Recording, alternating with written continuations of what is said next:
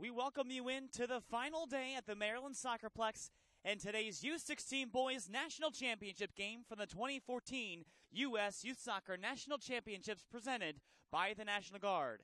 Today's game features from Maryland, Baltimore Celtic 97-98, and from Ohio South, Ohio Premier Eagles Green. I'm Colin Shuck, glad to be with you this morning, and this presentation of the 2014 U.S. Youth Soccer National Championships are brought to you in part by the National Guard, the official armed forces branch of U.S. Youth Soccer and presenting sponsor of the National Championships. By Nike, the official supplier of U.S. Youth Soccer. By Capri Sun, the official ready-to-drink juice of U.S. Youth Soccer. By Turbo Sports Group, the official video streaming production company of the National Championships. And don't forget, you can order and purchase any broadcast from this year's event by logging on to turbosportsgroup.com. By Happy Family, the official on-the-go superfood of U.S. Youth Soccer. By Kohl's, the official department store of U.S. Youth Soccer. By Liberty Mutual Insurance, an official sponsor of U.S. Youth Soccer. By Nestle Nesquik, the official post-game drink of U.S. Youth Soccer. By Skills, the official player performance training sponsor of U.S. Youth Soccer. By Sports Authority, the official sporting goods retailer of U.S. Youth Soccer. By Wilson Trophy Company, the official awards, medals, and pins supplier of U.S. Youth Soccer. By the NSCAA, a proud partner of U.S. Youth Soccer. And by Major League Soccer. U.S. Youth Soccer is the official grassroots partner of the MLS. Here at field number 5 at the Maryland SoccerPlex in Germantown, Maryland, and again, this U16 Boys National title game between two opponents coming out of the same group in their round-robin play, Group B. The number 1 winner, Baltimore Celtic 97-98, the Region 1 champion coming into this tournament week. 2-0-1 in their 3 games, garnering 7 points, 1 point above their opponent today, Ohio.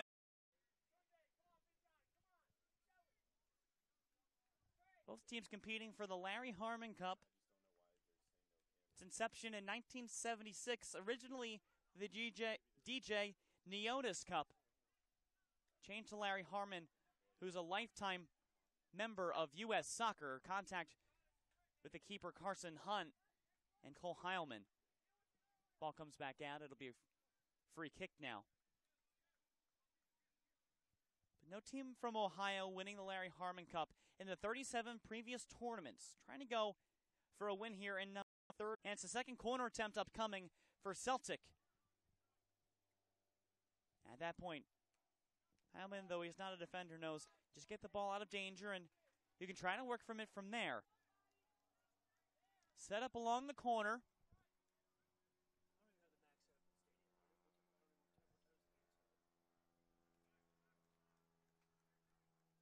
It'll be Peruz Bahar taking it.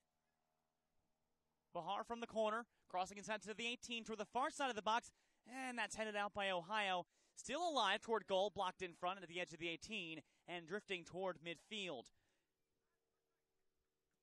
Header around that area. A volley to the near side. Met again by Bahar. Bahar looking for room. Cross field toward the middle. Outlet out near side. Back up to Colin Wyant.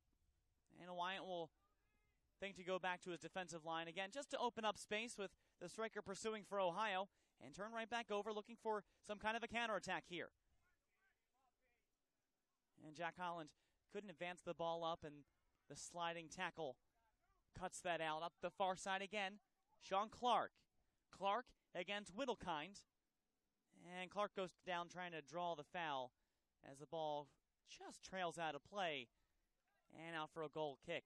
At the 23-minute mark, still level. Looking for the first opportunity. And from the outset, Baltimore Celtic has had most all the chances. They've kept possession pretty well in their offensive half and around midfield, and Ohio Premier has been able to string together a couple of runs, one of them producing a shot, trying to cross it inside, and that ball will come out of play. Ohio Premier will take over And maybe this is a chance, now they're about halfway through the first half, to really put up the pressure and move their strikers forward. Looking inside for Holland, taken away by Michael DeShields. Out to the near side, knocked out by Matthew Scolari. And a throw and taken quickly by Brown. Now back the other way for Celtic. Pulliam the third to the far wing, giving chase for Clark again, and Clark up and going that right wing. Drop back for Thorne. Run to the middle for Pulliam. Another drop off for Bahar. Pulliam tries, and that's blocked out. It'll be the third corner kick for Celtic now. And Celtic is really putting forth a strong effort up front. Maybe if Ohio just, once they get a clearance, they make a strong effort to push forward, especially in their midfield area. That might make a difference. Comes Bahar again. The cross to the 18, to the top of the box, at the back end, and that's taken away by Brennan Davis. And Davis making another stop for Ohio Premier. The box at the back end. Idea. And Mike DeShields, the last one to get a foot on the ball toward goal, and it went right to the breadbasket of Davis. Nothing doing much for Celtic, but continuing to threaten and continuing to maintain possession after miscommunication from Ohio Premier turns the ball over. Akinlo Sotu to the inside. Finds some room. Tunde Akinlo Sotu. To the far wing looking for Clark. Clark to the 18. Clark has a go for goal. That misses just wide left. And a goal kick up coming. Clark to the 18. Another look at that. A go for goal. Strong strike coming from Clark. And he's been looking for a chance for a goal all game. We have our first substitution coming in. Brian Wu for Ohio Premier. And we'll take this time to remind you that the 2014 U.S. Youth Soccer National Championships brought to you in part by Capri Sun, the official ready-to-drink juice of U.S. Youth Soccer, and by Turbo Sports Group, the official video streaming production company of the National Championships. Back out to midfield again. Level score into the 27th minute. Celtic has had a number of chances to get it to goal. A few shots on point as well as a little wide and over the net. And Jack Holland, the lone chance for Ohio Premier in this first 27 minutes of the first frame. Ohio trying to hold possession and take it back to the near side, and they can't keep it in. It'll be a throw and taken very quickly. Akinlo Sotu loses possession. Back toward the other way. Nice pass by Cameron Campbell to the far side, and player knocked down. It'll be a free kick now for Ohio Premier.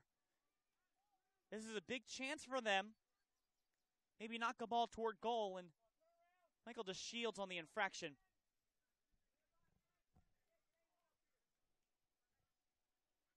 Now a conference between the three players around and some coordination on the part of Jack Holland with his defensive backs, just to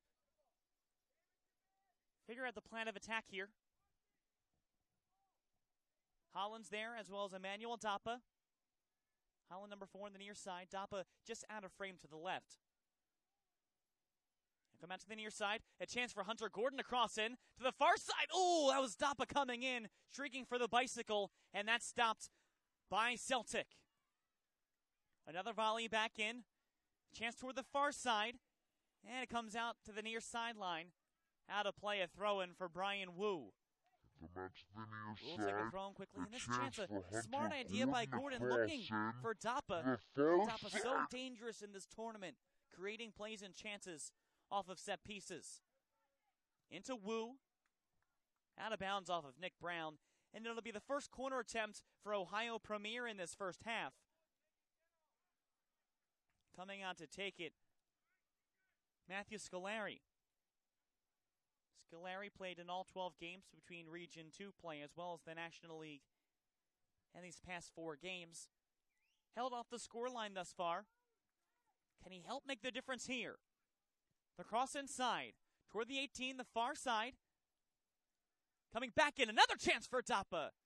And that's whistled as a foul against Dapa for a bit of a dangerous play, going for the bicycle right around 3 different Celtic players.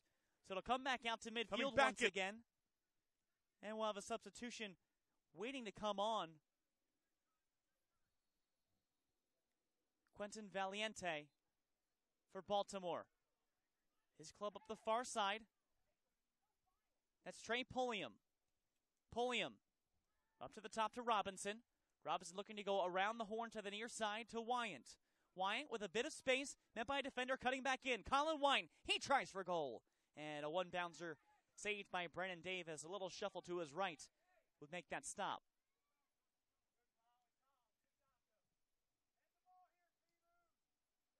And a long hit up midfield. Right up the middle, Ohio trying to look to counter back. Cameron Campbell up the far wing to Heilman. Cole Heilman popped out of play by Michael DeShields. And a throw-in for Ohio on that far side. And again, substitution coming in. That's Valiente, as mentioned before. 1 goal thus far in the tournament. Coming back in, another chance for Dapa. Goal in the 72nd minute in yesterday's semifinal against Dix Hills in that 3-2 victory to propel them to this national championship game. And Sean Clark will come off and take a breather. Strong strike for him just a few minutes ago. So with the throwing up coming now for Ohio, along that far side, a chance to keep it into the attacking third of the field, into the 18-yard box. Headed away by the defense and back out to Akinlo Sotu. And just trails out a play off of Cameron Campbell. Campbell, as well as Jackson Grether, both listed as number 8 on the roster, but Cameron Campbell today wearing number 6. As Ohio Premier, trying to get up the far side and take back possession. They're in the black uniforms with white sleeves going, again, from left to right. Right now, Peruz Bahar up that far side and headed back up the sideline for Ohio. And finally, Celtic are the ones to keep possession of the ball and open up the field to the near side. Quickly cut out by Brian Wu, knocked out of bounds by Colin Wyant. And a free kick upcoming. Now throw in. Wu a bit slow to get up. Just off of the contact and just incidental going for the tackle. And will be Scolari taking the throw in once again. Now Scolari will come off. Substitution coming on now. That's Jacob Felicity. Felicity will take the throw. Also, that's Bryce Johnson, number 85, coming in. Johnson and Felicity playing in the past 4 games. They also held off the scoreline. Brian Johnson racing forward. Knocked away by the defense of Celtic. Up to the near side. Valiente. He goes up for the ball and a decent chance. And over toward the near side. Out for a throw-in for Celtic. 33rd minute of play. Still held scoreless in yesterday's U13 Girls National Championship game. That game was held scoreless through not only their 2 35-minute halves, but 2 extra 10-minute periods. It'll be a 4-2 victory for Surf Academy, their first ever U13 Girls National Championship and the second ever awarded by the U.S. Youth Soccer National Championships. Up the middle, looking for a thread, Trey Pulliam. Back out to Akinlo Sotu. Going to the far side, Akinlo Sotu. Still keeping possession. Trying to cut by Campbell. Lusotu. Back to the top to Robinson. Robinson will wait. Cut to the outside. A chance for Robinson. Just missing wide. It'll go out for a goal kick. But again, Baltimore getting their chances outside the 18-yard box. And making it dangerous for Ohio Premier. Robinson just found an opening on that side and nothing doing there. So again, Brennan Davis will clear things out to midfield from his keeper position off the goal kick. And Ohio having trouble clearing. Out to the middle, a long volley back in to the near side of the 18. And once again, that'll roll out of bounds. That'll go in now for a throw-in, though. Pinned very deep in the Ohio zone. So if Celtic can take the ball back, a chance to maybe cross it in. 50-50 ball won by Colin Wyant. So back out beyond midfield and a volley in from Hopkins. Out to Akinlu Sotu. Feet up looking for a give and go. Akinlu Sotu at the edge of the 18. Akinlu Sotu down in the 18. No call made. Back up. Still trying to fight for it. And finally, Ohio Premier takes away that advantage from Tunde Akinlu Sotu. Able to clear it out to midfield, and it bounces off of play, just off the shoulder of Cole Heilman. And now, Brandon Quaranta, the head coach at the edge of the 18 for Baltimore Celtic. He gets a Akinlu stern Sotu warning from the head referee. down in the 18, just no look at the call muscle and made, the back pursuit up, by still Akinlu trying to Sotu. fight for it. If anything, a foul could have been called against Celtic for that little jab toward ball that found nothing but the backs of the legs of that defender waiting. Along the near side. And it comes out for Celtic once again. Taking the throw-in is Wyant.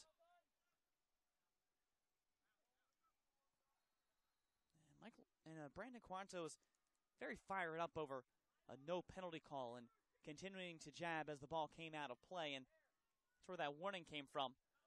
Volley to the near side. Wyant's in the area. Back up the middle. Brown. Brown trying to turn. And a strong tackle and knocked off of Brown. I'll call that a throw-in. Jake Felicity thought he had that, but a good stop either way from the defense. Back out toward midfield. Cleared away by Whittlekines. To the far side looking for Emmanuel Tapa. And Celtic. Grant Robinson up the field. Robinson trying to help take that back, and now there's going to be a whistle called, and Robinson is writhing around on the ground. Akinlu Sotu at the edge of the 18. Another look at that. Akinlu Sotu down in the 18. No call made. Back up. Still trying to fight for it. And finally, play. Ohio. And a yellow card is awarded. That goes against Mark Just of Ohio Premier. Taking place in the 37th minute of play. Just a couple minutes before halftime. And again, halftime, we'll have highlights and a recap of the first half of play. And we'll remind you that this presentation of the 2014 U.S. Youth Soccer National Championships brought to you in part by Happy Family, the official on-the-go superfood of U.S. Youth Soccer, by Kohl's, the official department store of U.S. Youth Soccer, and by Liberty Mutual Insurance, an official sponsor of U.S. Youth Soccer. Off the free kick, Celtic couldn't get inside the 18. So now at the far side they go again. Pulling in the third. Cuts at the far sideline. Cutting in toward the middle. Looking for Valiente. Taken away by Ohio. Back out to the near side. Looking to counter is Ohio. Turned around by Jackson Grether. Turn back over to the other number 8, Grant Robinson. Looking for Akinlu Sotu and comes back out to midfield.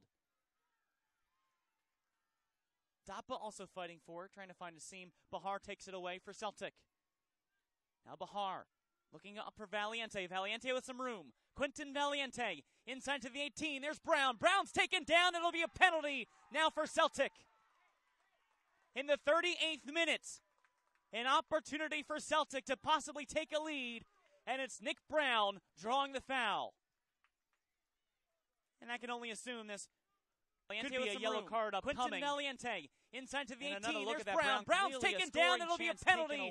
Now 18. There's Brown. Brown's taken down. It'll be a penalty. Inside to the 18. There's Brown. Brown's taken down. It'll be a penalty. Well, no card awarded, but Tunde Akinlu Sotu, 2 goals in 4 tournament games. He'll take this penalty kick. He had the game winner against Ohio Premier in the 4-1 victory on day 1 in the 60th minute. Can he give Celtic the lead here in the 39th?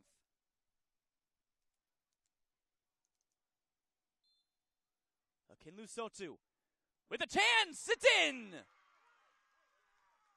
Tunde Akinlusoku gives Celtic a 1-0 lead in the national championship game, 39th minute.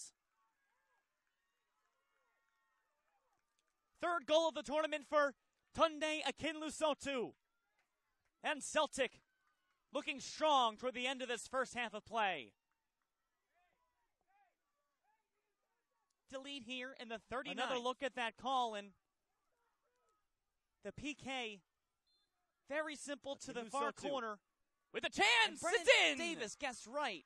Valiente couldn't get there in time. Quinton Valiente. This is what's out to the 18. There's Brown. Brown's taken down. It'll be a penalty now for Celtic. Just already has a yellow card in this game. Here in the 39th. Be very careful. And the mistake. With a chance, it's beneficial for Baltimore Celtic.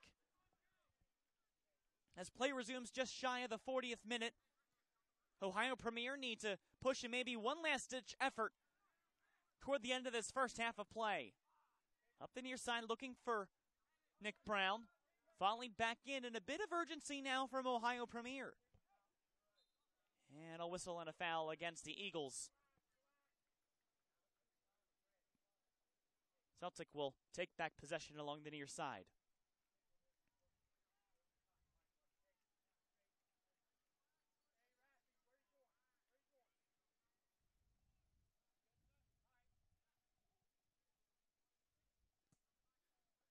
And from that, Akinlusotu, well, that was Pulliam the third.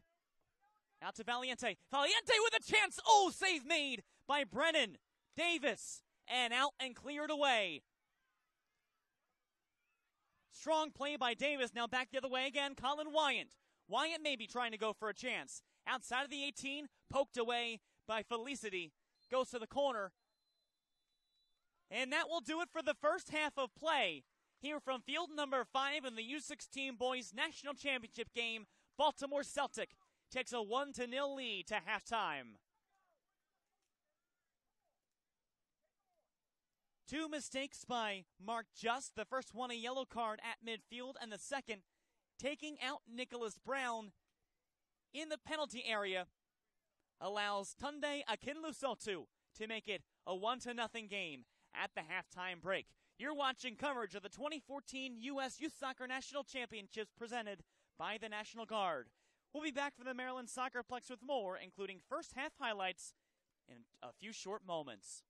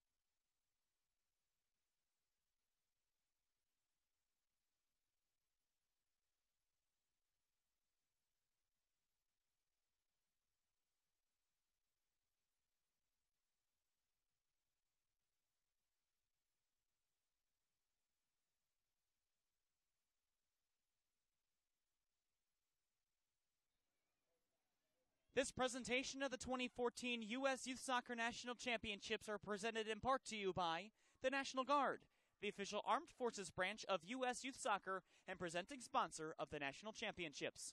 By Nike, the official supplier of U.S. Youth Soccer. By Capri Sun, the official ready-to-drink juice of U.S. Youth Soccer. By Turbo Sports Group, the official video streaming production company of the National Championships. And don't forget, you can order and purchase any broadcast from this year's event by logging on to turbosportsgroup.com. By Happy Family, the official on-the-go superfood of U.S. Youth Soccer. By Kohl's, the official department store of U.S. Youth Soccer. By Liberty Mutual Insurance, an official sponsor of U.S. Youth Soccer. By Nestle Nesquik, the official post-game drink of U.S. Youth Soccer. By Skills, the official player performance training sponsor of U.S. Youth Soccer. By Sports Authority, the official sporting goods retailer of U.S. Youth Soccer. By Wilson Trophy Company, the official awards, medals, and pin supplier of U.S. Youth Soccer. By the NSCAA, a proud partner of U.S. Youth Soccer. And by Major League Soccer. U.S. Youth Soccer is the official grassroots partner of the MLS. 1-0 halftime lead for Baltimore Celtic, 97-98 over Ohio Premier Eagles Green in the U16 Boys National Championship game from field number 5 toward the box. And a lot of strong play from Baltimore Celtic in the early Clark has a go for goal. Had a couple of corner opportunities, 3 in fact. A chance for Hunter Gordon to cross in and to the far side. Oh, that was Ohio Premier. The far side. A couple of bicycle kick attempts by coming back in. Another chance for Tampa. Again, Colin White coming. He tries for goal. Toward goal, but Kinlu Sotu at the edge of the 18, pushing through. Kinlu Sotu Tunde down in the 18. No call made. Back up, still trying to fight for it. Trying to muscle and through. Finally, maybe draw a call. Ohio Premier with some room. Quinton Valiente inside to the 18. There's Brown. Brown's taken down. It'll be a penalty now for Celtic. Drawing the call on the already carded. In the 30-18, there's Brown. Brown's taken down. It'll be Valiente. Inside to the 18. There's Brown. Brown's taken down. It'll be a penalty now for Celtic. Through the penalty kick taken by in the 38th minute. Inside to the 18, there's Brown. Brown's taken down, and it'll be a lead here in the 39th. Kinlu Sotu going to the far post in the 39th minute. Just scooting by Brennan Davis on that far side. He called right, but couldn't stretch out far enough. Tunde Akinlu Soku gives Celtic again out in to the Valiente. 39th minute. Valiente with a chance. Oh, save made by Brennan from Quinton Davis. Valiente. And big save made by Brennan Davis. And Davis has been strong through this first 40 minutes of play for Ohio Premier, but his midfield really need to pick up the pace if they want to come back in the final 40 minutes. Back again in a few moments from the Maryland SoccerPlex, 1-0 lead at half for Baltimore Celtic over Ohio Premier.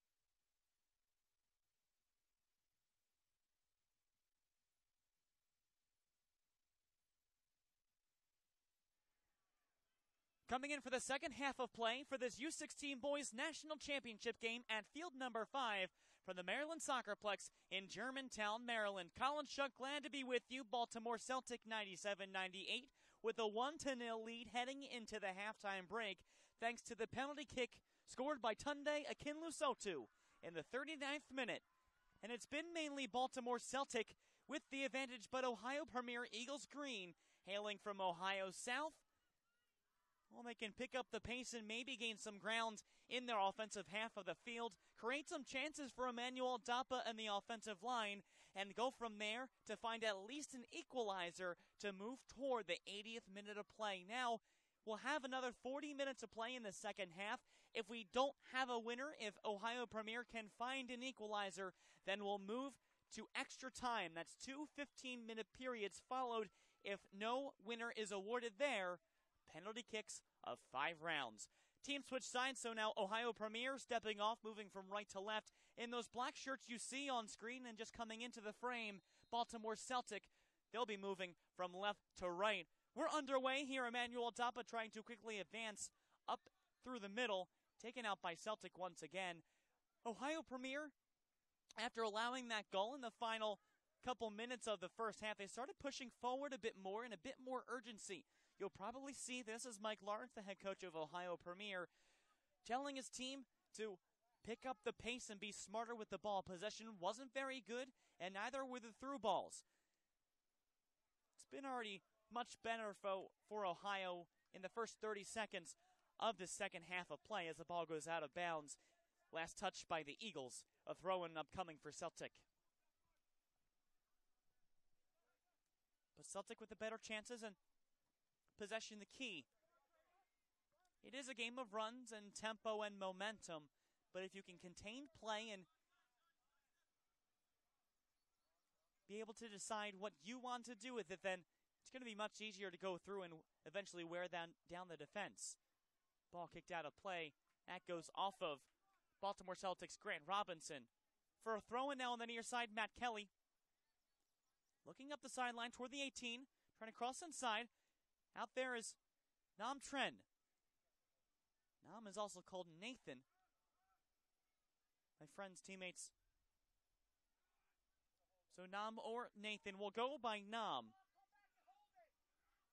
as the ball crosses back into the attacking half for Ohio Premier.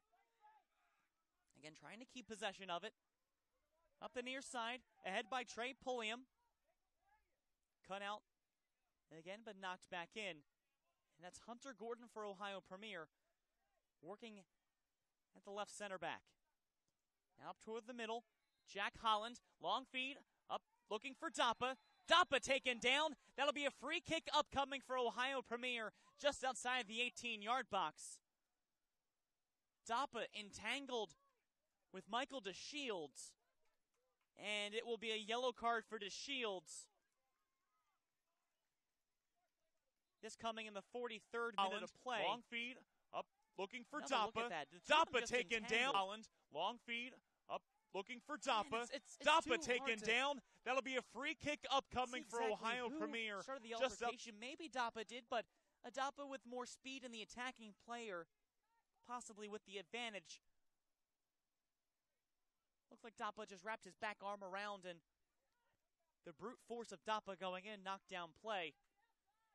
So a chance for Ohio Premier to maybe find an equalizer in the early stages of this second half of play.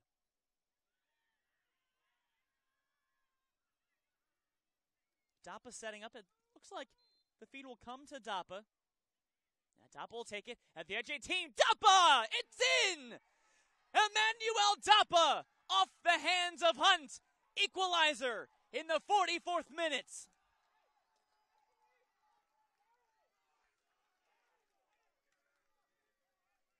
Emmanuel Dapa gets his 8th goal of this tournament, and we're level once again.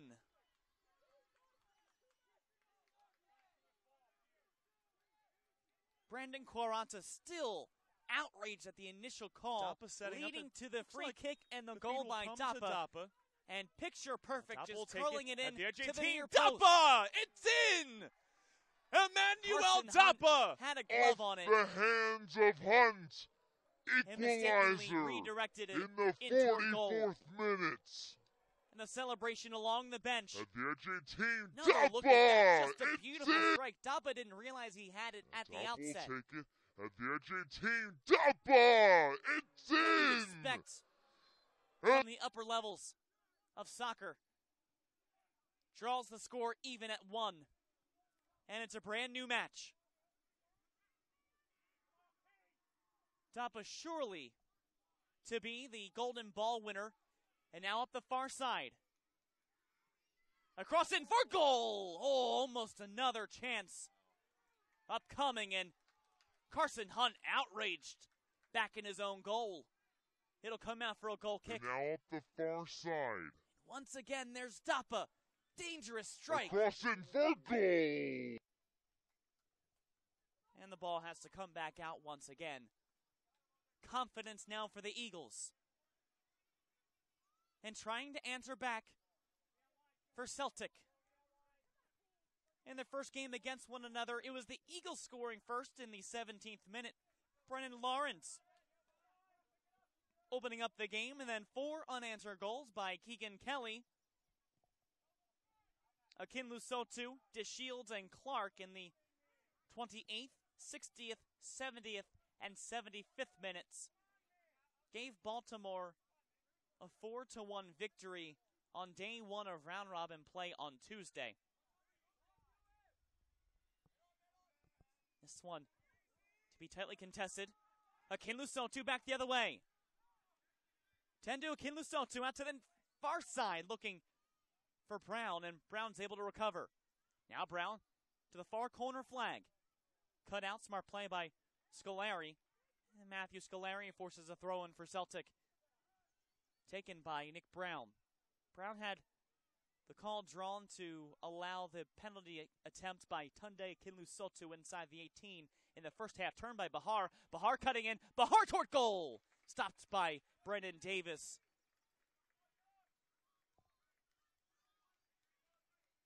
Almost shot right at Davis. Another look. Heads up play by Bahar to realize the open space out toward the far side of the 18. And a whistle and a foul called against Celtic.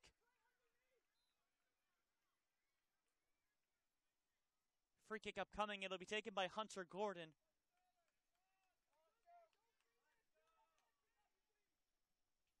Playing in all 12 games between the 7 in the National League and then the 5 in Region 2 play. In Region 2, Ohio Premier lost 3-2 against Chicago Magic Pre-Academy in the title game. As the ball trails out for a goal kick, Ohio Premier and Chicago Magic both would have been entered into the tournament no matter which team won because of the top of the table in blue group in the National League. Would have allowed the runner-up to come in if Ohio Premier had won that title. Did finish in a tie for first place in the National League, though, did Ohio Premier, at 16 points, but because of the head-to-head matchup against Sunrise Elite 97-98, a 3-2 victory allowed them to keep that top spot. Both teams getting into this tournament. And Sunrise finishing bottom of the table in Group A. Now look towards center. Here's Clark. It's taken out by Ohio Premier. And much better defensively to start these first 8 minutes of the second half. Now to the inside. Cutting in is Brown. Back to Clark. Clark met by a defender. Cutting to the far side. Bahar. Back to Brown. Brown tripped up. He goes down. No call made. And the bench again is outraged for Baltimore. Just yelling from Brandon Carranza at the fourth official, and the fourth official still trying to keep him calm. Did look like Brown did make contact, but go down more on his own power. On the far side, though, now it's Trey Pulliam. For Celtic, Pulliam slid out of play, and now a throw-in. You can see the head referee coming and looking back to Carranza, the head coach of Celtic. Across inside to the 18, toward the far side, and no one's in the area. So it'll come out for a goal kick once again.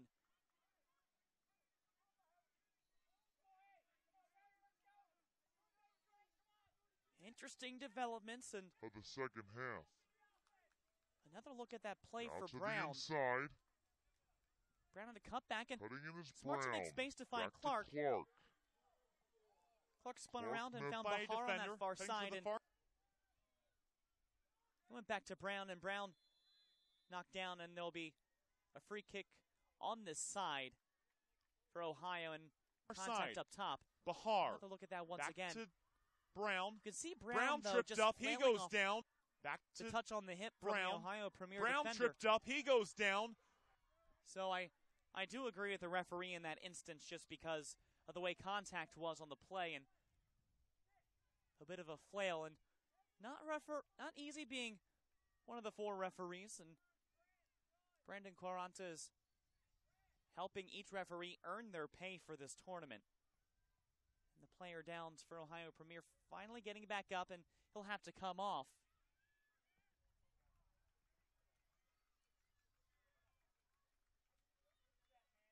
And so things will turn back over once again.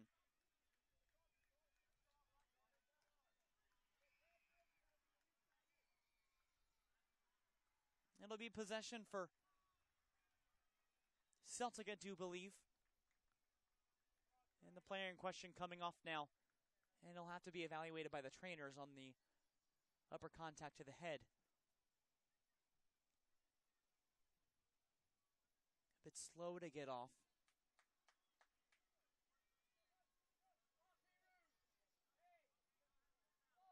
Substitute will be coming on now. For Ohio, that's Cole Heilman checking back into the game. And just trying to sort things out.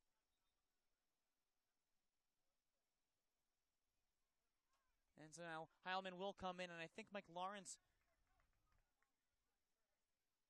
looking for a trainer and making sure one is on their way. And Lawrence still quite the headache on that side. So ball comes out to the center circle. In the 52nd minute of play, we're level at 1. Scoring opening up in the first half, a penalty kick by Tunde Akinlusotu in the 39th minute, just before half, brought it to a 1-0 lead for Baltimore Celtic. And then the equalizer in the 44th of a set piece for Emmanuel Dappa to level the score. Now Brown, Nick Brown the other way. Nick Brown trying to center it, trying to find Pulliam. And Brown's able to recover back to Pulliam, outside the 18. Trey Pulliam, he tries toward the 18, popped up to the far side. Bahar goes for it, and whistled out. And will come out for a free kick for Ohio Premier. Foul committed by Bahar. Nick Brown the other way. Nick Brown trying to center it. Another look at that. Trying to find Pulliam. Strong play and great pursuit to find the open space back around the 18. Outside the 18. Don't have to necessarily cross it in from. He tries toward the 18. Popped up to the far side. Bahar goes for it. And that contact with Brennan Davis draws the foul. Out to the near side for Ohio Premier. Clearing it out, Matthew Kiley. Out toward that far side. Brady Whittlekind is able to knock it off of the feet of Nicholas Brown. Out for a throw-in for Ohio Premier. And now at the far side. That's Dappa. He's cut out for the moment. Emmanuel Dappa, and whistle called for the foul. And it'll be a free kick now for Baltimore Celtic. That's Colin Wyant on the play. He had a couple of chances in the first half to not only move the ball upfield, but to create space for a couple shots toward goal. Hasn't found one just yet in the second frame. But Celtic trying to get back on the offensive here. Play has been relatively even in the second half, which is opposite of the first half, which was mainly Baltimore Celtic. A lot of chances in their offensive half of the field, as well as creating space in and around the 18-yard box. Ball knocked out, this time by Peruz Bahar, and Bahar comes up holding his right leg. Maybe just overextended it just a touch. He'll limp his way back to the field and fight through the stinger. Throw in taken by Kylie on the near side. Kept in and launched by Whittlekind. Back around looking for some kind of possession for both sides. Off of the shoulder of Brown. They were looking for a handball of some kind, but a play to the near side to Sean Clark. Clark. A goal against Ohio Premier. To the near side now, Akinlu Sotu has the first goal in this game, and the only for Celtic. Drop off for Bahar. Peruz Bahar. Give and go inside the 18. Bahar crossing in, and that's cut out by Brendan Davis, the goalkeeper. Looking to the far side for Nicholas Brown. And the only for Celtic. Look at that great turn and go. To lay off for Bahar. Peruz Bahar. Give and go inside the 18. Bahar crossing in. Brown racing in on the far side. It's back and forth with Trey Pulliam. And now possessed once again by Baltimore. Met by a defender and cut out. Out to the near sideline. Kept in by Matt Kiley again. Circling around. Trying to open up. Clark. Fed up by Bahar. To Pulliam and cleared away by the center back. Out toward midfield to Robinson. Volley upfield. Back and forth possession going. A possible run here. Ohio Premier Heilman was in the area. Working against Cale Thorne, and Thorne headed it back to his keeper, Carson Hunt. And a free kick now for Celtic. And that'll be whistled back down again in the wrong area of the field. Though Celtic trying to just launch upfield for a quick counter on that play. In the 56th minute of play, and level at 1 goal apiece. Playing for the Larry Harmon Cup. No team from Ohio has won the Larry Harmon Cup, and ball whistled down against Celtic.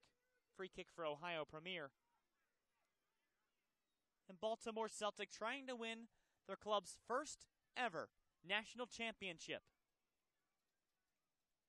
The U13 boys Baltimore Celtic dynasty had a chance, but fell to third place in the preliminary rounds with a 1-2 record, and that ended their tournament on Thursday after 3 games. So now it's up to the U16 boys group, and Pulliam up the far side.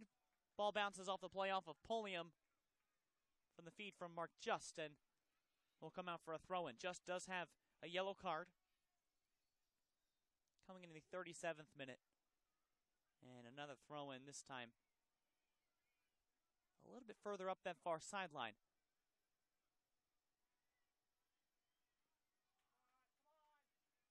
Still slowly working their way up, and sometimes that's all you need.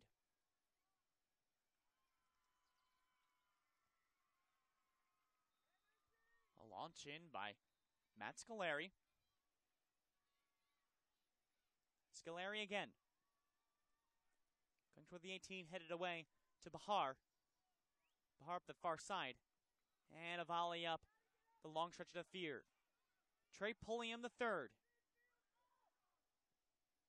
He's not able to stop that ball from going back, but it finds his teammate, Nick Brown. Nicholas Brown cutting in. Tripped up on the way in. Maybe just tripping up over some grass instead. And a long feed looking for Emmanuel Dapa of Ohio Premier.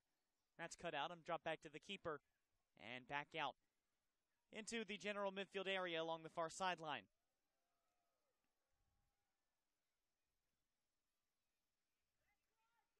All knocked out of play, and the crowd has gotten a lot larger over the course of the first 58 minutes.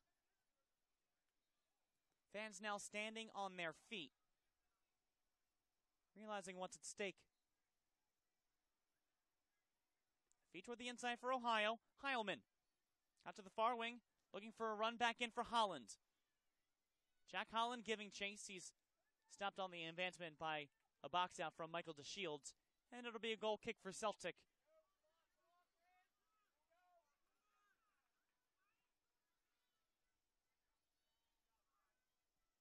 Baltimore Celtic 97-98, also mentioned before, ranked number 1 in the country.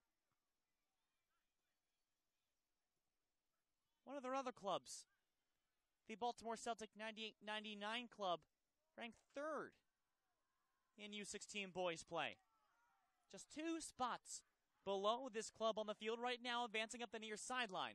A long run looking for Pulliam III. Getting there first is Hunter Gordon, and Gordon will let that roll out of play and go now for a goal kick.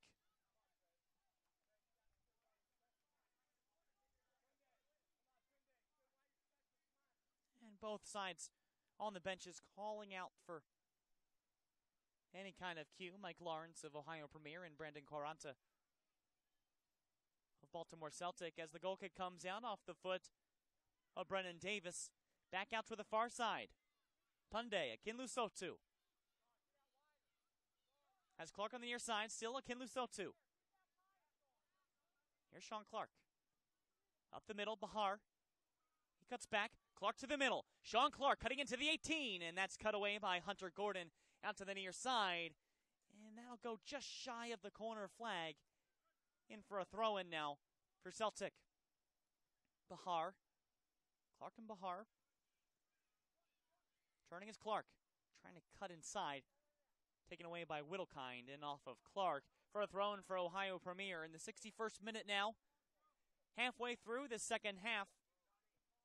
The equalizer was found, but the go-ahead goal. That's the next mission for both sides. Here's Clark up the near side and touched off of his right foot out of play. Forced out.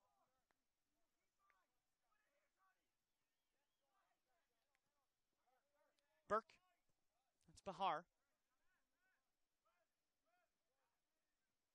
Now up the middle. Off to the far side for Jones. Nicholas Jones to the 18. Nick Jones with some room.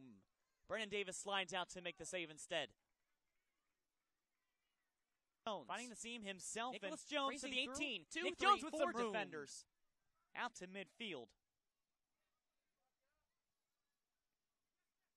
Instead it comes out up the middle. Dappa with a chance at the 18. Emmanuel Dappa and a weak header toward goal. It's stopped by Carson Hunt. And so now back up the far wing, Celtic looking to counter. Colin Wyant. Wyant past midfield. Have to cut back. Taken away again by Dappa. Emmanuel Dappa so strong on that far wing. Slide tackle and foul called against Celtic. Colin Wyant just a touch confused. Quaranta again showing his displeasure. Almost seems like nothing new now looking at the Celtic bench. There's a whistle called. He's talking to either the fourth official or the assistant referee on the near side. Free kick will be taken by Matthew Scolari.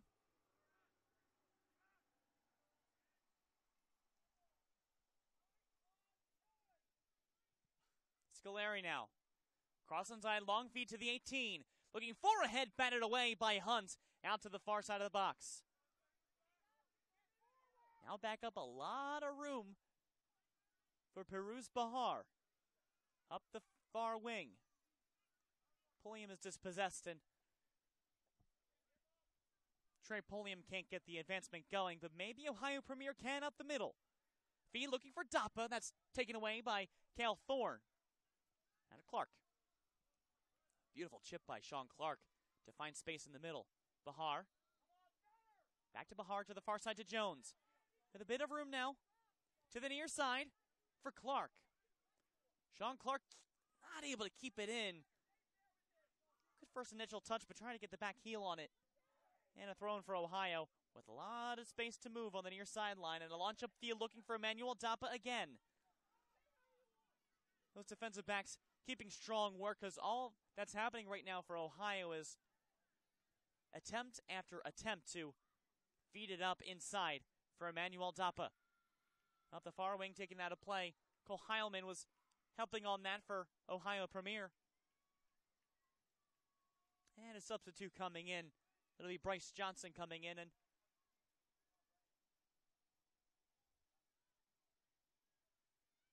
Bryce Johnson will be one of the only players not wearing white sleeves on his shirt for Ohio Premier. He'll take the place of Nam Tren. And Tren takes a seat. Here in the 64th minute of play. Thrown along the far side upcoming.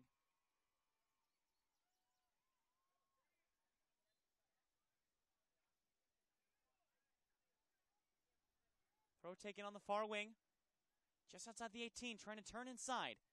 Heilman comes back out. Out to Campbell. And Campbell had that ball taken away. Akinlu Sotu tripped up.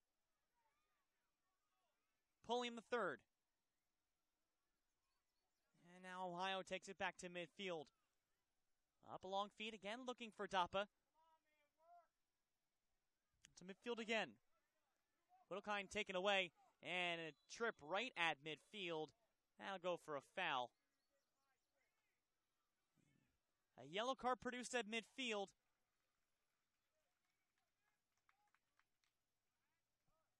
That card for Cameron Campbell here in the 65th minute of play.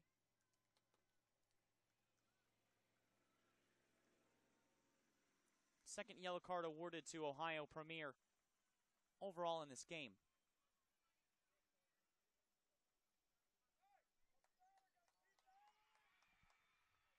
So coming off of that will be Grant Robinson. He'll come out to the near side play to Cale Thorne. And Thorne will start things off toward the near side of the field. Andrew Hopkins to center.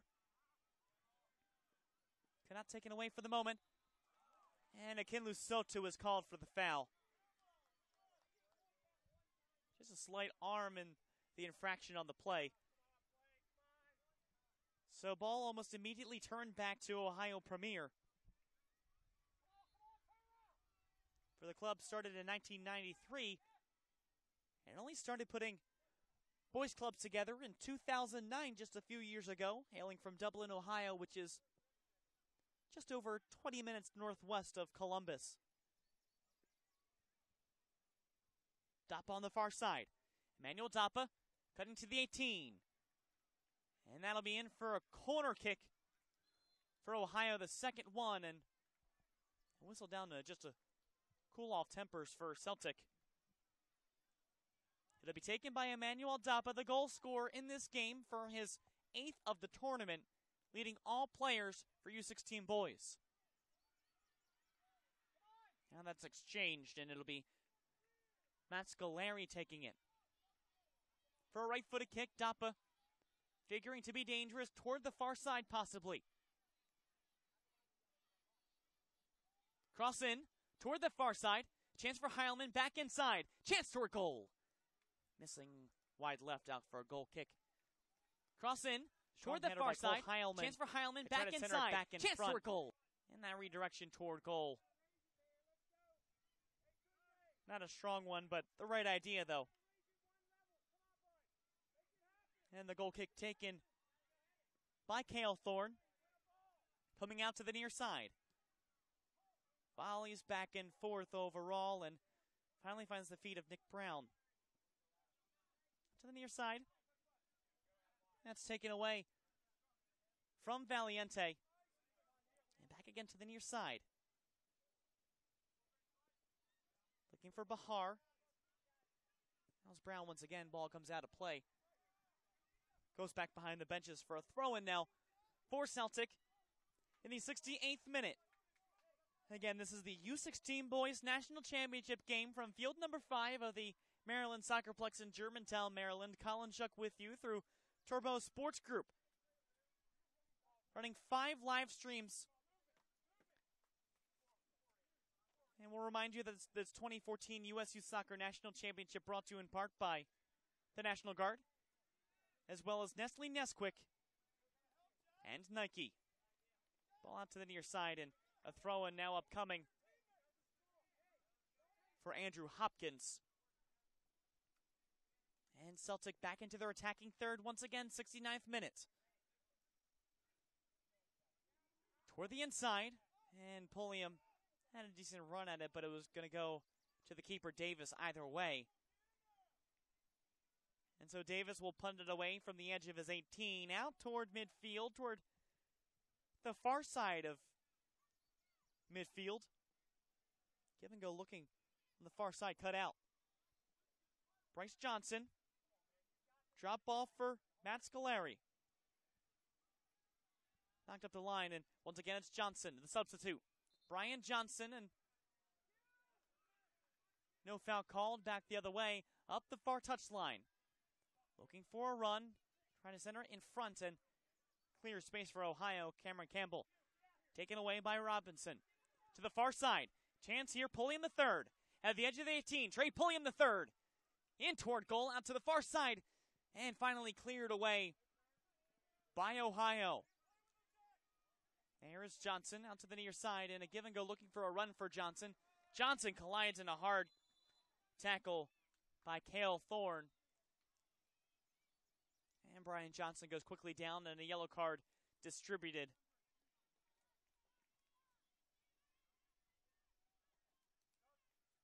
For Thorne now in the 70th minute of play, gets a second yellow card for Baltimore Celtic.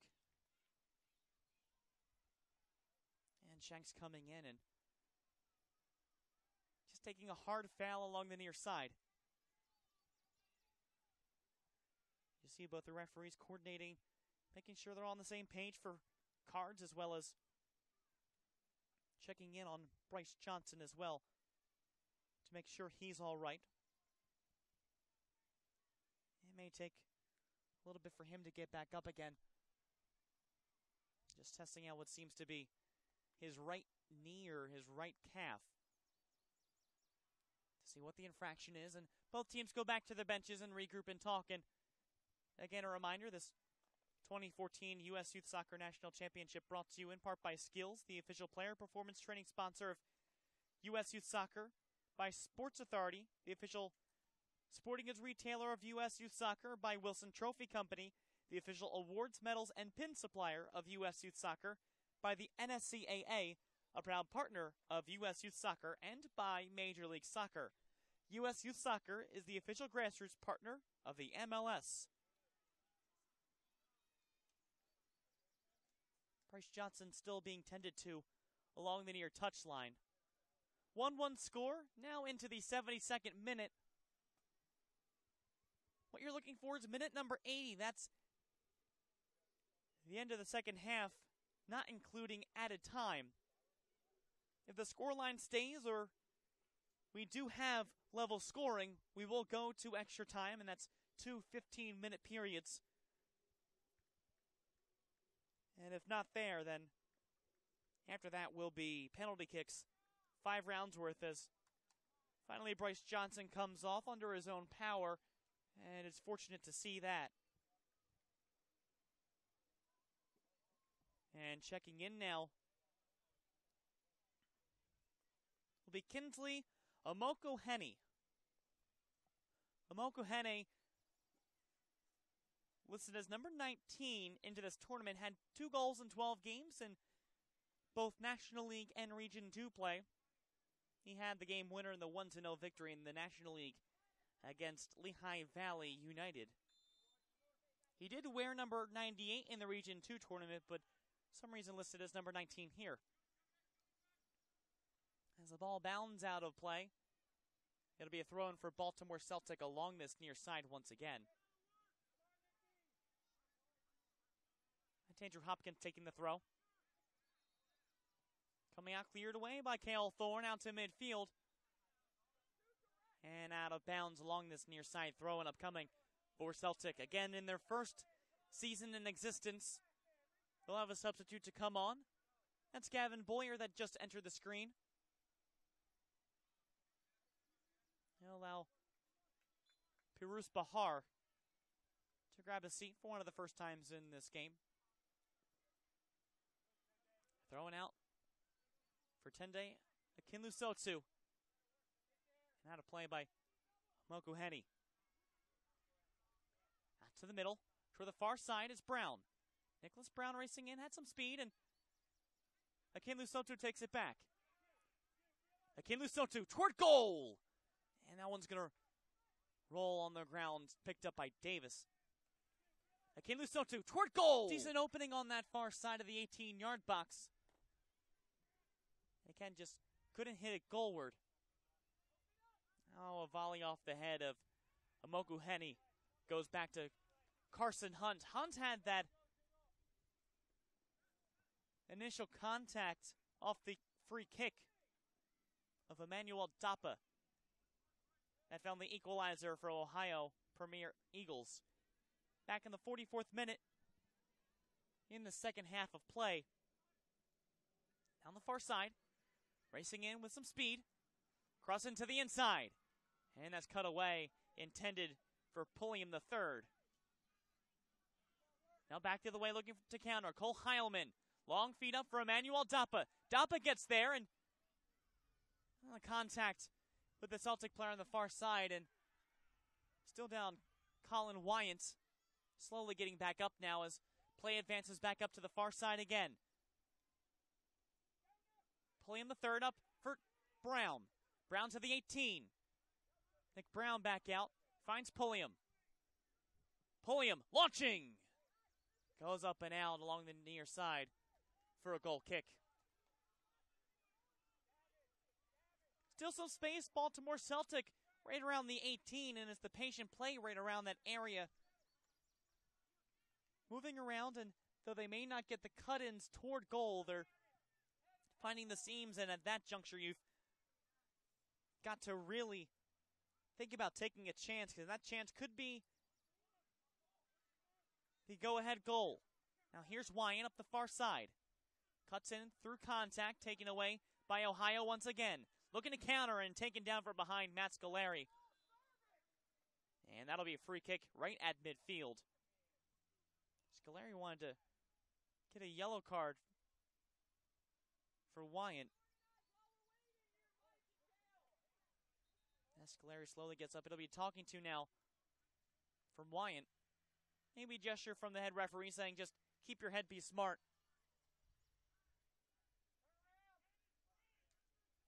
Yeah, Scolari just stretches things out from his left leg. He won't take this free kick. But setting up around the 18-yard box, the rest of Ohio Premier. Long volley into the 18. Coming to the near side. Dapa's there and cut out by Carson Hunt. Getting there before Dapa could put a dangerous header in toward Hunt. Back the other way up the middle. Gavin Boyer. Boyer met by Cameron Campbell. And ball goes in possession now for Ohio. And some contention from Ohio. But a free kick upcoming for the Eagles. 77th minute of play. Still level at 1 apiece. And now waiting for everyone to get set up and move in again. Setting up at the 18-yard box. And a low line drive. That'll come well short. Brought back out by Boyer. Long feed up the middle. Some room now. Trey Pulliam. Pulliam still inside the 18, waiting for support. Out to the near side, he looked for Valiente, and that sky is over Valiente's head. Solid counter opportunity for Baltimore Celtic, but couldn't put together the string of plays needed to find a shot toward goal. And now coming in, Rafael Mazzone. He'll come in for Tunde Akinlu Sotu.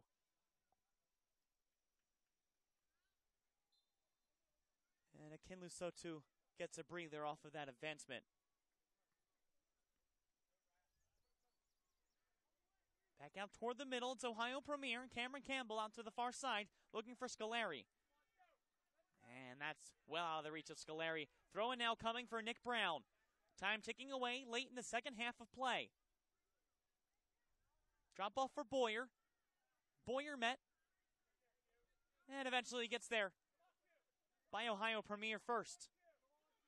Valiente keeps it in play along the near side. Whittlekind dropped back and cleared out. A turn to go. Up the middle, Robinson. Robinson met by defense, hits off of Boyer.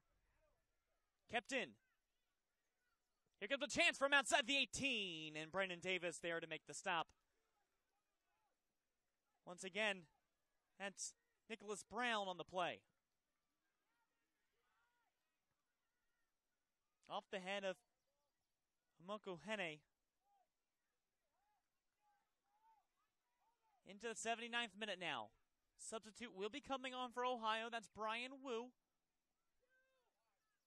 Out to the far side. Out to the near side cross, looking for Valiente.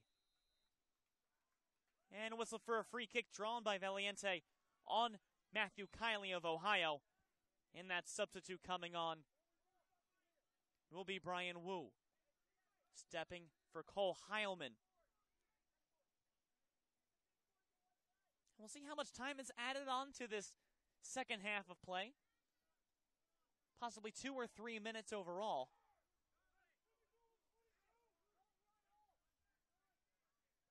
Looks like it'll be 4 minutes of added time. The cross in from Robinson to the far post. Oh, it was a good chance for Celtic. And it'll come out for a goal kick. Great volley from Robinson. Quickly taken out by Brennan Davis. 4 minutes of added time added on to the second half. Some room to run now. Ohio couldn't get there first. Once again, that was Emmanuel Dappa from Robinson. Look to the far post. Just so it was a good chance for Celtic. Near post. Now a long throw in taken by Kiley. Inside the 18, coming back out for Whittlekind. Whittlekind still there. Back out to the far side, taken away by Nicholas Brown. Brown now on the advancement to the far side toward midfield. Beats by a defender. Gets by another. He's taken down by Matthew Scolari. And contention by both sides. And Brown's going to get right up in the face of Scolari. And Scolari will probably have a yellow card pulled here. That's his first of the game. And this is going to continue to get chippy here as long as these two teams stay level.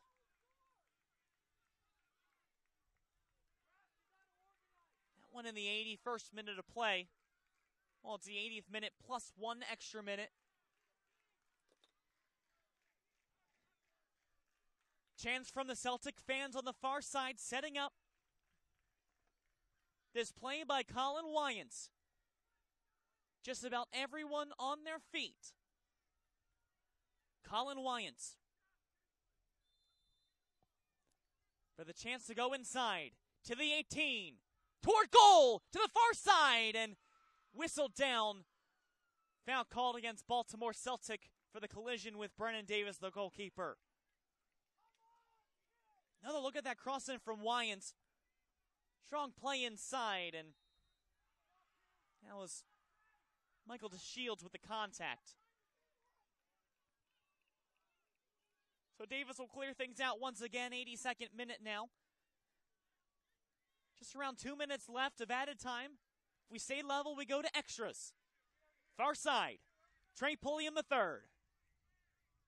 Pulliam III to the inside. Finds Valiente. Drop off for Hopkins. Has to race for it. Andrew Hopkins keeps it in. Valiente. To the 18. Quentin Valiente. Inside. Cross toward goal. Cut out. Comes back out toward Hopkins. And cleared away by Ohio Premier once again in the final moments of the second half. Hopkins for Celtic. To Quentin Valiente. Cutting through the defense. Needling his way in. Across inside. Just over the head of the running Trey Pulliam III out to the far corner flag. Pulliam III. Along the touchline, kept in by Ohio. A long launch for Emmanuel Dappa. Cut by Robinson. To the 18. Grant Robinson stops, waits.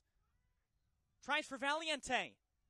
That's cut away by Kiley for the moment. Hopkins keeps it in the offensive half. Now launch to the near side. Celtics still with possession. Grant Robinson knocks the ball to the near corner off of an Ohio Premier player. Threatening here for Celtic. into their offensive third. Taking the throw will be Grant Robinson.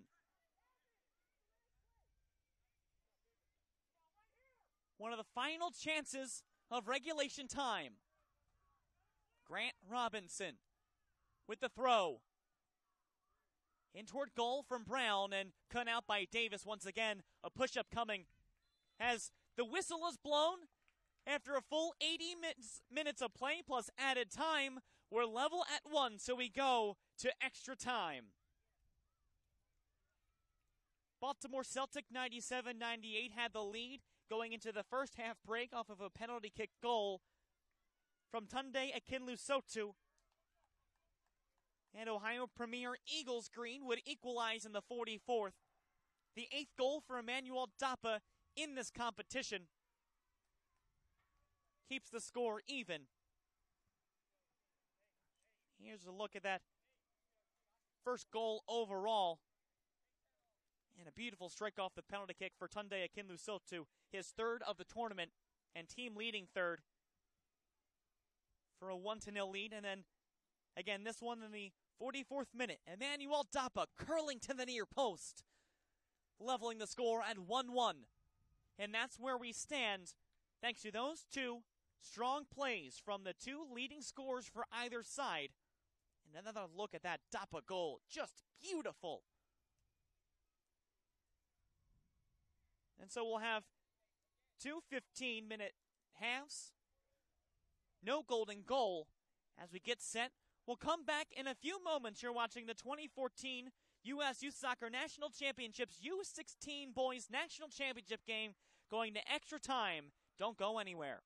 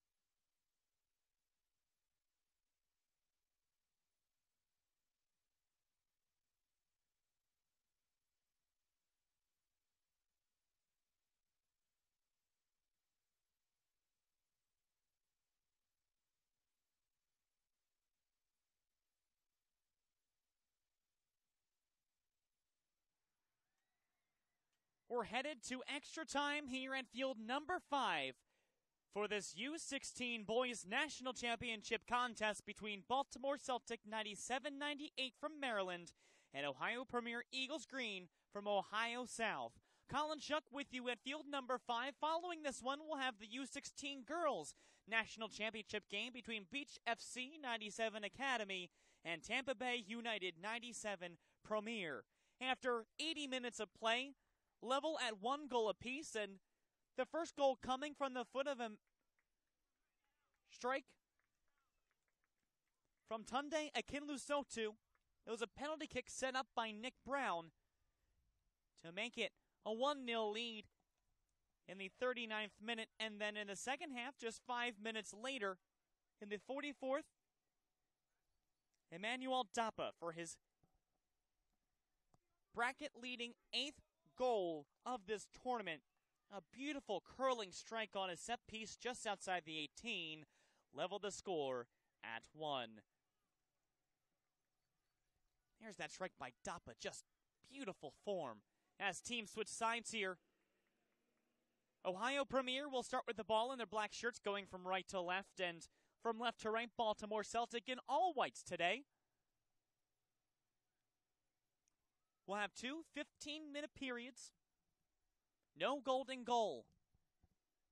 If no one can find the game winner, we'll go to penalty kicks.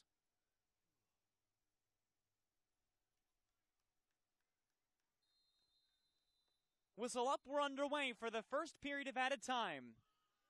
Out to the near side, quickly out of play, and just like that, turned right over to Baltimore Celtic.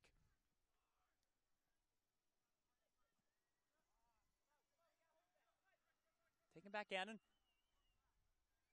Ohio Premier, since the start of the second half, have played much better, and the game's been much more balanced on both sides. After the first half was dominated by Celtic. Inside, chance to the 18, toward the far side. And save made by Carson Hunt. Advancing on the play, Brady Whittlekind. Just seemed to find the ball just inside the 18-yard box and couldn't muscle through the defense. So now we come back out to the Ohio Premier defensive end. Out toward that far side. Nam Tren. Up the wing to Holland. Looking inside for Dapa. Coming to the near side. Taken away by Quinton Valiente. Up the middle to Gavin Boyer. Boyer with some space for Celtic. Boyer to the far side looking for Pulliam III. Rolls out a play for a goal. Kick up coming for Ohio Premier. Gavin Boyer's had a couple of decent touches in the second half since coming in, and Trey Pulliam III, Nicholas Brown, Sean Clark, all three of them had been threatening up on the front line. Not able to find the game winner in regulation. Over on the far side, play ball to Brennan Davis.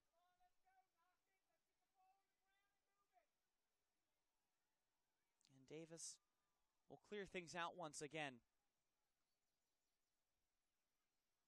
Out to the far side. Colin Wyant lost the ball to Dapa. Emmanuel Dapa to the 18. Dapa crossing to the top of the 6, a chance. Cut out on the attempt by Jack Holland. That'll go for a corner, though. Very few corner chances thus far in Ohio Premier. Now tying the total of Celtic at 3. Taken on that far side by Matt Scolari. Crossing from Scolari. It's a good one. Toward the top of the box with some danger. To Kylie. Kylie inside. Ball still up in play. Not cleared out just yet. A chance to goal! And there was another chance for Ohio Premier. Another look at that once again. Smart to keep the play alive and try to make something of it. And once again, coming from Emmanuel Dapa. Just couldn't keep the ball down. Ball won in midfield by Ohio. A launch back up for Dapa. Coming back out once again. The advancement is stopped by the Celtic defense out to the far side. 4th minute of added time of the first 15. And here's Nicholas Brown out to the far wing. Back to Brown. Brown still trying to take it himself. Nick Brown cutting in. Brown trying to center in front for Valiente. Still alive. Brown keeps it up. Valiente with the poke comes out to the near side. And Ohio Premier just ever so slightly evades the threats. And a launch back up the other way for Emmanuel Dappa. Dappa trying to cut inside the 18, muscled off by Michael DeShields. And back up to the far side. Chances on both ends for either side. The best for Celtic. Valiente and Nick Brown right at the doorstep. And they just couldn't put it home. Here's Brown. Brown with some confidence to the 18. Finds some room. Valiente tries to pick it up. And cut out again by Ohio. And now back up the middle.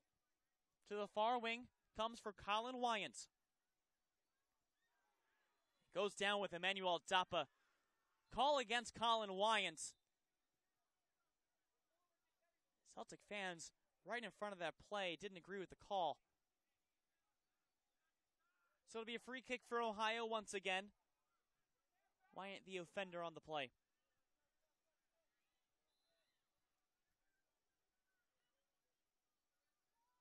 It'll be taken by Matt Scolari again. From far range, the designated free kicker. As a substitution will come on for Baltimore Celtic, coming back in as Peruz Bahar. Stepping in for Gavin Boyer.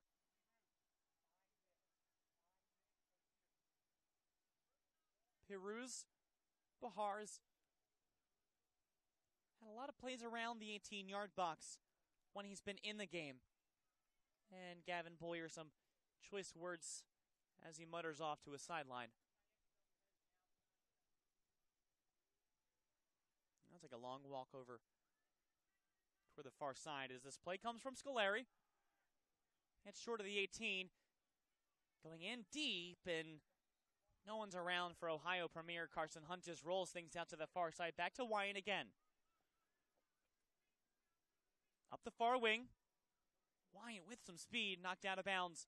A throw, and he'll take it very quickly to Tunde Akinlusotu. Akinlusotu inside, taken away out to the near sideline, out of bounds, right into the Celtic bench. And a throw in now, taken by Andrew Hopkins. Ball comes back out. Hopkins will take it again.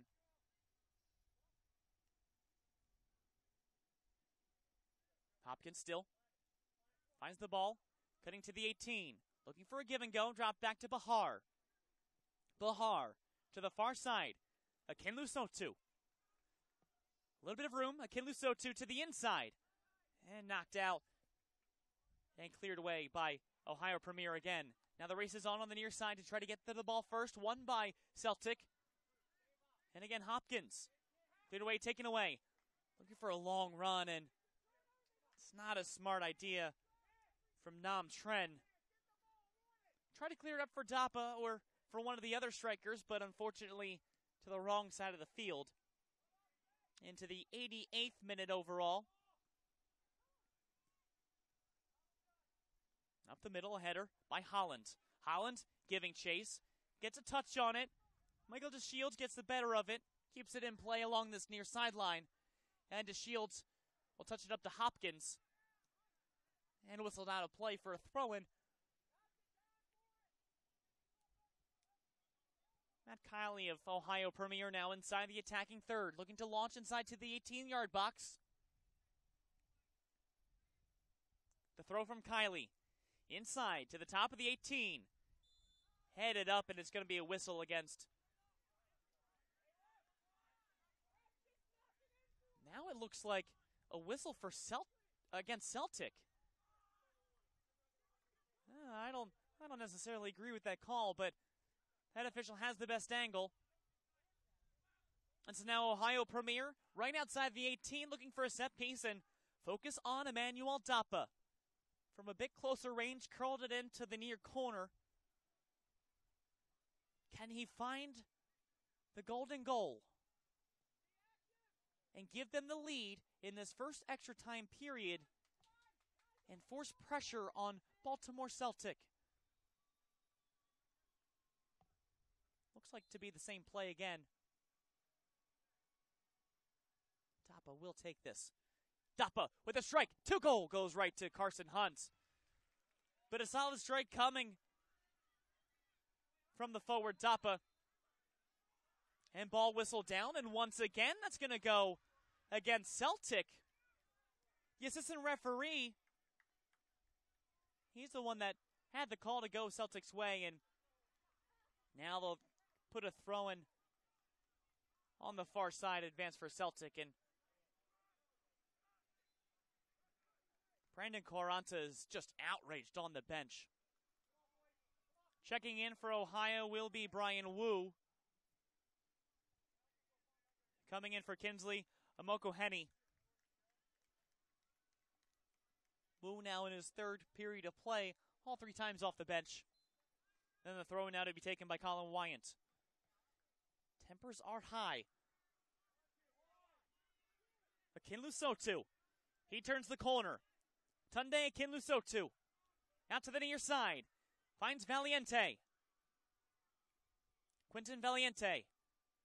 He has to stop going to the 18 and back to the corner. Drop off for Hopkins. Cross to the 18-yard box. Comes back out and cleared out by Brian Wu, the substitute just coming in. And a give and go, looking for the far side. Turned right over to Celtic. Tunde Akinlusotu again. Looking to try it again. Maybe doing a bit too much on his own. And foul called against Ohio Premier. And this time it's Mike Lawrence a bit upset from the Ohio Premier bench. And now a free kick upcoming for Celtic. Grant Robinson walking it over. Under 5 minutes until the end of the first period of extra time. Grant Robinson now. 3-player wall. He'll set up the look for the run. Could this be what gives Celtic the lead? Whistle blown, now Robinson. The cross inside to the far side. Still alive just outside of the 6-yard box and taken out. Not enough elevation on the cross by Robinson. Ball bounced off of Ohio. Wu contesting that he was pushed from behind. And now a flick out to the near side. Dappa again. Manuel Dappa with a foot race trying to get the best angle on it to the outside. He flies in with an attack and whistled out. It'll be an Eagles throw-in along the far sideline. Michael DeShields tried to keep it in play. The ball played back in once again. Cleared out by Akinlusotu. Out to midfield. All the way to Mark Just. Just had the first yellow card in the 37th minute of play out of a total of 5 between both clubs. For Dappa, looking to the inside for Holland, and cut out again by the center backs. Out to this side, up to the scaffolding. And in for a throw-in for Ohio Premier.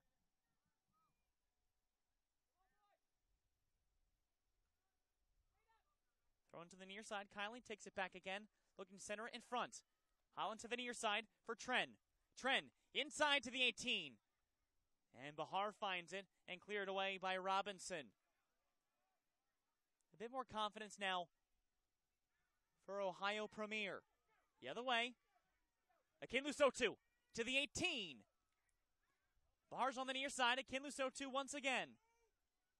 Drops it up to the far side for Brown. Pulliam the third. He takes a shot toward goal. A roller along the ground to Brennan Davis. And the chances made by Pulliam and Brown have both been on the ground if they can lift the ball up a bit. Maybe find it under the crossbar. And a turn and go by Valiente. Knocked out of bounds by Matt Kiley for a throw. A couple minutes remaining until we head to the second period of added time. A throw into Akinluso 2. To the near side, Bahar. And brought up to Tren. And foul committed and called against Celtic. And Andrew Holland gets back up. Almost right out.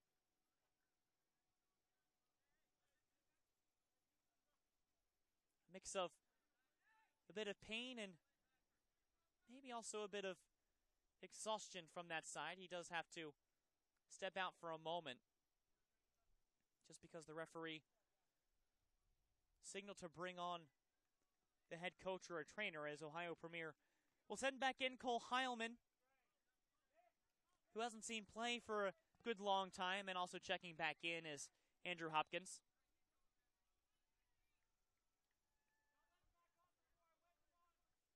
And Brendan Davis will pick this up inside his own 18-yard box. Looks to be about possibly 1 minute added on to this extra period. Now Dappa up the far side. He has Holland, and Dappa flicks it into the 18, knocked away by Thorne. Still in. And volleys back and forth once again. Turned over to Ohio. Out to the near side. Kiley. Toward the 18, cut out by Quinton Valiente. Lost once again. Heilman. Up the middle to find Whittlekind. Played out to the far side. A chance to counter for Celtic. Up the far wing, there will be 1 minute added on. And now Ohio Premier. Scolari. Across in. Toward the 18, looking for Jack Holland. And Brady Whittlekind is knocked down. Now Ohio up the near side. For Heilman. To the 18. Heilman, and taken away by Celtic once again. A quick check of the watch by the head referee. It's Trey Pulliam. Cross to the far side to Nicholas Brown. Up the middle for Tunde Akinlusotu, and taken away by Cameron Campbell again. Play might just nestle around midfield. And now a foul called against Ohio this time. And that'll do it for the first period of added time. Still level at 1 after 95 minutes of play. And just one more period of 15 as fans also take a break from this game and regroup on their sides to prepare themselves to see if we can find a winner here in the final 15 minutes. Once again, it's still 1-1 tie between Baltimore Celtic 97-98 and Ohio Premier Eagles Green for the U16 Boys National Championship. Back in a moment from the Maryland SoccerPlex on field number 5.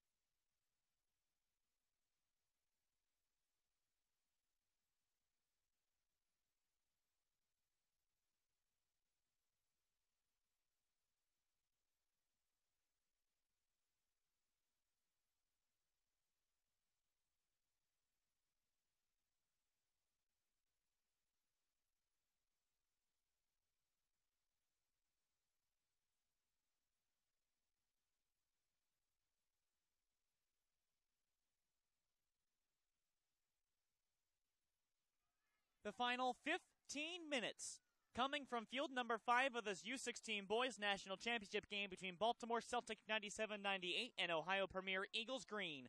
Colin Shuck with you from this field of play. Team switch sides, and the team in white, Baltimore Celtic, starts things off from right to left, and from left to right, Ohio Premier in their black shirts and shorts.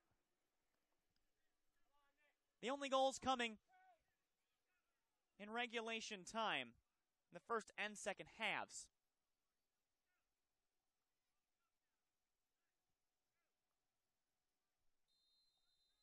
Play begins, and so now the final 15. A winner in this final 15 will crown a national champion.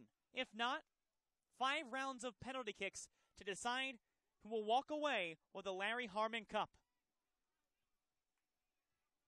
First period of added time saw a lot of chances for Celtic.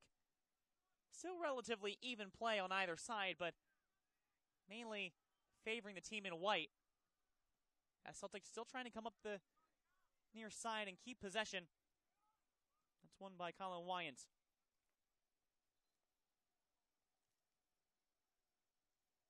Now the goal scorer to tie this game, Emmanuel Dappa. Dappa cutting inside for Ohio Premier. Trying to lay it off for Jack Holland again. Holland will bring it back to Whittlekind. Looking back up for Holland again. Taken away by the center back. Up the middle. A look to turn from Akinlusotu. Tunde Akinlusotu up to the far side to Trey Pulliam III. Pulliam III to the 18. Stutter steps to the inside. Pulliam III with a chance to goal is redirected out of bounds, and it'll be a corner kick, the first one for Celtic since the first half of play. And it comes in the second period of added time.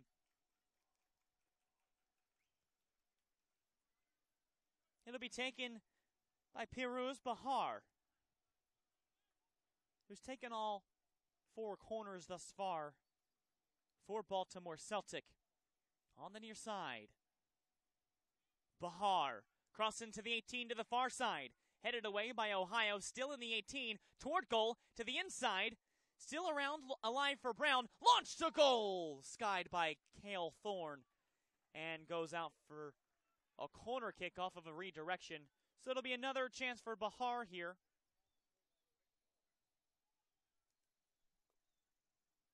Once again on the near corner flag. That chance just coming outside the 18.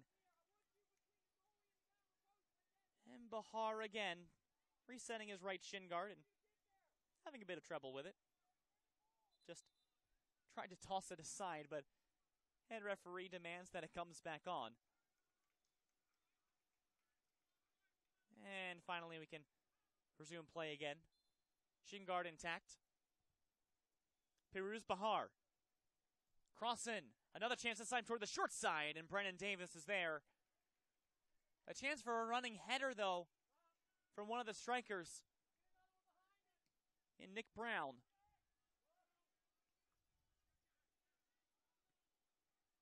And knocked by Hunter Gordon. And Gordon takes a breather, checked out by Cale Thorne. Up to the near side. Nicholas Brown again. Cutting inside, Nick Brown. He throws Matt Scolari off the ball. Ball won eventually by Ohio Premier despite Akinlusotu coming in. Now past midfield, Cole Heilman. Heilman. Incoming is Sean Clark. In toward the 18. Carson Hunts there redirects everyone out of the danger area. And so now coming out to the near side. Colin Wyant. Out for Bahar. Bahar waiting around. A play to the far side. Up to Clark. And Clark thrown off the ball by Matthew Kiley. And back the other way comes Ohio Premier. Long lead pass for Emmanuel Dappa. Can Dappa get there? No, it'll go to Carson Hutt instead. But a smart idea to counter on that play. And Dappa with some speed found the game-tying goal and trying for the game winner. Out to the near side. The flick on, and a play up the middle by Wyant. Akinlusotu. Speeds by to the 18. Akinlusotu to the inside. Back to Akinlusotu. He needed toward goal, set up beautifully by Trey Pulliam III. And unfortunately, the touch by Akinlu Sotu a little too far, and Davis is able to punt it away.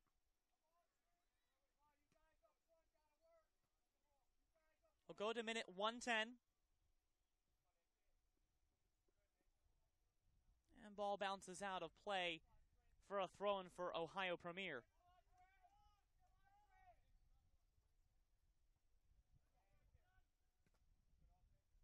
And it comes out to the near side, and out for a throw now.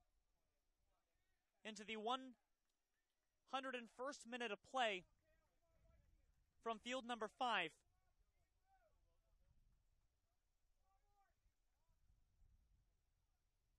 Along the near side, the throw-in coming from Wyan, headed up by Brown.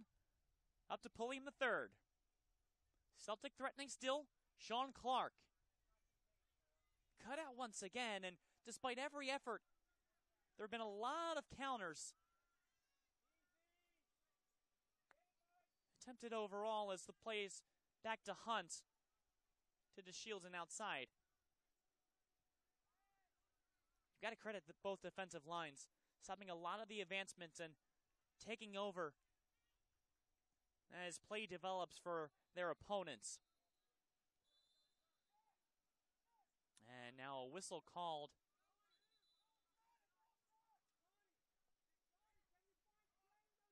And it's an offside call. It'll go out to the far side. Ohio tries to take the ball back, but won again by Celtic. Emmanuel Dappa. Dappa with some space. Scissoring through. Oh, he looked for a drop-off, and patiently waiting was Cale Thorne. And Thorne easily steps in to make the stop.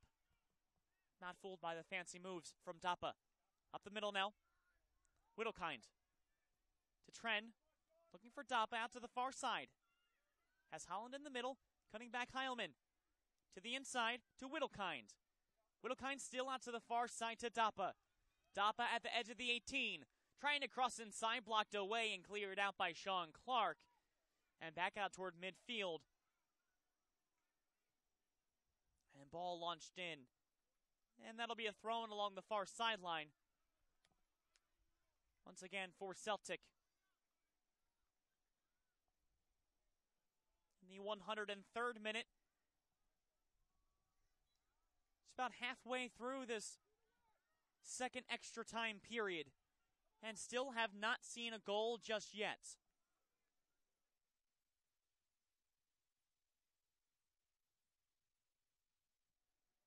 To the corner, across inside to the 18, and Dappa was waiting, but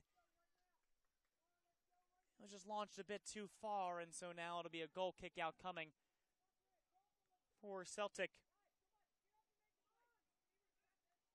Taken by Cale Thorne. Out to midfield. Again, both teams in their first ever tournament appearance.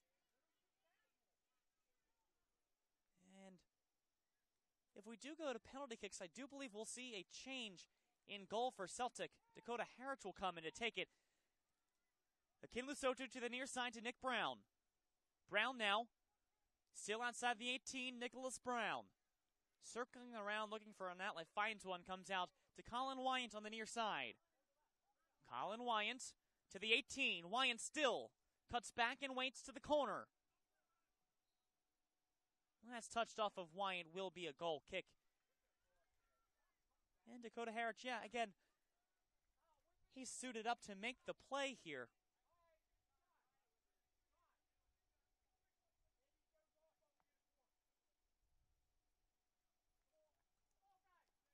Again, we're in the second period of extra time. 9 minutes in of the 15 into the second period.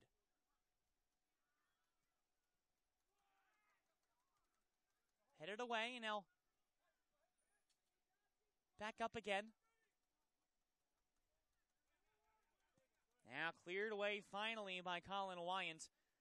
And play starts to settle down around midfield. Back up the middle. Ohio trying to find some room through there, and found nothing but white shirts up the far side. Andrew Hopkins. Hopkins with some space. Cutting inside. Clark with the layoff to Akinlu Sotu. Yeah, it comes out to the midway line once again. And Emmanuel Dapa tripped up by Wyant again. And the whistle called. And it looked like instead Grant Robinson got the talking to.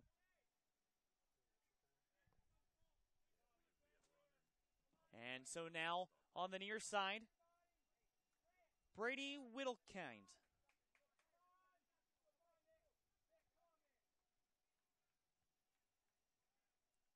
We're beyond 10 minutes into this final period of extra time.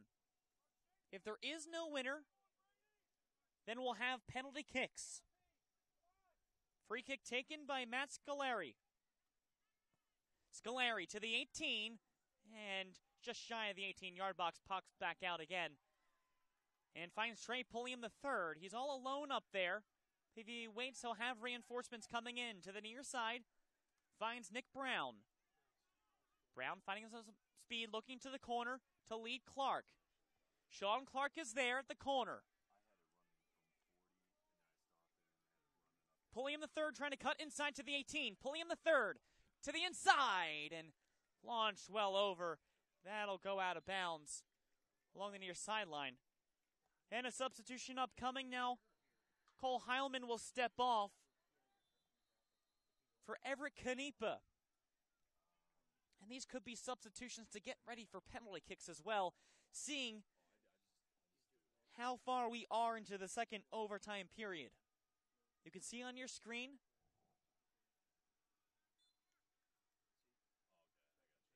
and that's the time for overtime.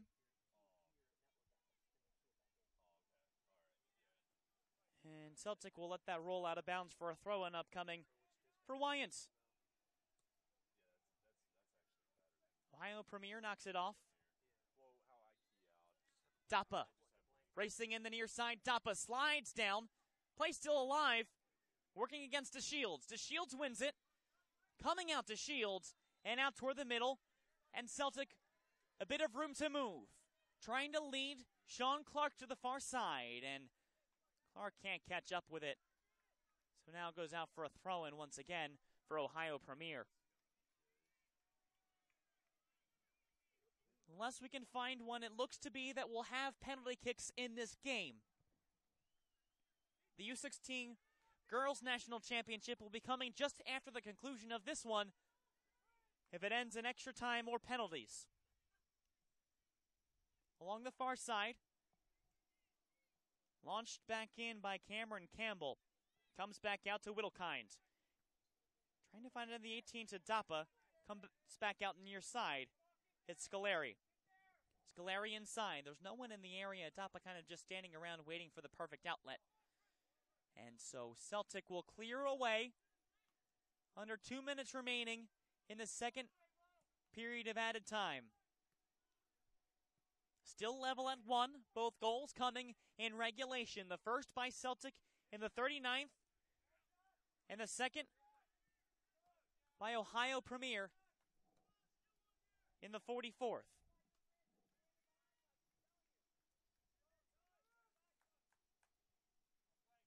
Time ticking away for both sides if they want to avoid penalties. Along the near touchline, Pulliam the third. And they're going to whistle at a throw-in for Ohio Premier. The contention by the bench of Baltimore Celtic was that the ball was already out of bounds before it knocked off of Trey Pulliam III. Now Ohio Premier advancing.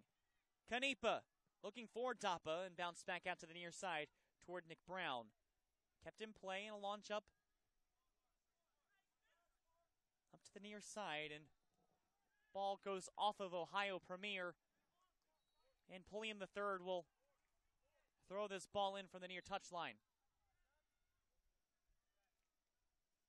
Substitute coming on. It will be a change. Dakota Harridge will come in, and he'll be the one to possibly come in to take these penalty kicks in for Carson Hunt. If it were to end in regulation, we wouldn't have seen Dakota Harridge, so now Harridge will come in, and I'm sure Carson Hunt really wanted to be in this game for penalties. We'll see if the gamble pays off for Brandon Caranta and Celtic. Tactical change is Pulliam the third, racing inside. Still Pulliam the third to the far side. Trey Pulliam the third to the 18, cutting inside. Defender goes down easy. Ball still alive along the touchline as it rolls out of bounds. And that one's going to be a corner kick. Last played off of Ohio Premier. And for Celtic, the third corner kick of these two overtime frames. Could this be the chance? The waning seconds for the U16 boys national title.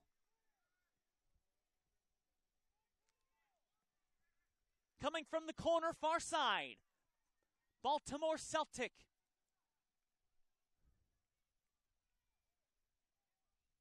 Waiting for the official whistle now, as the referee organizes everyone back behind just to move out of the way, mainly for their own safety in case the volley comes in. Waiting once again on the far side. The corner kick coming for Boston Celtic. Could it be? To the 18. Inside, a header toward goal. And that stopped. A strong stop made by the keeper, Brennan Davis. That ends play, and we will have penalties to decide the U16 Boys National Championship for the Larry Harmon Cup.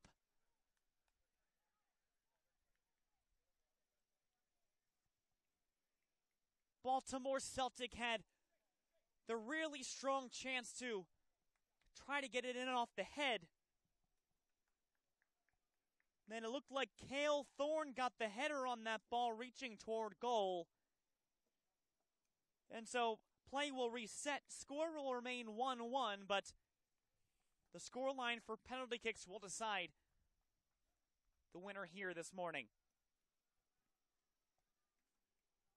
Play started off strong for Baltimore Celtic overall in the first half of play.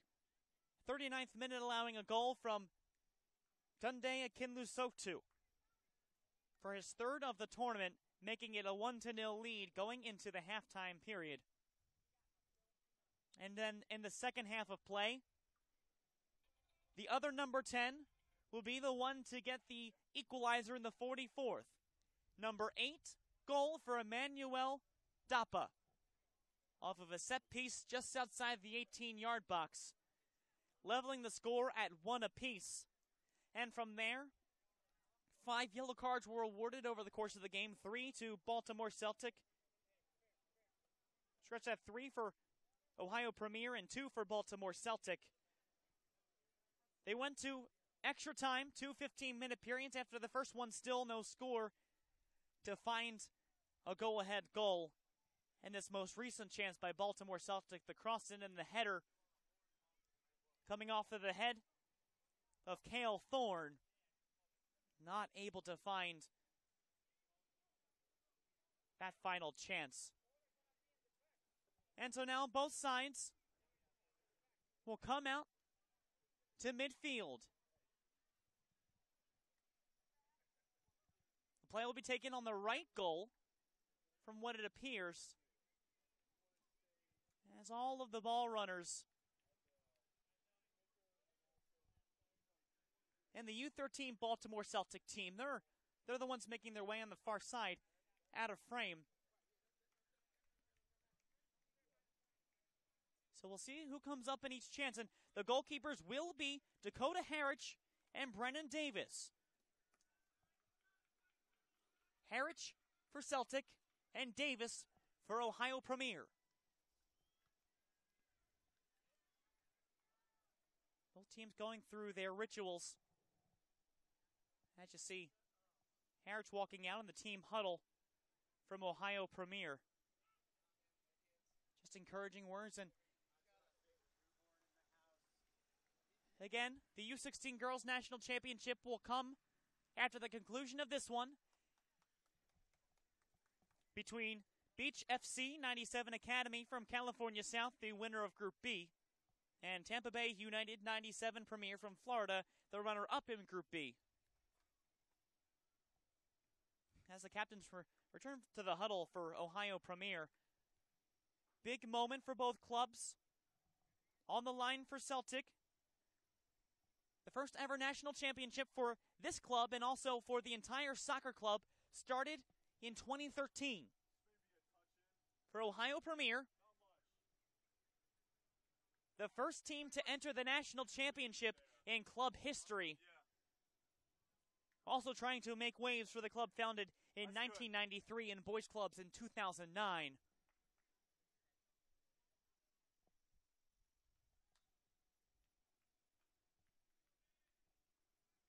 And now both goalkeepers, Brennan Davis and Dakota Harwich, go to their positions. It appears that possibly Baltimore will be the one to shoot first based on the fact that Brennan Davis is warming up in the 6-yard box. Oh, we're going to see Ohio Premier shoot first.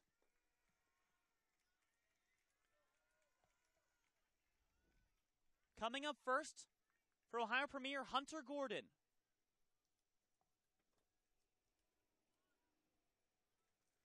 Gordon now in his 5th game in the tournament in his career.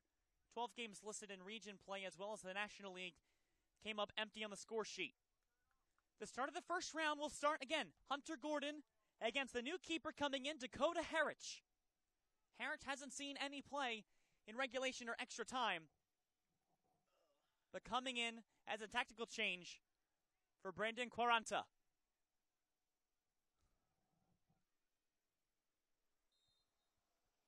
Chance by Gordon. Right side save made. Dakota Harwich, save number 1 on attempt number 1. And so it will go to the second half of round 1. And Celtic will now look to produce. Taking his casual stroll up will be Cale Thorne. Cale Thorne had the chance to score the game-winning goal in the final seconds of the last extra time period.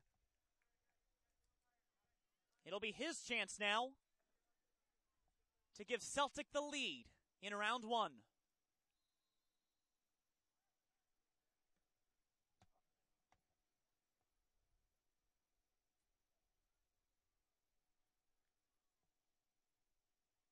Thorne has 1 goal, the game winner against Dix Hills Elite in the semifinal to advance to the finals. The chance, far side, it's in! 1-0, Baltimore Celtic. After round 1.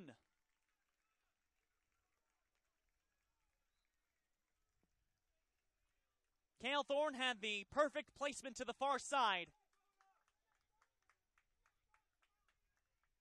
And Davis just didn't guess correctly. So now round number 2.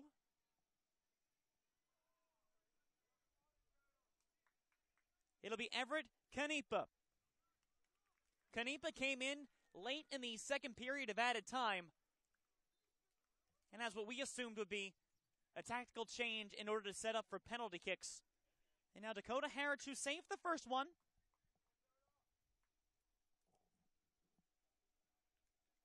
will try his luck against Canepa.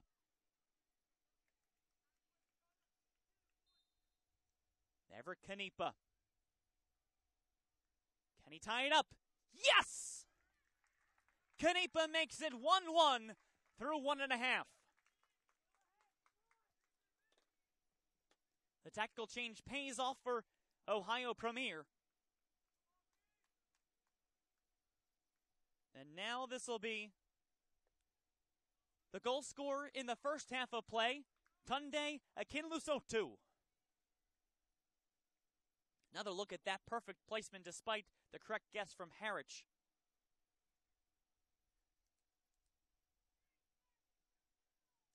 Akinlusotu will set up to try to give Baltimore Celtic the lead. A right-footed strike upcoming. Now with that goal in the first 3 tournament goals. Akinlusotu, far side and in. 2-1 Baltimore Celtic. They're 2 for 2 through 2 rounds.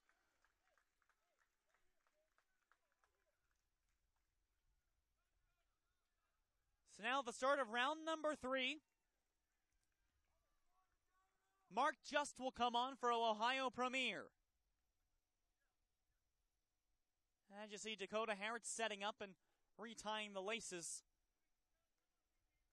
Harrich has 1 save and 1 goal allowed in this penalty kick. Just had the yellow card in the 37th minute, otherwise kept off the score sheet. And another look at that Akinlu Sotu penalty.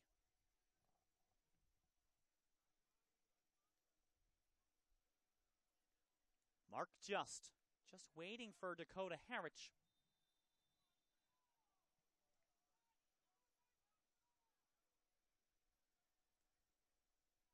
Just now.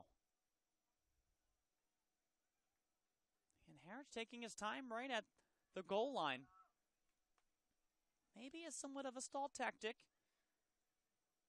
Freezing the kicker. Mark Just with the attempt. It's good! Oh! Dakota Harrich got a hand on it, but it skated through anyway. It's now level at 2 through 2.5.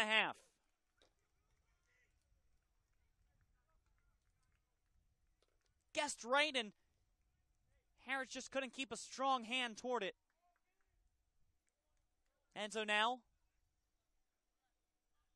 we'll go to the midfielder, Piruz Bahar.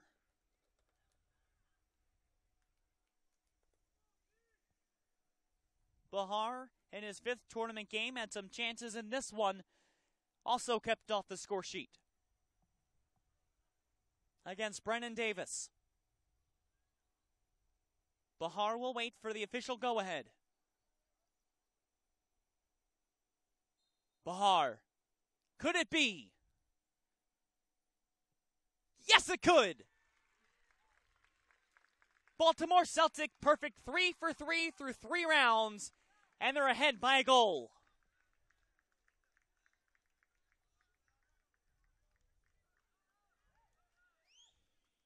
Another look at that to the far corner. Guessed wrong for the 2nd time by Brennan Davis. So we go to the 4th round.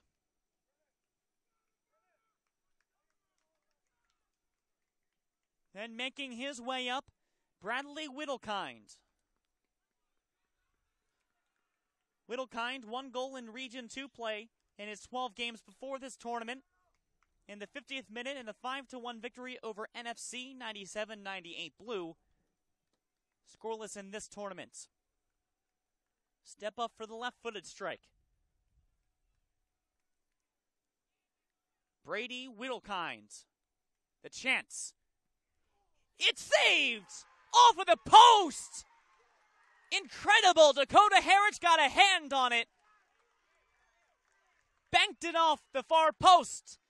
And kept off the goal line. It's still 3-2 after 3.5. Another look at that again. That's a 2nd save for Harrich. And now, if there's a goal here, then it'll keep Ohio Premier off the line, as now Ohio Premier sending Hunter Gordon back to the line to try to save this last effort. It's Sean Clark. Clark, 1 goal this tournament against Ohio Premier in the 75th minute, that 4-1 victory. Goal number 4 of that. Can he ice the championship for Boston Celtic? Clark. It's good! Baltimore Celtic 97-98 wins the U16 Boys National Championship. And for the first time in their first year of existence, Baltimore Celtic will take home the Larry Harmon Cup.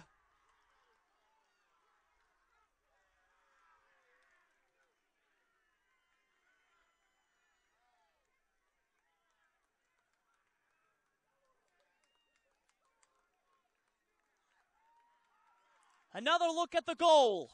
Sean Clark to ice it. The game winner going to Piruz Bahar with the third goal.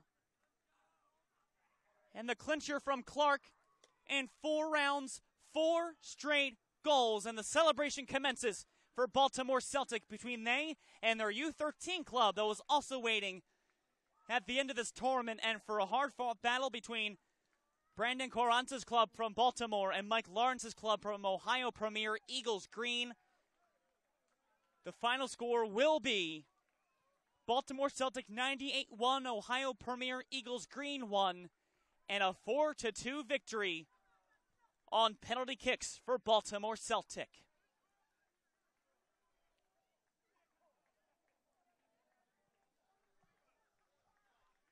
A very close-fought game, and parents and friends as well as Ohio Premier coming over to shake hands and congratulate.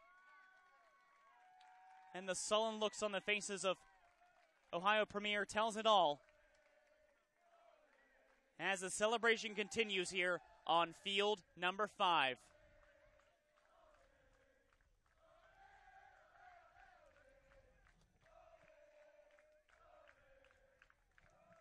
As we wrap up here, we'll remind you that the U16 Girls National Championship will be coming up next from field number 5 after the celebrations end on the near side.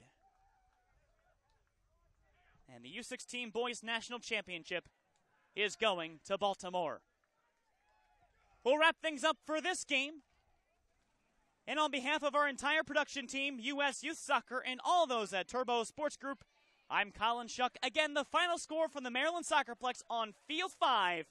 Baltimore Celtic 97-98 1, Ohio Premier Eagles Green 1, and Baltimore Celtic winning the U16 Boys National Championship 4-2 on penalty kicks.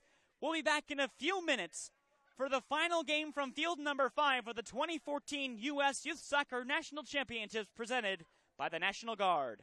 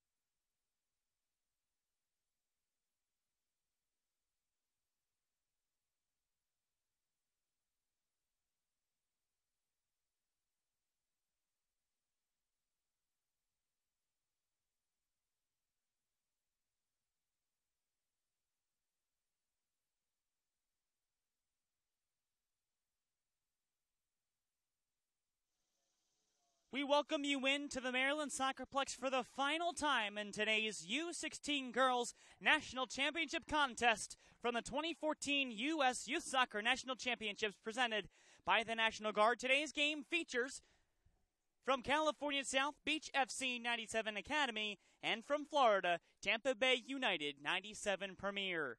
I'm Colin Shuck, and today's production of the 2014 U.S. Youth Soccer National Championships brought to you in part by the National Guard, the official armed forces partner of U.S. Youth Soccer and presenting sponsor of the National Championships. By Nike, the official supplier of U.S. Youth Soccer. By Capri Sun, the official ready-to-drink juice of U.S. Youth Soccer. By Turbo Sports Group, the official video streaming production company of the National Championships. And don't forget, you can order and purchase any broadcast from this year's event by logging on to turbosportsgroup.com.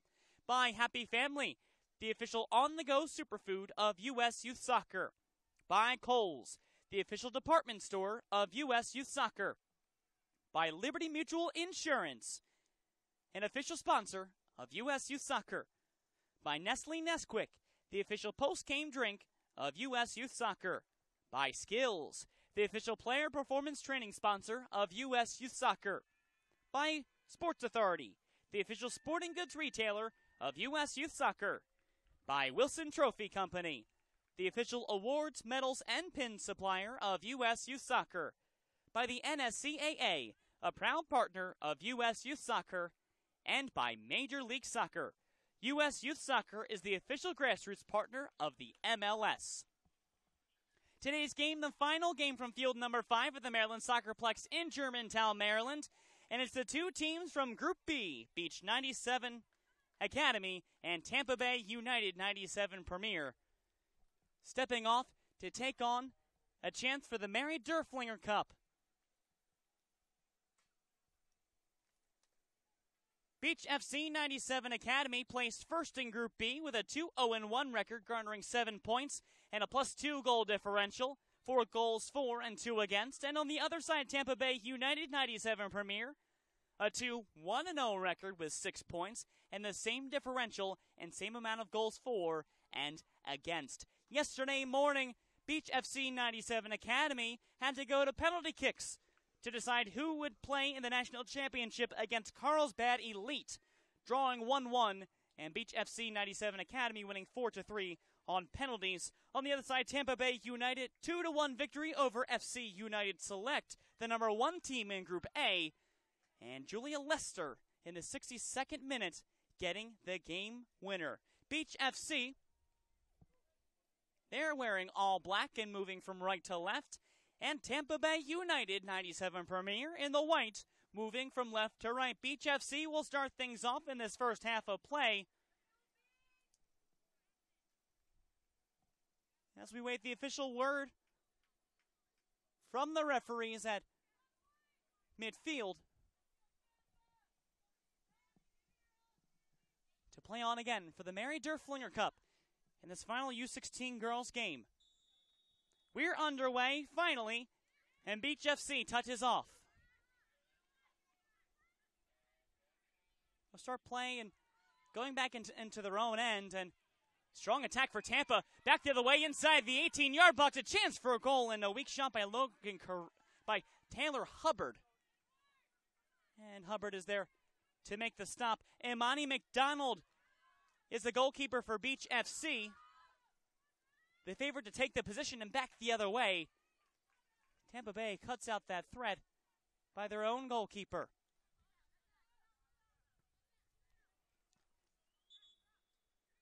That's Kaylin Marquise in goal for Tampa Bay United.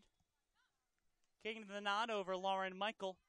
Marquise, a verbal commitment to the University of Florida in 2016 with a couple of other of her teammates. As ball plays out to the near sideline out of play, Tampa Bay throws things out in. Dominique Nelson as play is taken away.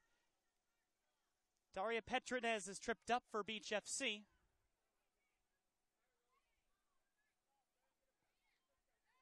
And so Beach FC will start off on the near side. Savannah DeMello.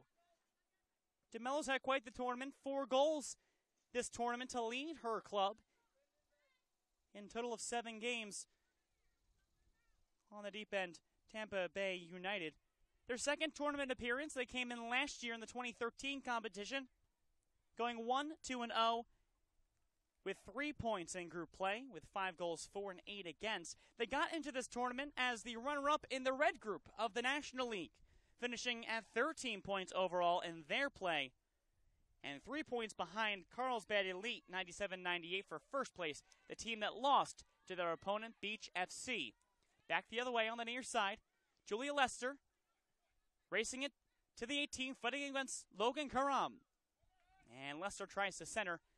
That goes for a corner kick, and it'll be the first corner kick for either side in this game. This one awarded to Tampa Bay.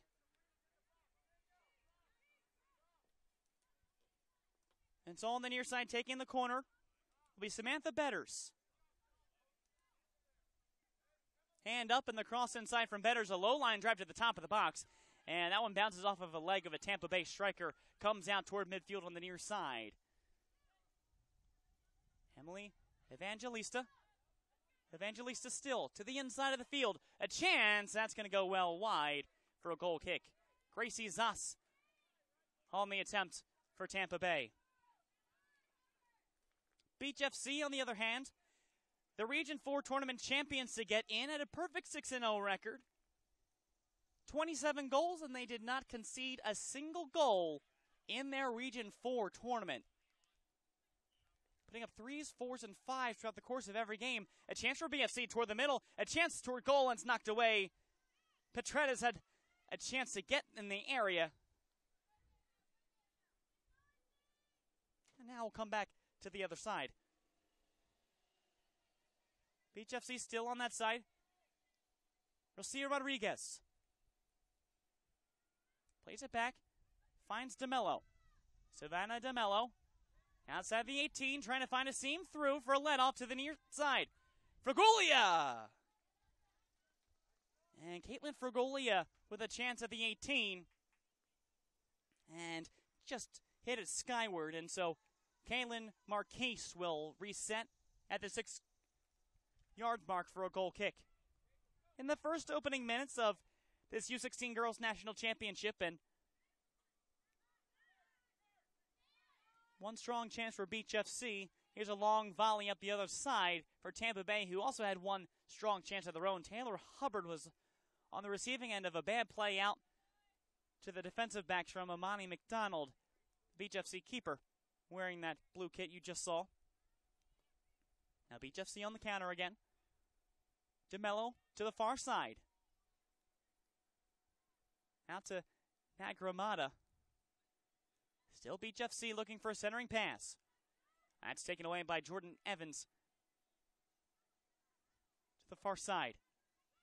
Turning around is DeMello. DeMello circling around. Out past midfield, drops it back to one of her center backs. And to the left side now, Beach FC. Controlling most of the play. But could be runs for Tampa Bay that get them back in the attacking half. And that's knocked out of play. Coming in for a throw. Dominique Nelson will take this for Tampa Bay. Nelson, Stetson University in 2016. And out of play. Goes off of Tampa Bay. And so now, Riley Hoover. She'll take this throw in on the near sideline as the left back. Listed in 6 games in Region 4 play. That one bounces off of the arm of Rosia Rodriguez. And again, Dominique Nelson will take this along the near side. Well, she was in the area, instead taken by Jordan Evans. Out to the middle, outside the 18-yard box. Nothing doing there, just cut out by Beach FC. And out to the far side. I'll try to move upfield with it. Taylor Bisline.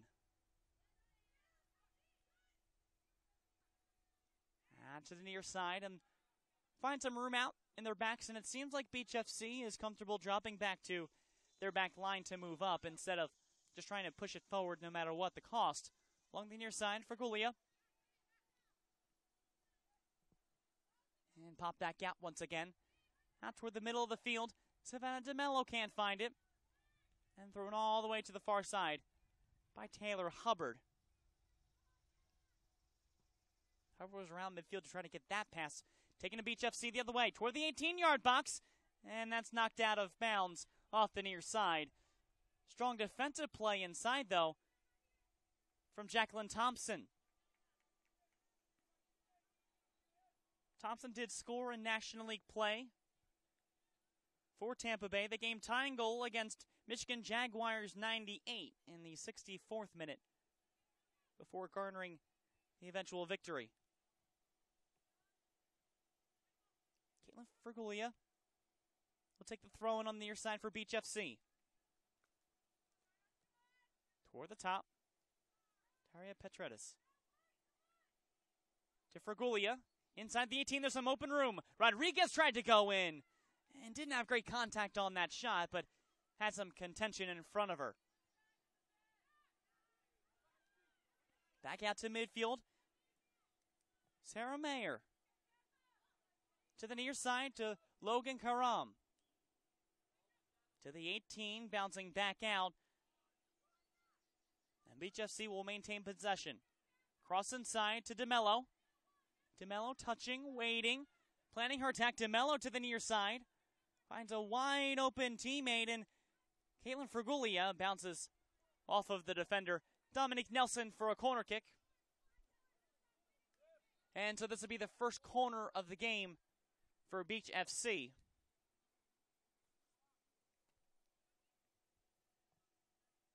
Savannah DeMello will take this. DeMello scored 2 goals against Tampa Bay United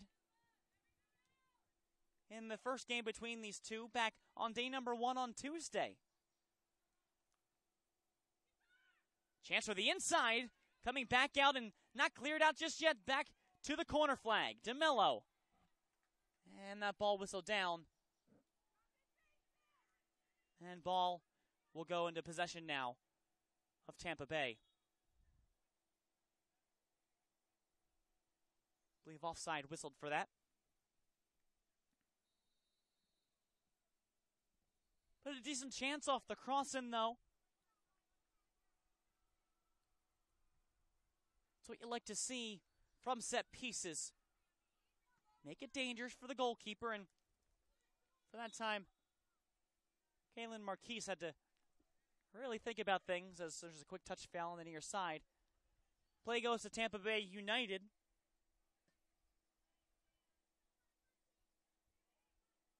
Tampa Bay, the Florida State Cup runner-up this season for U16 girls. A 1-0 loss to Ponte Vedra.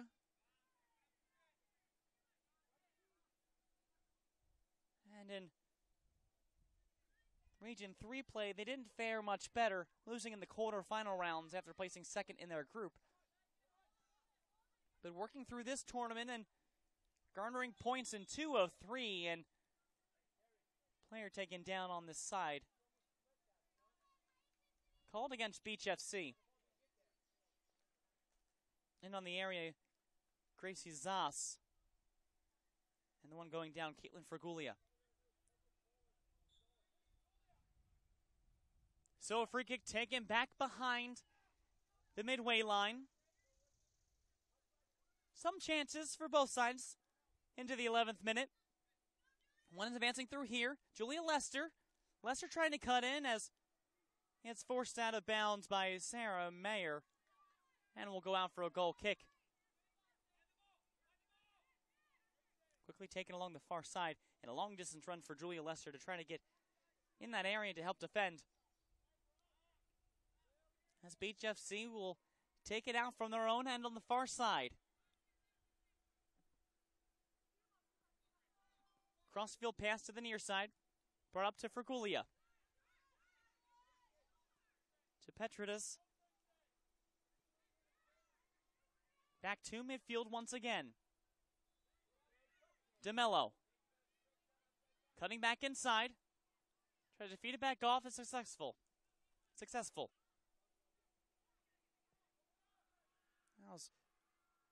Petridis inside to DeMello again. Now Savannah DeMello to the near side. To Fergulia. Stopped by the defender, pops back out again toward midfield. And possession has been good for Beach FC.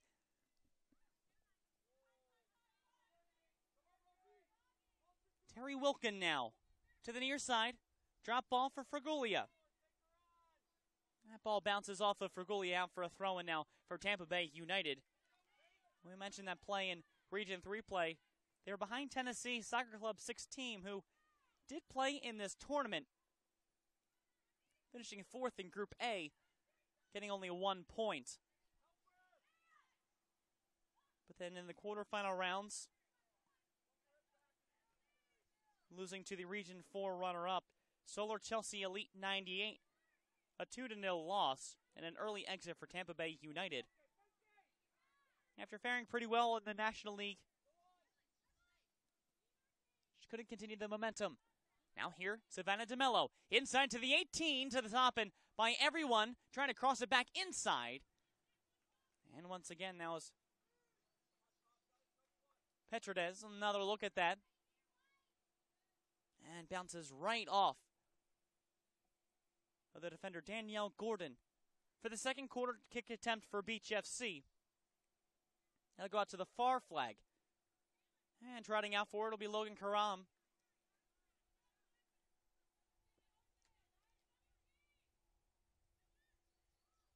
Karam had 2 goals in the 6 region tournament games. Part of 2 shutouts against Pac Northwest and Los Angeles Premier. Inside, coming out to play with Kaylin Marquise. It's still alive for Beach FC, but finally cleared out, and will be thrown along that far side instead for Beach FC. But Kaylin Marquise had the decent opportunity in the 6-yard box to punch it out, and she did so. Now a throw-in along that far side, taken by Sarah Mayer. Mayer's going to leave it off now. Maxine Nagramada. In toward the 18, bounces back out. Now a throw-in for Tampa Bay. Still, Beach FC in their attacking half of the field. They've kept Tampa Bay to that lone opportunity early on in the first minute of the game, when Taylor Hubbard found an opening off of a bad conversion in the defensive line of Beach FC and just couldn't put home the finishing touch. Now long run up the far side, a chance for Tampa Bay to counter. Along that far run, turning around, Julia Lester. A layout to the near side, taken away by Sam Betters. And back off for Emily Evangelista. Back out to Lester on the far wing, across inside to the 18-yard box. And Tampa Bay wasn't running in at all, so Amani McDonald, an easy stop to come to the near side now. And movement for Beach FC, and calmly moving back to the midway line. Way off and a give and go for Karam. Bounce back out to Fraguglia. Fraguglia now, along the near side, looking to cross inside. Has some room. A setter step, a chance toward goal. A roller deflected off the defender, Jacqueline Thompson. And the chance from Lucia Rodriguez comes up empty for Beach FC. But into the 16th minute, as we're still scoreless in this first half of the U16 Girls National Championship, chances starting to develop further. Ball goes out last off of Tampa Bay's Julia Lester. And now to the center, Sarah Mayer.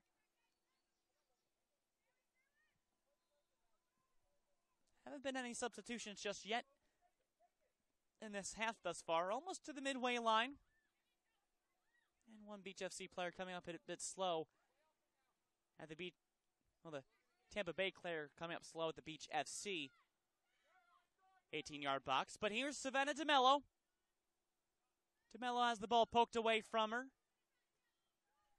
Ball will come out of bounds off of Savannah DeMello. And so now comes out for a throw-in.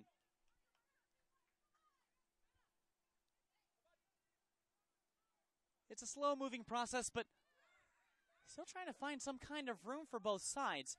taken away by Lester. Julia Lester for Tampa Bay, trying to go through the seam. She falls down back behind Logan Karam, and Lester may have gotten clipped up high by the cleat of Karam. And Lester now ailing right outside the 18-yard box. She was whistled to have a trainer come on, but she's slowly getting back up, and possession will move to Beach FC. They had last possession.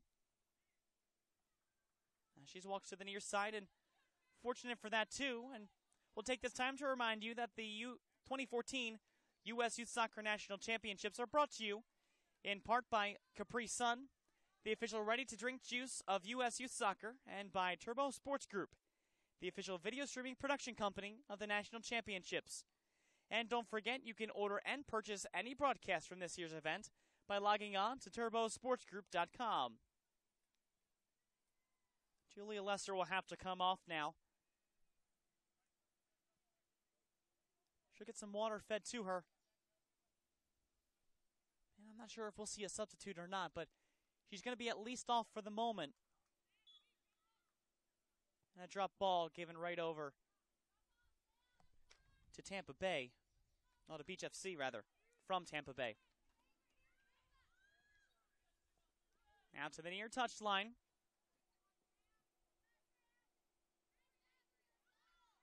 Playing it over is Petretis. Far wing to Nagramata. To DeMello. DeMello waiting. Far side, Nagramata. Crossing inside to the 18. Knocked back out. And Beach FC will have to reset once again. Beach FC, one of two clubs from the parent in the tournament, and now offside is called on the attacking Rocio Rodriguez. The other team from Beach FC is the U18 Girls Beach FC in Gracia. They won Group B, and their national title game started at 9:40 a.m. against Cleveland United White.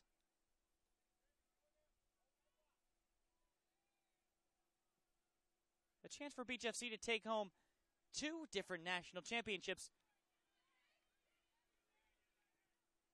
after neither they nor Tampa Bay have brought home a national championship. Actually, Tampa Bay, the first time having a team in this tournament, a chance here to try to put themselves up one. Goes right to Imani McDonald.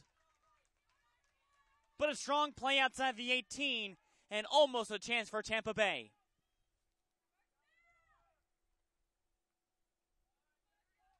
Back toward the other way, and Tampa Bay will try to settle things up again.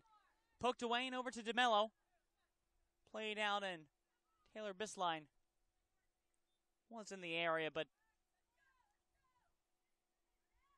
it'll be brought out now by Tampa Bay. Up the middle. Going over toward that far side and dispossessed by Beach FC. DeMello once again. Savannah DeMello trying to make some room to run. Comes out to the near side. Beach FC will get there first. And a quick foul called against Sam Betters right at the touchline. I'm not sure exactly where the foul was, but Betters disagrees with the head referee. And another look at that scoring opportunity. Just racing in on that far side, a nice lane over to the far side. And Julia Lester there once again.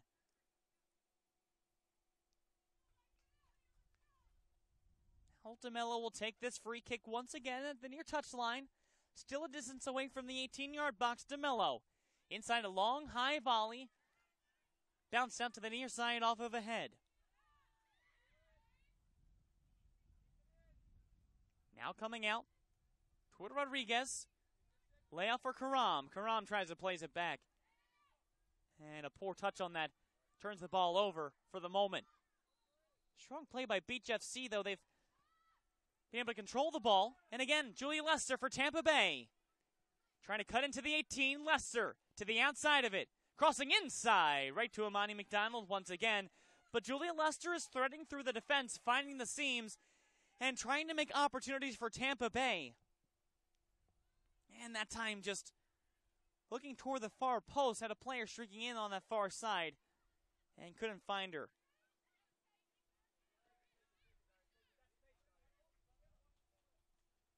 To the near side, looking for DeMello, and that's taken out by Tampa Bay's Jacqueline Thompson, played back to Marquise. Almost a turnover beyond the 18. Player going down, a bit dangerous by Sam Betters. But Tampa Bay gains an advantage, though. Up the near side, Nelson to Lester. To the inside, almost went back to Lester and back the other way. Well, Beach FC, they will have one national championship coming home to Southern California. A 2-0 victory for the U18 club in their game taking place this morning against Cleveland United White. Here comes Beach FC. Cross inside toward the middle. And Caitlin Fergulia tried to bring it in herself and came up empty.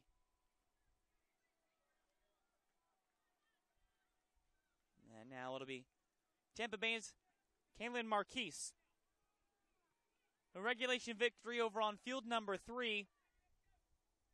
Ashley Gonzalez for Beach FC in Gracia, getting both goals late in the 72nd and 89th minutes to get the game winner and the insurance goal against Cleveland United White.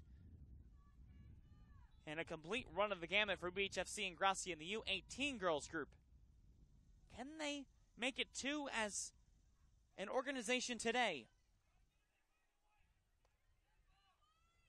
Around midfield, Tampa Bay has the ball, though. Dominique Nelson playing it back to her defensive line. Fergulia pursuing. And play brought up as the wind picks up here. Again, at field number 5. Past the midway line of this first half. Dominique Nelson for Tampa Bay. She stops. Nelson inside. And brought back out. Another chance toward goal. And lofting toward goal! A nice save by Imani McDonald. Forces a corner kick. Second time McDonald's really been tested. And the strike coming from Danielle Gordon brings up the corner kick for Sam Betters in Tampa Bay.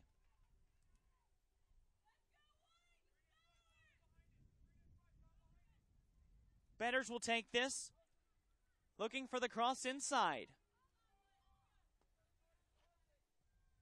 Into the 18 toward the top. Headed away by Beach FC, a chance! That'll go up and over. Now for a goal kick, and we'll have a couple substitutions coming in now for Tampa Bay. It's Elena Laxer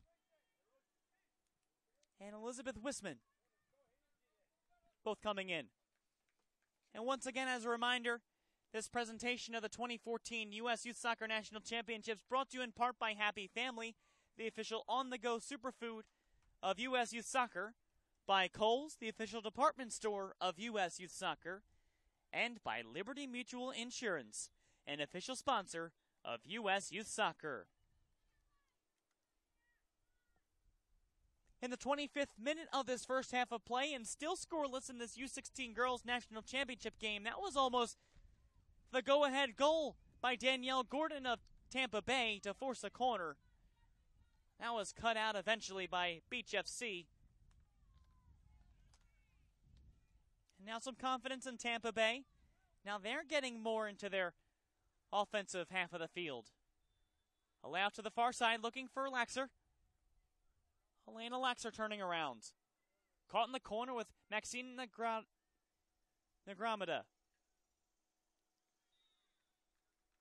And a foul called against Tampa Bay. And now Negramada will play it out for Beach FC. Maxine Negramada, Portland State she'll be attending in 2015, her verbal commitment. As her team, Beach FC, moves up to the midway line along the near side. Logan Karam with some room to work. Defense keeps their distance. Cross toward the inside. Volleyed in toward the corner of the 18. Lucia Rodriguez tries to get there, and I'll go out for a goal kick.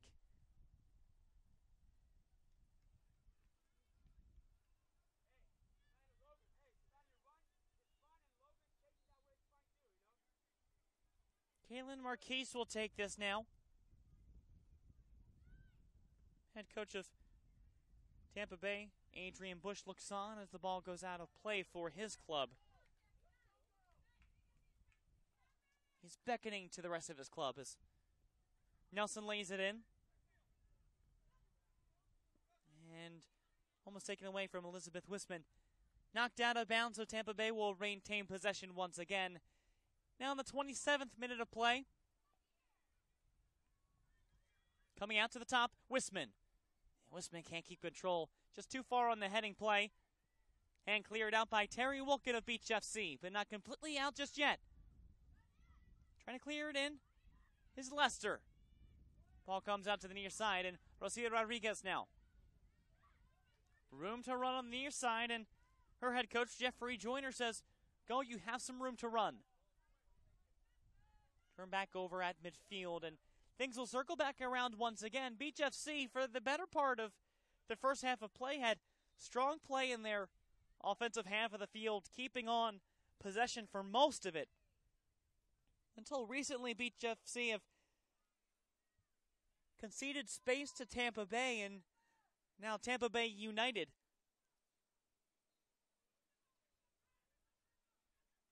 they're getting more comfortable to move up, and they'll have a throw-in on the far side once again. It's played in, and it'll be a throw-in now. Oh, no, it'll be a free kick upcoming. And now back up the middle once again to Mello. A give and go looking up to the far corner. A race here toward it. Taylor Bisline tried to get there, but it'll come out as a goal kick once again. And we'll have another substitution now, this time for Tampa Bay. Lindsay Eaton will come in. She'll check in for Julia Lester, and Lester has made some good runs in this first half, opening up the field and helping it to get Tampa Bay to get more confident and advance into the attacking part of the field. Also waiting now for Beach FC will be Jacqueline Kimball for her first minutes of the game. Now it's Savannah DeMello for Beach FC. DeMello, a thread through to the 18 and cut away quickly by Jackie Thompson. And brought out toward midfield. Not like completely out just yet, but another push by Elena Laxer. Gets it out to the far line, and Wisman. Last off of Wisman, so Beach FC will maintain. Again, as the substitute, Jackie Kimball, comes in. Rocio Rodriguez will come off. She'll come off to the near side.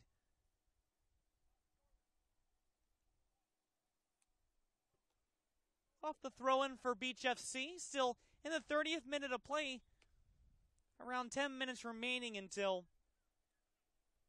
the end of the first half of this 40-minute half.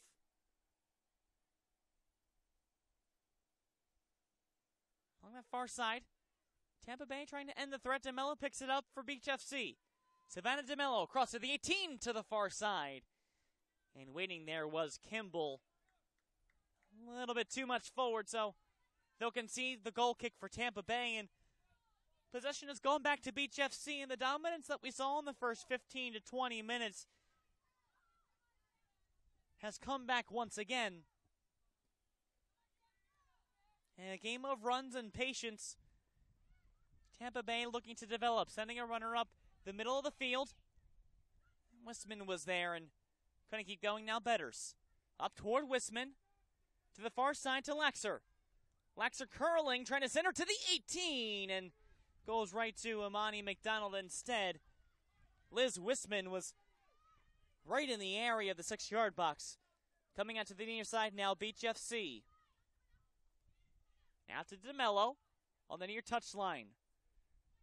DeMello now to Bisline. Touchdown and a foul called against Taylor Bisline, so instead, it'll be a free kick for Beach FC and for Tampa Bay instead of a throw-in, though I think it would have been a throw-in for Tampa Bay either way, regardless of the foul, as Sam Betters looks to set this up once again. Betters has a goal this tournament, scored in the 14th minute of the 2-0 victory against Beedling Soccer Club Wolfpack. One of the 3 players verbally committing to the University of Florida, with Julia Lester, as mentioned before, and Kaylin Marquise. And that goal against Beadling. The third game took place on Thursday. That was the second goal. Gracie Zoss had scored the game winner in that one in the 12th minute to help them get a firm second place in Group B.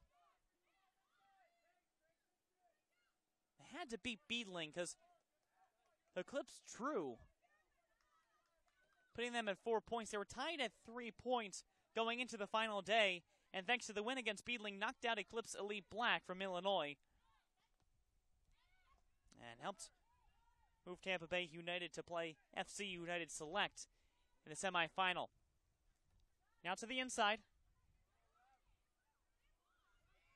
Coming off to Betters. Betters looking to lay it in, and waiting around there was Lindsay Eaton. She didn't have the communication with Betters to go inside toward the 6-yard box. Instead, Imani McDonald will clear out once again for Beach FC, now in the 33rd minute of play, and still no score. To the far wing, Caitlin Fraguglia plays it out there and volleying back and forth around now toward the far side. Now Beach FC clears near side. Finds a wide open Bisline. Bisline is tripped up on the play and turned back over to Tampa Bay once again. DeMello in toward the middle to Wilkin. Out to Karam. Long play up. And Tampa Bay now pinned in their half of the field. Taken out by Bisline. Taylor Bisline off to DeMello. DeMello now racing in. Savannah DeMello. She pokes it away to the near side. Now for a cross to the far post. And making a run was Jackie Kimball. Kimball has to come back to the edge of the 18 and regroup. Now turned over to Beach FC. Looking for a seam. Lindsay Eaton was up there. And Beach FC will take that back once again off to the near corner to Bisline. Trying to cut to the 18. And a foul called against Taylor Bisline. It'll be a free kick now for Tampa Bay United. For Beach FC, a bit easier road into the tournament in the semifinals by virtue of their scorelines, beating Tampa Bay United 2-1, beating Beadling Soccer Club 2-1, and that draw to Eclipse Elite Black in a very well contested Group B. Despite the fact that Beadling didn't score a point and lost all 3 games, they kept games very close. Coming on is Tatiana Kalaniotis, as well as Carly Brown for Beach FC.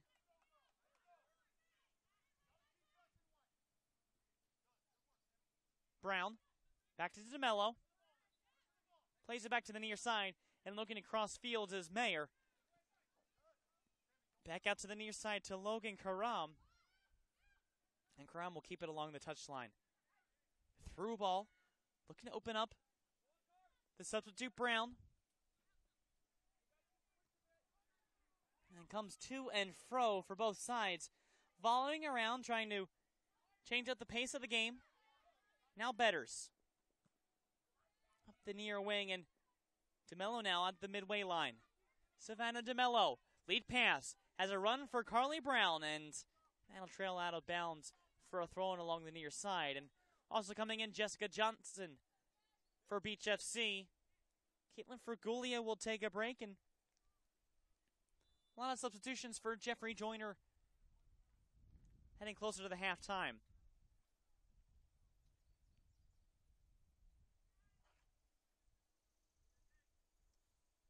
Beach FC does have one national championship. It was the U19 Girls Ross Stewart Cup in 1996. As North Huntington Beach FC 77. And ball played all the way back to the keeper, Kaylin Marquise. And I look to counter back the other way once again for Tampa Bay at the midway line. Racing up with some speed. Up that line is Sabrina Wagner to the corner. Wisman tripped up on the play, but a clean tackle made by Negramada moves the ball out of play for a throw-in for Tampa Bay. Closer again toward halftime, and as a reminder, we'll have first half highlights and analysis coming after any additional added time in the 40th minute. It'll be Thompson taking the throw into the 18-yard box, bounced out to DeMello. Back in by Thompson to the 18. In the area on the back post. Knocked out, but all the way up to Laxer. Laxer tried, and that's well out of play. And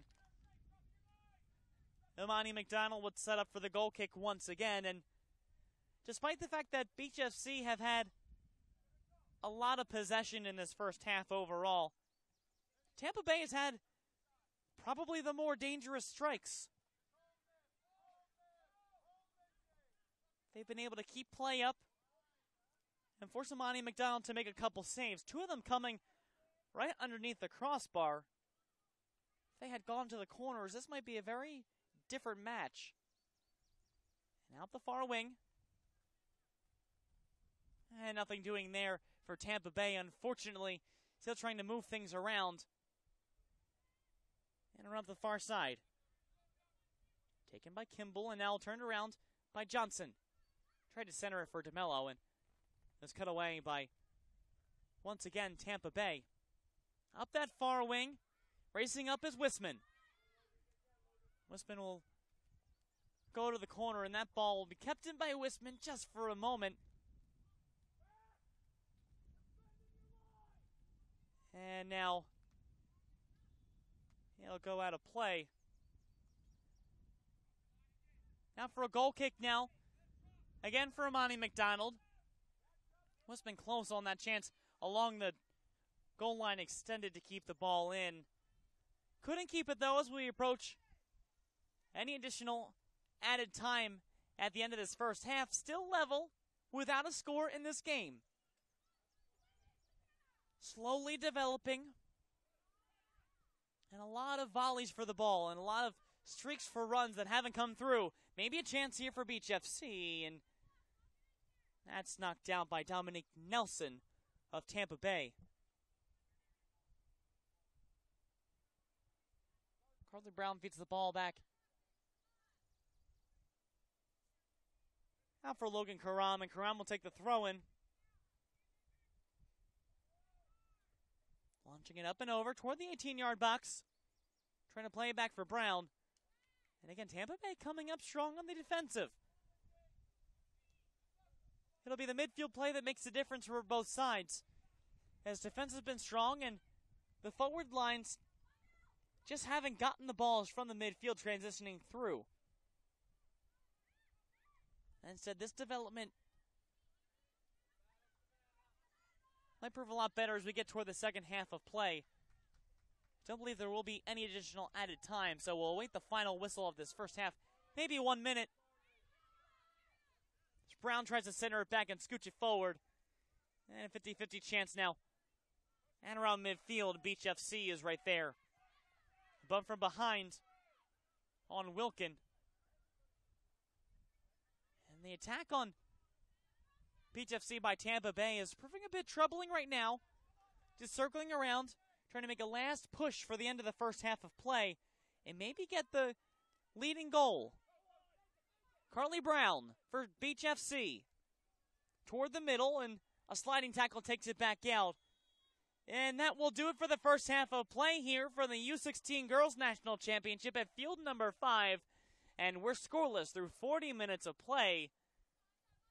Swings for both sides throughout the first half of action, and instead of finding a game-leading goal, we'll go back to the drawing board as we're scoreless again through 40 minutes of play. You're watching coverage of the 2014 U.S. Youth Soccer National Championships presented by the National Guard. We'll be back for the Maryland SoccerPlex with more, including first half highlights, in a few short moments.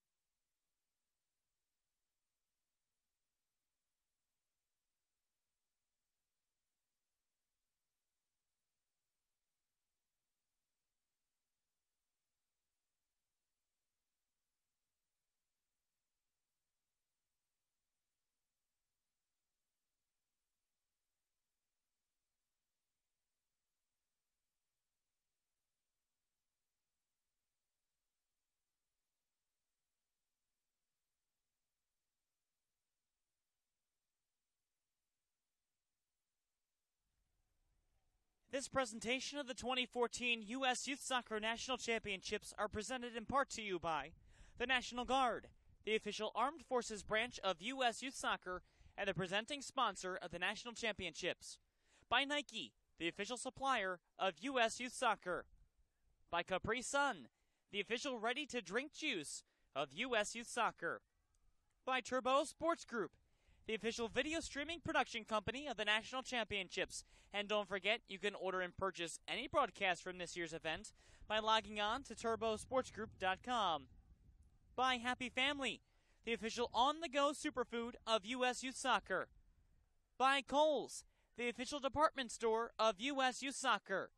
By Liberty Mutual Insurance, an official sponsor of U.S. Youth Soccer. By Nestle Nesquik, the official post-game drink of U.S. Youth Soccer. By Skills, the official player performance training sponsor of U.S. Youth Soccer. By Sports Authority, the official sporting goods retailer of U.S. Youth Soccer. By Wilson Trophy Company, the official awards, medals, and pin supplier of U.S. Youth Soccer. By the NSCAA, a proud partner of U.S. Youth Soccer. And by Major League Soccer. U.S. Youth Soccer is the official grassroots partner of the MLS. No score through 40 minutes here at the U16 Girls National Championship game. And both Beach FC and their opponents, Tampa Bay United, have had their decent chances over the course of 45 minutes of action. This one opening up in the later stages, trying to move forward, and a strike by Julia Lesser. She's had a couple of those, but Amani McDonald coming up with a couple key saves for Beach FC 97 Academy. That one across in and a launch from Danielle Gordon. Knocked away and clearing things out. That was really about it for the first half of play, though, with Beach FC controlling a lot of possession in their offensive half of the field. They didn't get many opportunities because of strong play from Tampa Bay United in their own defensive end. And that'll be what we look toward in the second half of action, though.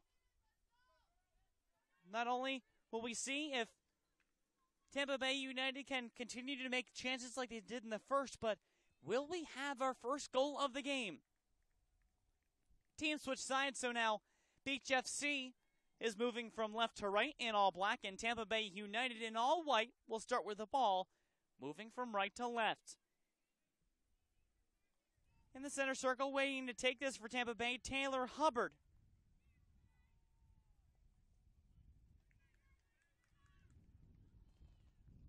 Hubbard also had a chance for Tampa Bay in the early seconds of the game. Was quickly dispossessed inside of the 18-yard box of Beach FC.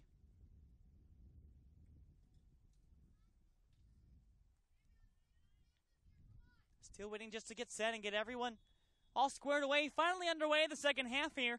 40 more minutes of action coming.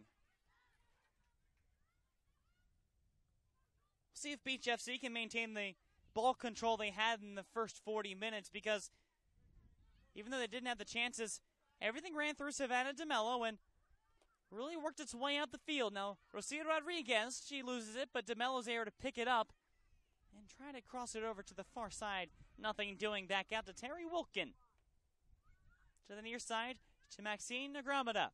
Negramada, she launches toward goal, maybe trying to feed Caitlin Frugulia. And it's chances like that that Beach FC really haven't done in the first half. They've tried to slowly, methodically move the ball up the field. Maybe some runs to spread out the midfield area can allow some seams for the strikers up front. That's what they've been missing. Sabrina Wagner with the throw-in. Onto the near corner to Elizabeth Wisman. Brought back inside and volleyed out of play by Beach FC. So a throw-in upcoming for Tampa Bay deep in the Beach FC zone. Trotting over to take it, Jackie Thompson.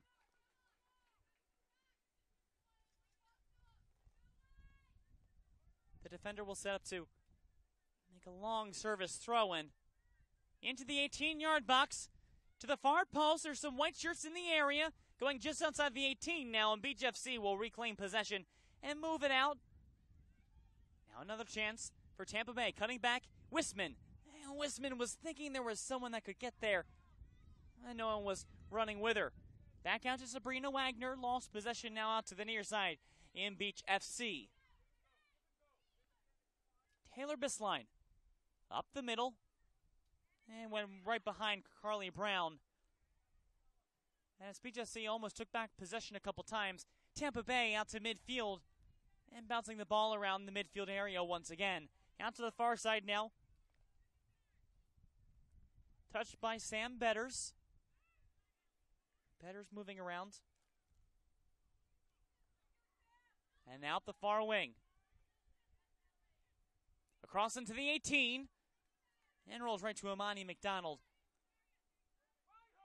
Again, lead passes. They're just not finding the feet of the strikers.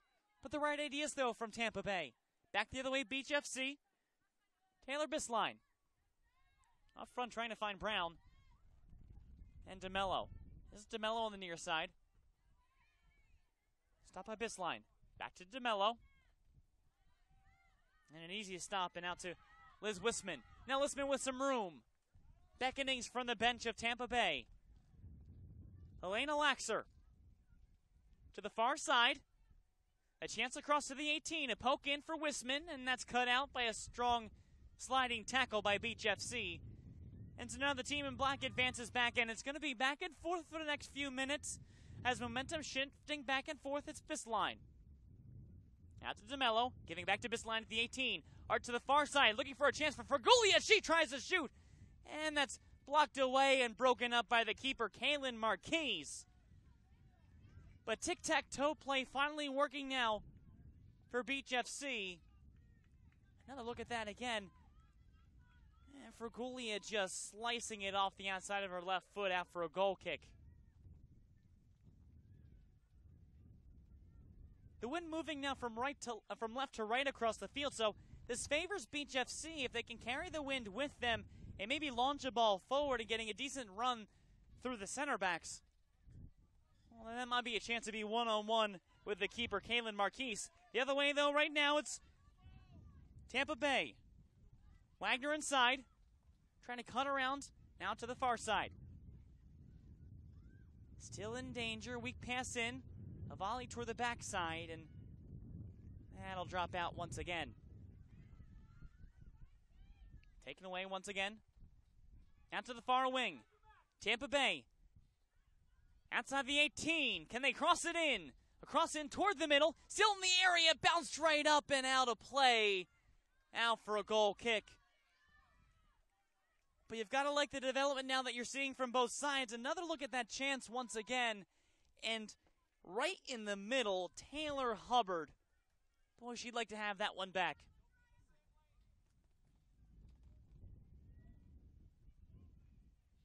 McDonald has to clear it out. A attacker pursuing. Out to the near side. Played along. Up to Bisline. To the inside to Savannah DeMello.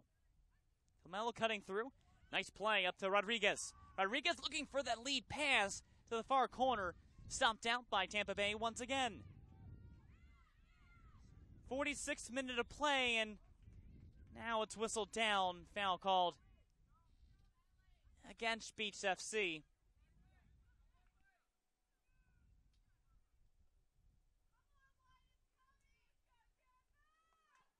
Cleared out by Kaylin Marquise, the keeper. She'll take the free kick. Up to the far side of the 18. Tampa Bay still threatening. To the 18, across inside. Bounces off a defender right in the middle of the 6-yard box. And back out. Not completely out just yet. Right-footed strike. That's tripped up on the way by DeMello. DeMello all over the field for Beach FC. Now Tampa Bay trying to counter again into the center. Cut out and out to midfield. A lot of room to run now. Lead pass up the middle. That was the right idea coming from Fergulia. And just cut out by the defense again. Continuing just the runs and spreading out the field instead of going through the midfield. That's, for both teams, had a lot of trouble in the first frame. They're just cutting out the midfield completely, going from defense to strikers, back and forth. And the field of play is much more spread out right now, instead of just scrunched up right around midfield. And that's when you get a lot of play bouncing around and losing possession is when the attackers and defenders on both sides start moving toward that center circle, right in the middle area of the field, instead of being stretched out and able to move around, they get cramped up in one another, and then just back and forth and long touches will keep the play around midfield. Right now, this is controlled by Beach FC. Trying to lace it up the near sideline, knocked out. Now Wisman. And Wisman tried to make that stop. Out to Terry Wilkin to the near side to DeMello. Savannah DeMello. Up the middle. Finds some space. Directing traffic out to the far side. Here's Fergulia inside the 18. And too far for Fergulia to make the chase. And Kaylin Marquise instead will roll it out the far side. And wide open. Space is nothing but rolling green grass for Tampa Bay. Now up to the 18. A give-and-go attempt by Wisman. And now back out to the center circle. DeMello lays in a 50-50 ball. Taylor Bisline gets there first. To the near side. Maxine Negramata. Now DeMello. Out to the middle. Trying to cut in for Bisline. Look for Fergulia. Play tripped up. A volley from outside the 18. Rocio Rodriguez thought she might have a chance toward goal. Going off the volley. And instead of going to goal, goes up and over it. Out for a goal kick. Decent chance at the 18 overall, though. You like those kinds of strikes and setups. And now Tampa Bay trying to move up in their methodical way up the far touchline. And now the team in black, Beach FC, moving from left to right, will recover things once again. Moving out to the near side. Touched up, and head coach Jeffrey Joyner, Beach FC, complaining about the mental choices for his club. Instead of finding players, they're trying to find room that's just not there. And play moves up in favor of Beach FC around midfield. It's almost just as soon as you mention who has possession, it's almost immediately turned back over once again. They need to keep possession, both sides do.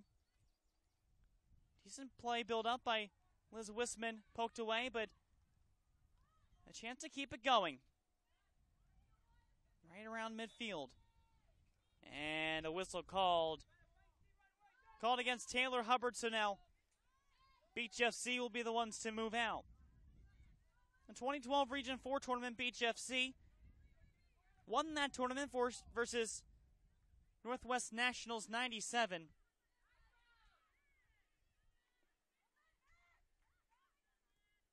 Well, they conceded one goal in that 2012 Region 4 tournament, and thus making through two regional tournament plays where they've won the tournament. They've conceded one goal overall in 12 games.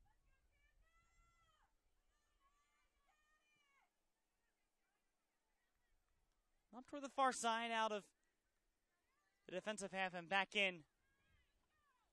Just volleys back and forth, reminiscent of a tennis match.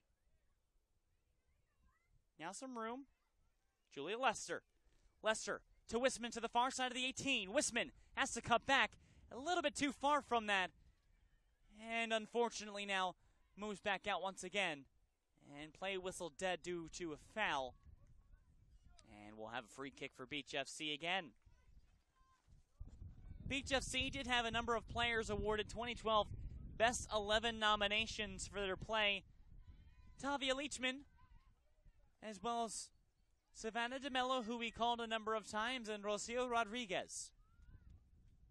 The three winning the award despite the fact that they went out with just 2 points in group play. Tyre Petratus.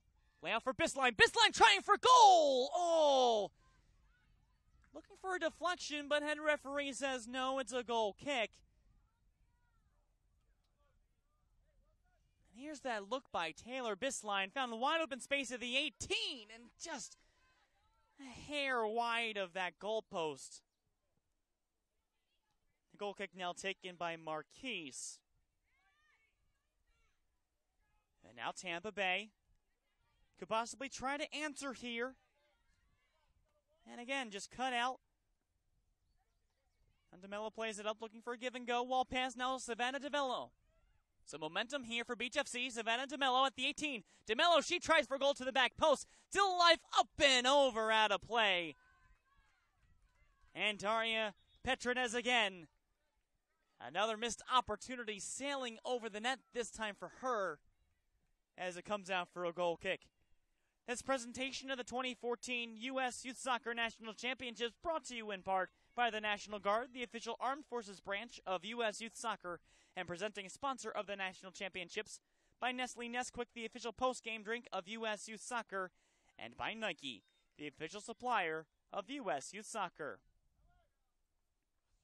53rd minute here from field number 5. As substitutions come in now for Tampa Bay United. Dropping in will be Danielle Gordon, who had that dangerous strike in the first half. She'll make her way back onto the pitch. From the Maryland SoccerPlex in Germantown, Maryland, this is the final game from field number 5 of the 2014 U.S. Youth Soccer National Championships, brought to you by the National Guard. Colin Shuck with you on Turbo Sports Group, and we thank you for enjoying our broadcast all week long, from Tuesday through today, on 5 different locations at this tournament. A couple games still going on, though, and this one including.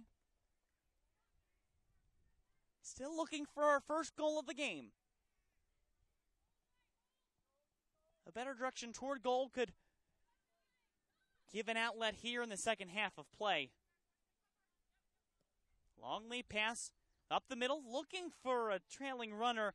That was Taylor Bisline trying to make the run for Beach FC. The team in black, Beach FC 97 Academy Region 4 champions from California South, and the team in white, Tampa Bay United 97 Premier from Florida, from Region 3, but came in as the runner-up in the red group of the National League. At the 54-minute mark now, the number you're looking for is 80. That'll be the end of the second half of play. And if there is no score up to that point, or any kind of draw, and that means we'll go to extra time again. To the inside for Tampa Bay. Looking for a counter now. Off to the far side.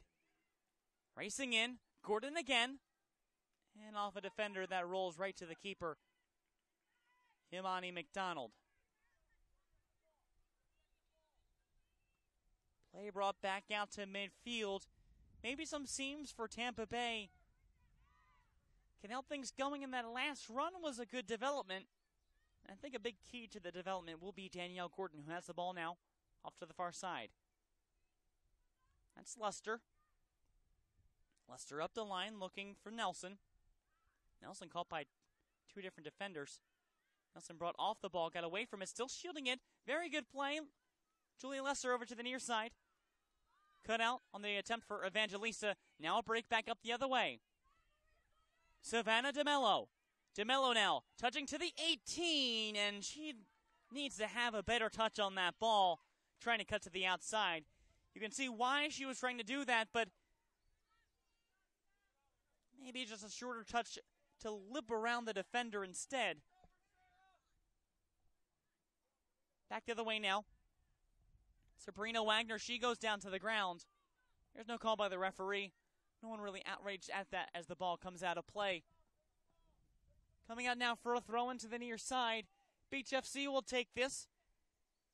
And it's Beach's Taylor Bisline. Play back and forth. Nice touch around made by Gracie Zas.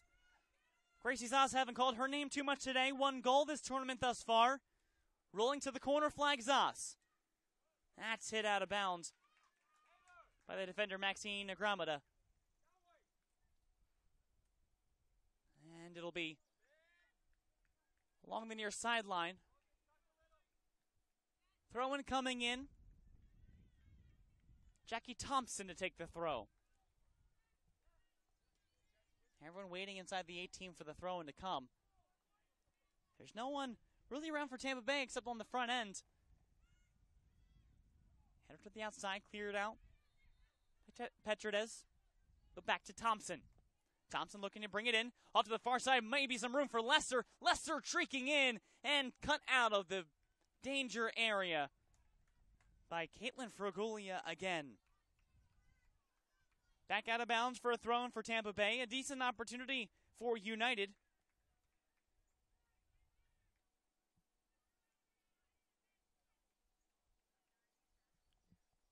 You can see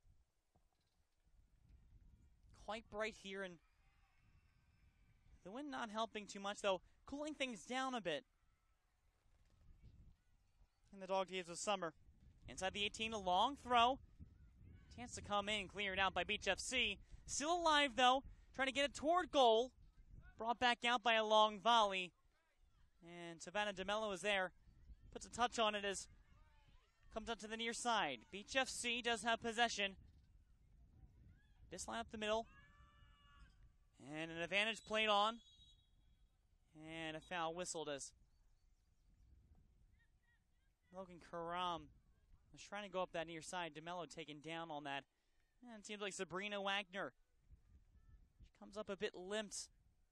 Maybe that right knee. Has 2 goals over 7 games in her tournament life. Those 2 goals coming last season for Wagner. Both goals against Empire Revolution Syracuse 97-98. The 30th and 49th minute. Those were the lone goals for Tampa Bay United in their lone victory last year. Now to be taken by Maxine Negramada.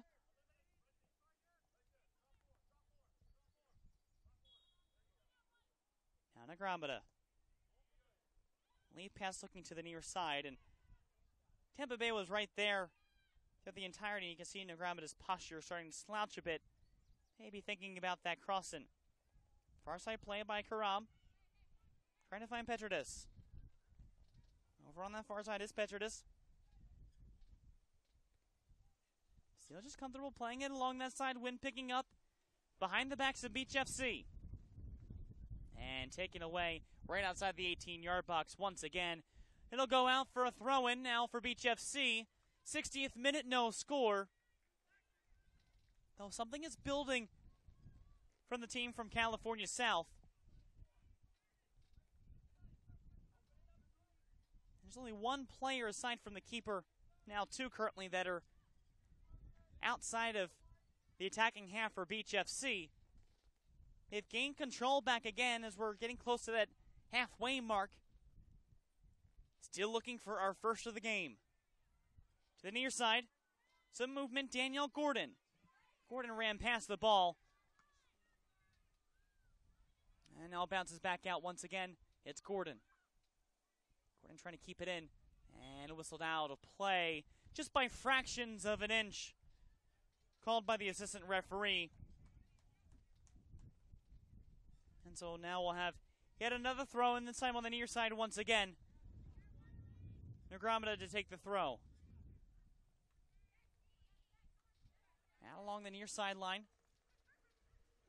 Still fighting for firm possession of the ball. Up the near wing. Savannah DeMello. Up to the near side to Rodriguez. That's knocked off of Rodriguez. And so once again we'll have a throw-in. Along the near side it's Gordon. Trying to turn and go. Couldn't find room and turns the ball right back over once again. And it'll be a throw-in for Negramada. Up to the near side. Ball forced out just at the goal line extended. It'll be a goal kick now upcoming for Kaylin Marquise. Again, this presentation of the 2014 U.S. Youth Soccer National Championships are brought to you in part by Skills, the official player performance training sponsor of U.S. Youth Soccer, and by Sports Authority, the official sporting goods retailer of U.S. Youth Soccer. To the near side, Gracie Zas. Cross one-on-one at the near corner flag, layoff to Lester. Julia Lesser with some room. Can she take a chance? Lester! And Imani McDonald would have been there, but the right call by Lesser. She's had a couple chances.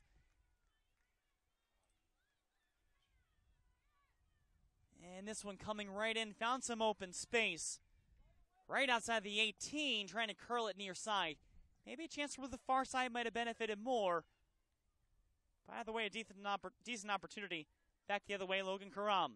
She loses it to Tampa Bay, and so once again we go up the far sideline, and that'll trail out of bounds. And it's now Beach FC.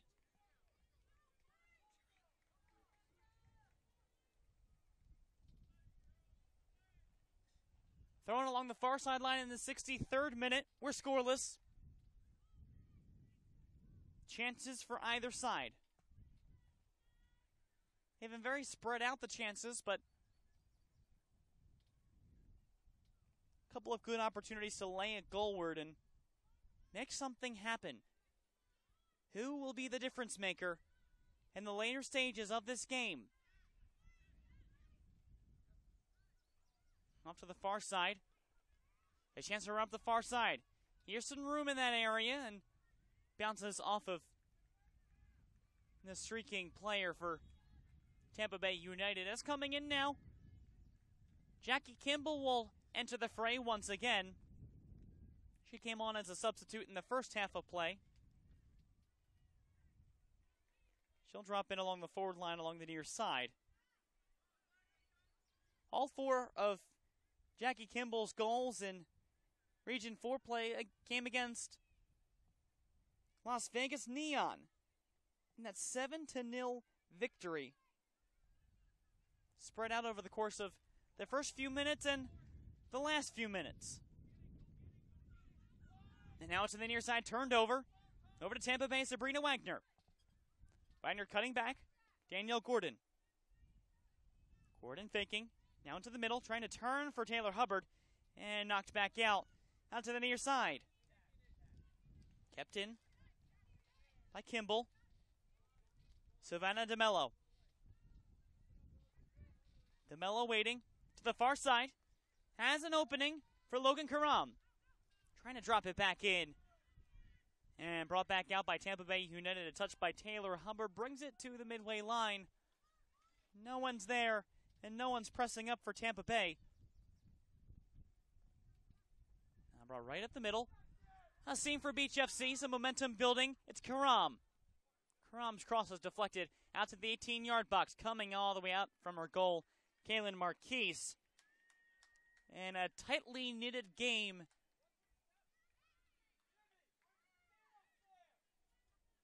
Moving on in the second half. Again, this is for the Mary Derflinger Cup, the U16 Girls National Championship from field number 5 at the Maryland SoccerPlex in Germantown, Maryland, the home of the NWSL's Washington Spirit. Colin Shuck with you with Turbo Sports Group, bringing you this final game. Who will be crowned national champions?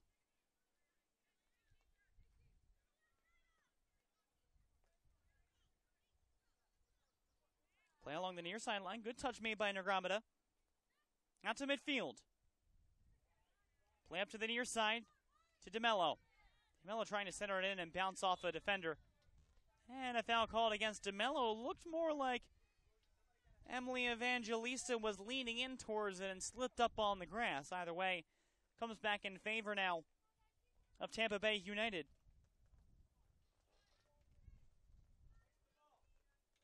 United missing a number of players from their appearance in 2013. Victoria Kanata, Sarah Close, who also played in National League. Noah Strokes, also played in both. Julia McKnight played in all 3 competitions as Imani McDonald looks to clear it out. Taylor Jones also missing. Jordan Evans, Aitlin Ernst, and Alicia Holmes. But still with a chance to claim that title they've been looking for. To the near side. That's cut out by Sarah Mayer. And up the far side. And a foul committed once again against Tampa Bay United. It'll be brought back to this side. Maxine Negromina will take the kick once again. Doesn't have a lot of elevation or distance on her kick, but effective to getting the ball upfield from her position. There's some strong lift coming from Negromina. Out of play along the near touchline. It'll be taken in by Sabrina Wagner, and the energy trying to be pumped up by the Tampa Bay bench, including head coach Adrian Bush. We get some momentum going and calling out there within the final 15 minutes. And bounced out by Sabrina Wagner. DeMello now for Beach FC. Savannah DeMello cutting toward the inside to the 18. DeMello trying for a goal. That's bounced out and kicked away. Now coming out Danielle Gordon. Maybe a bad touch, but flicks around the defender. Now a rush here. And that's cut back in. Instead of finding Danielle Gordon, Julia Lester tried to cut back to where Gordon was once before. Ball bounces upfield. Again, it's Lester. Lester waiting. Blazing by Tavia Leachman. Lester coming to the 18. Lester with a chance for goal off the crossbar. And out to Amani McDonald. The best chance for Tampa Bay United thus far. And Julia Lester unable to find the leading goal.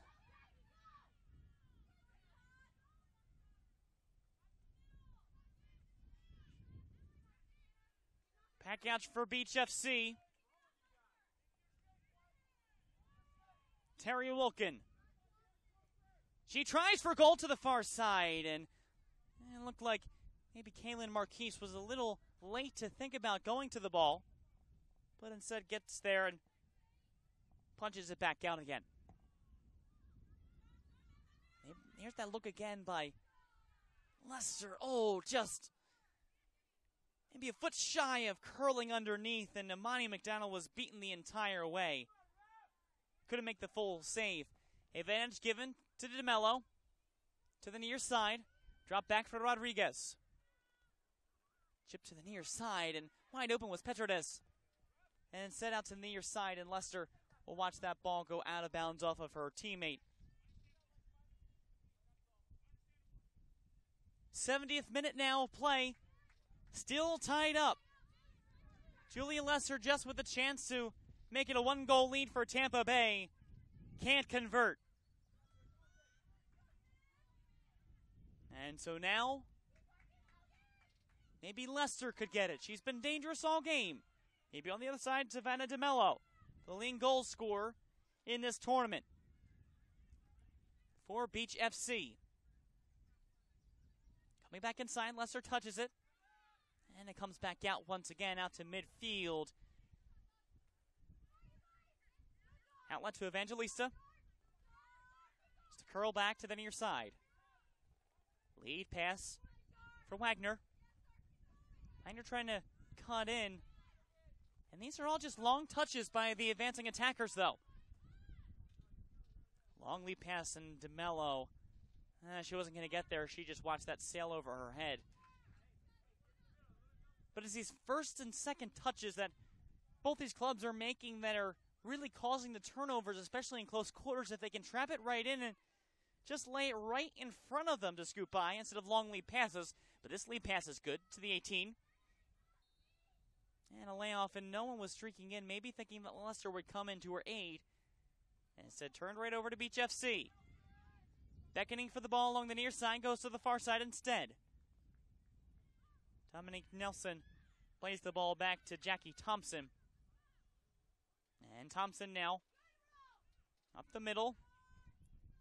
Danielle Gordon stepping in for Tampa Bay out to the near side. Beach FC able to keep it in. Negromina slowing things down and rebuilding play along the near side. Thought that would have gone out of bounds. Did Kimball. Kimball now. Inside, DeMello. Cutting outside in the 18. Savannah DeMello trying to cross it in. Bounce off the leg of Jordan Evans. That'll go out for a corner kick.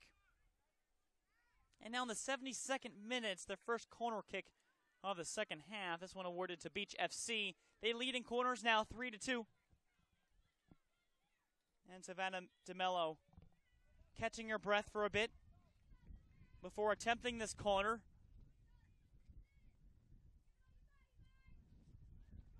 You can see the wind just whipping now across the field. DeMello's going to be kicking into the wind. That'll knock down the trajectory just a touch. Cross into the 18, a long one to the far side. Trapped in the 6-yard box, still alive in front. Squeaks out to the far side and will go out of play. It'll be another corner kick. Logan Karam right there.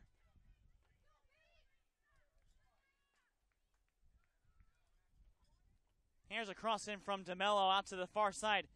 A nice trap inside, and there's Karam. The first chance stopped both by Kayla McCrease and Jackie Thompson.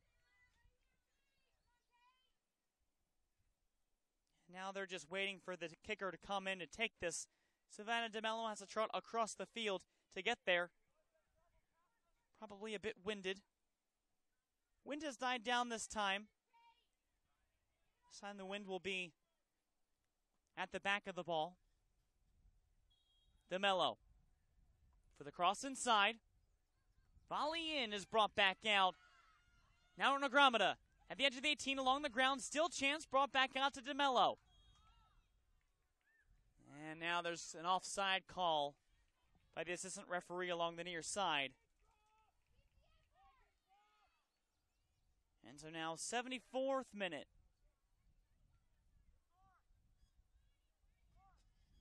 And we're still even.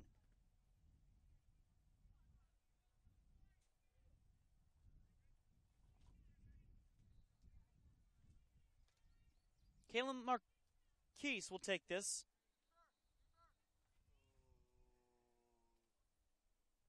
Just drifting it back just a bit to the hashtag written on the field, Road to MD. Play through the regional tournaments and the official hashtag of this tournament.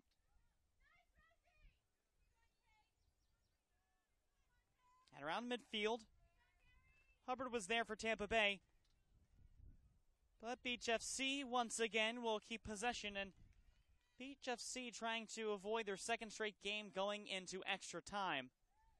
And substitutions come on for either side, and we remind you that the 2014 U.S. Youth Soccer National Championships are brought to you in part by Wilson Trophy Company, the official awards, medals, and pin supplier of U.S. Youth Soccer, by the NSCAA, a proud partner of U.S. Youth Soccer, and by Major League Soccer. U.S. Youth Soccer is the official grassroots partner of the MLS. Lindsay Eaton will come on for Tampa Bay, and for Beach FC, back on Carly Brown. Throwing along the far side. It's Beach FC's. Volleying back and forth now, finally a trap by Beach FC. Rodriguez. Rocio Rodriguez to the 18, tried to chip it in. Blocked away and knocked out of danger by Evangelista. Beach FC still threatening to the near side. And looking for a lead pass for Jackie Kimball. Instead it rolls out of bounds for a throw-in along the near touchline. Under 5 minutes remain in the second half. Can someone find the game-leading goal? No call along the near side. Beach FC wanted it. Now up the middle. Gordon. Up to the near side. Cut out by Beach FC again. Out to the midway line. To the near side. Petrodes. Taria Petrodes to the 18. Cuts back out for Kimball. To Petrodes. Threatening Beach FC. Trying to move the ball around and smart to keep possession. Give and go for Kimball. And again, whistled down. And it'll be possession now for Tampa Bay United.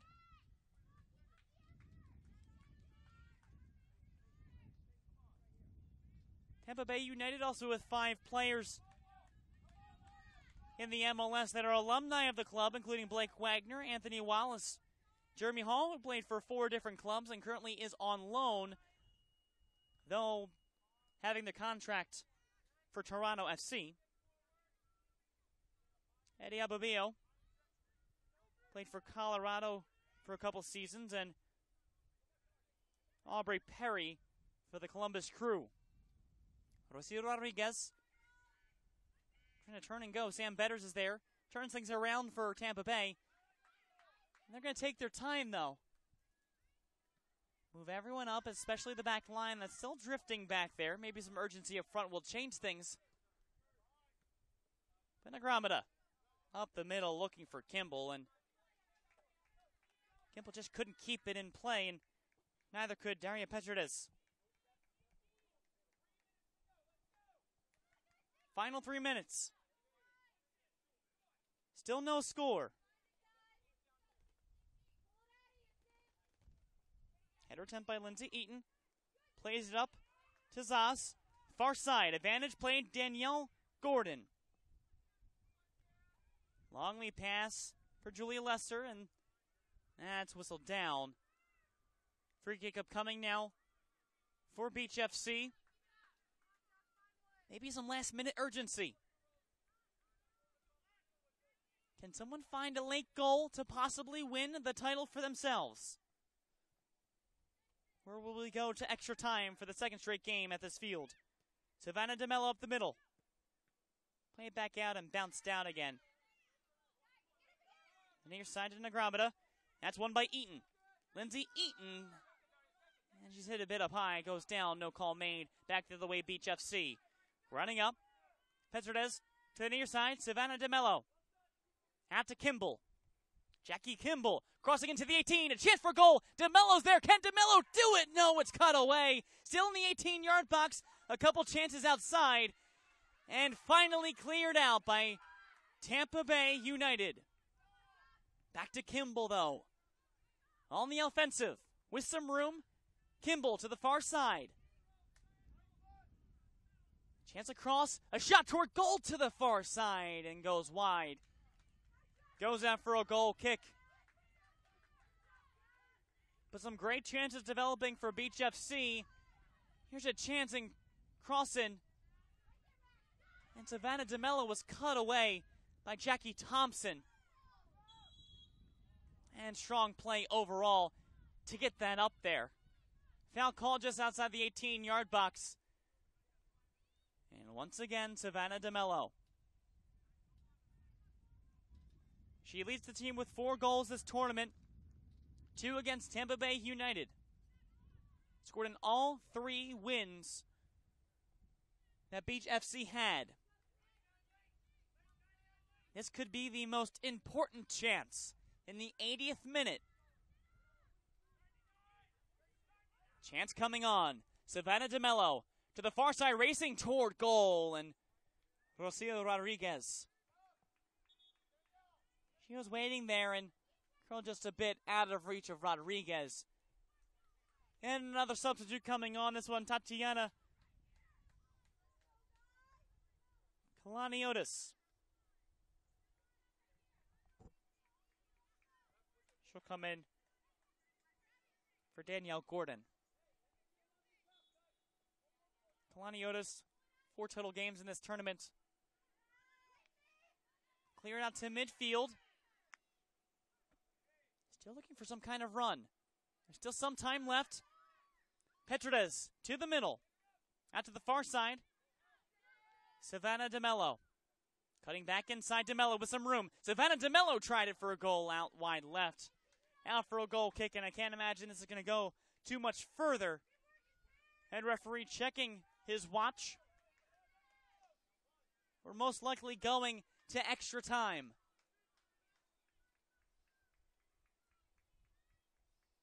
When will the whistle come? Marquise plays it out. Launch back in once again. Head out to the far side. Julia Lester headed back in. Fighting with Logan Karam. Won by Karam. It'll be a throw-in for Beach FC along the far sideline. And that is the full-time whistle. 80 minutes will not decide it. Extra time will. No score through 80 minutes of play. Now we'll have two 15-minute periods of extra time. Can we find a winner there? If not, we will go all the way back to penalty kicks. It's the way that the last final ended here from this field. Will we have it again? We'll wait and see when we come back. You're watching coverage of the 2014 U.S. Youth Soccer National Championships presented by the National Guard. Extra time coming up 0-0 in the U16 Girls National Championship game. Don't go anywhere.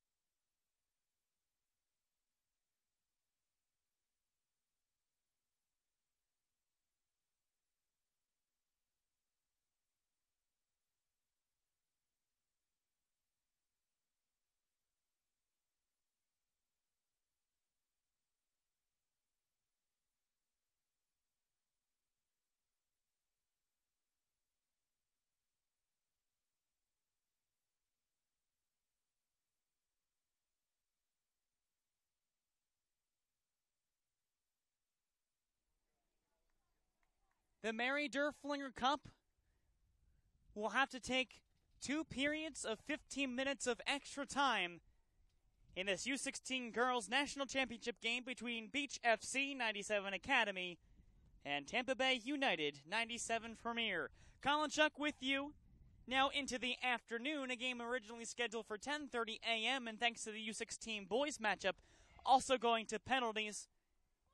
Baltimore Celtic winning 4-2 in PKs after a 1-1 decision. Here we'll have our own overtime, but this time it's scoreless. Best chance coming from Julia Lester in the second half. Hit it off the crossbar for Tampa Bay United. And now they'll reset once again, going in the directions they started this game in. Tampa Bay United in white will start with the ball, going from left to right, and going from right to left will be the team in black, Beach FC 97 Academy. In the middle to touch it off, Taylor Hubbard. Drop back underway here, first overtime period. Can we find a winner in the next 30 minutes? It's not golden goal, so we'll play through the entire 30 minutes in total. And only after that, if there isn't a winner, we go to PKs, and if so, that will be the end of play. Racing up the middle.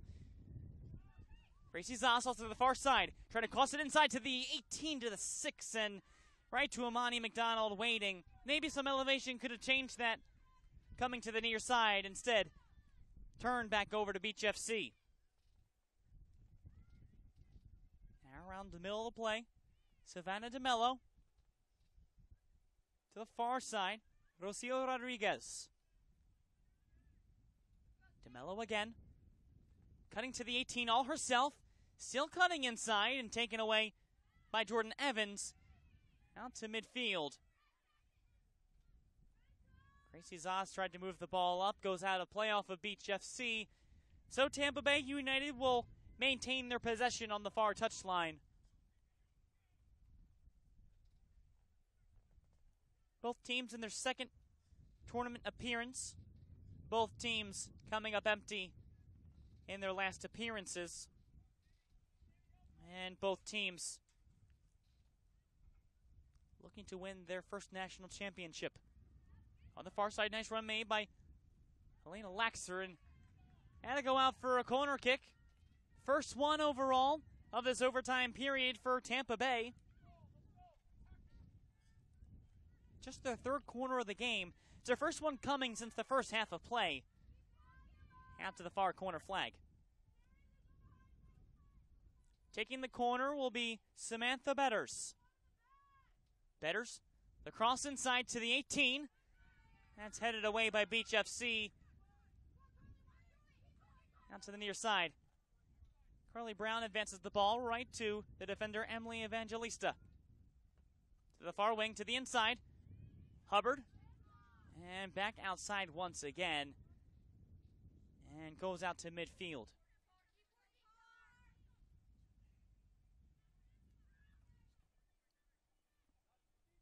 Tampa Bay keeping possession.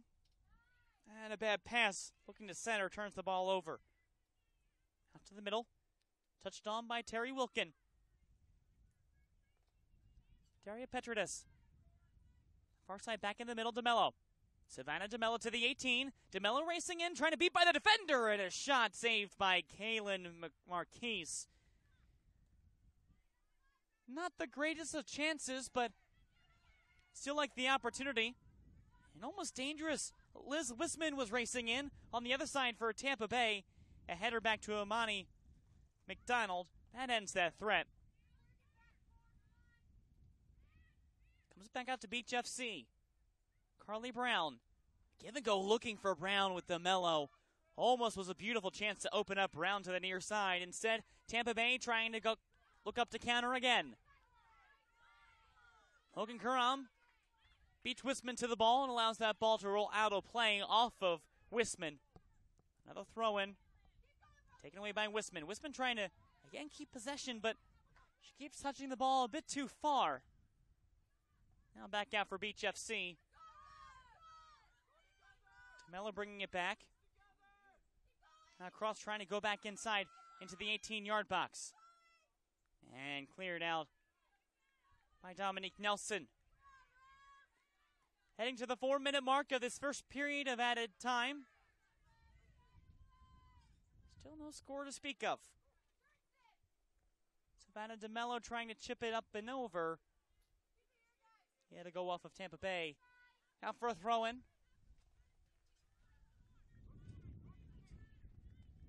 Karam to take the throw along the near side. Play back to Brown. DeMello. Drop back again.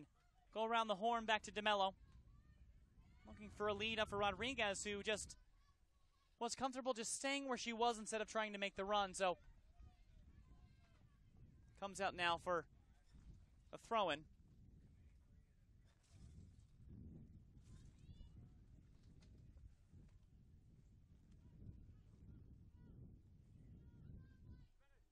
Along the near sideline. Throw coming in from Logan Karam. Rodriguez. Back to DeMello.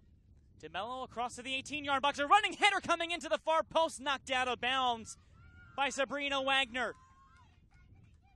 A diving chance toward goal.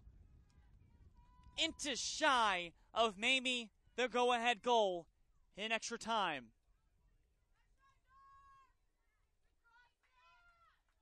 Wonderful cross in, and I believe that was Terry Wilkin with the diving header, the midfielder. DeMello will take the corner, the first one for Beach FC in this first extra time. DeMello again for the corner kick. Crossing into the 18. To the edge of the box. Cleared away by Tampa. Kept alive. To the far side looking for DeMello. Can't trap it cleanly, but keeps possession. Knocked out for a throw-in. Bounced off of Gracie Zoss on that far side.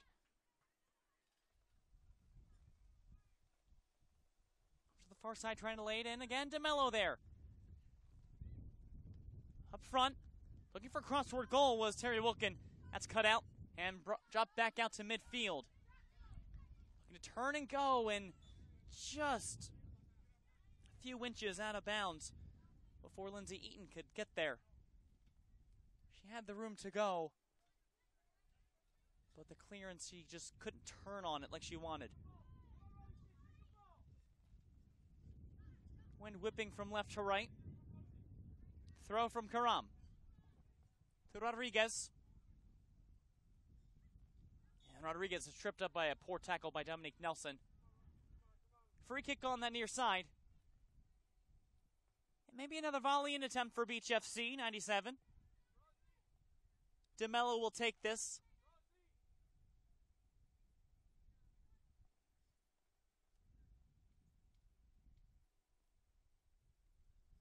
Eighth minute of a possible 15 of this first extra time period. And again, yet to have a goal.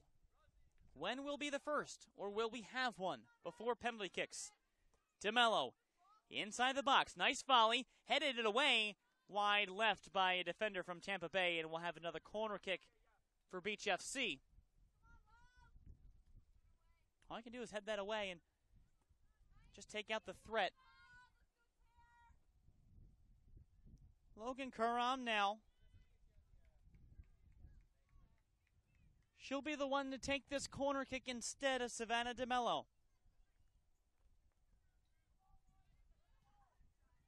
Karam with the left-footed strike up coming. Wind blowing toward Karam. Volley inside. And right to swoop it in is Kaylin Marquise. Easy play for the keeper. Untouched as she came out. Trying to turn and go is Tampa Bay. With some room up the middle, Taylor Hubbard. Hubbard has to cut back as reinforcements come up. Layoff to Zoss. Open field, just hits a defender to the far side. Wisman. Back up top. Turning around. Still over by Wisman. Wisman falls down. And foul called against Beach FC. Now, while there is a foul on the touchline for Beach FC to volley it in, now there'll be an equal chance from about the same exact distance for Tampa Bay United. Sam Betters to take this in the first overtime. Betters, 14th minute against the Wolfpack, that 2-0 win a goal. Cross in and led the runner too far, goes out for a goal kick.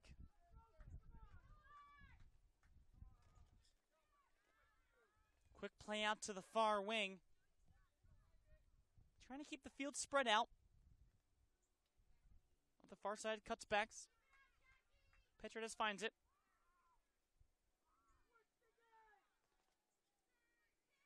Sarah Mayer. Oh, another cross to the near side. Karam is out to the near side, but a push up the middle instead, and again very slow in deciding where to go. Up the middle, longly passed by Wilkin to the corner. Rodriguez. Rodriguez now, knifing through. DeMello, cutting back, she has to stop too. To the top of the 18, DeMello, low strike blocked in front. And cleared completely out by the center back out to the far side. Now possible counter attempt here. Up to Eaton. And she's upended on the far side. It'll be now a free kick on that far sideline. No substitutions thus far in this first period of extra time. May not see too many. And ball. That'll be whistled back. And another free kick upcoming to be taken by Sam Betters.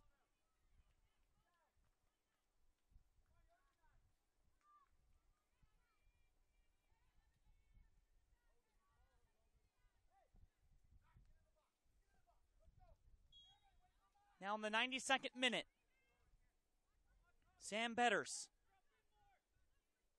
Can she get a cross in? She's still waiting. Cross by Betters. Inside to the 18. Bounce back out by Beach FC. A volley in toward goal on the far side. Still alive. And that was Wisman. Player down inside the 18-yard box around the 6 as the ball rolls out of play along the near side. That was a Beach FC player getting back up. Here's a cross in again by Betters.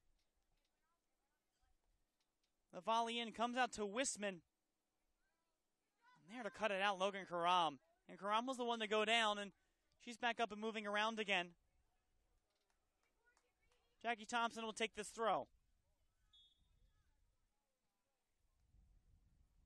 Thompson now toward the 18. Long loft. Finds Wisman. Cutting around Wisman. Wisman, a shot to goal. Chilled to the outside, out for a goal kick. Liz Wisman, the past 2 chances haven't gone her way, but she's still finding openings. It's things like that that show momentum in this match. There's been a lot of play around midfield. There's been a lot of attacks and counterattacks and counterattacks, and so on and so forth. Also been a lot of play around some of the boxes as checking back in. This could be a big substitution. Julia Lester will come in for Lindsay Eaton. Lester had the best chance of the game by far. Sailed it off the crossbar. Hubbard. Now curl around to the far side from Betters. Travels back to Betters with some speed. Sam Betters to the near side. Wisman. Liz Wisman. Cross inside. Ooh, just hit off the inside. And bounces back in. That one went off the post. And now play inside. Looking for Lester and cleared away by Terry Wilkin. Out the middle. Carly Brown to Rodriguez. Rocio Rodriguez. To the near side. Trying to cross it. finds Savannah DeMello. And again, taken away and back out again. A give and go. Look for a long run for Lester up the far side. And there's a foul called against Julia Lester. No, it's an offside call. Flag is up along the near touchline. Looked initially, because the defender did go down, that they were going to try to nab Lester on the play, but a look through the bench and the tents of the FC bench. Well, finds the flag being lowered. Wisman again. Cutting back toward the inside. Cut away by Sarah Mayer. Brought back up, Savannah DeMello reaching to the outside. DeMello, long lead pass up the near sideline. That's Brown. Cross inside to the 18. Bounce back out again. And moved around up midfield. Up to the center line. And that's it for the first extra time period. We still haven't had a goal, so we'll have a final 15 minutes after a short break and a review of play from both sides. And again, chances overall in favor of Tampa Bay, maybe a touch more. Some of them by Liz Wisman to provide openings, and unfortunately couldn't find the goal. You're watching coverage of the 2014 U.S. Youth Soccer National Championships presented by the National Guard. We'll be back for the final period of extra time from field number 5 at the Maryland SoccerPlex in a few moments. Don't go anywhere.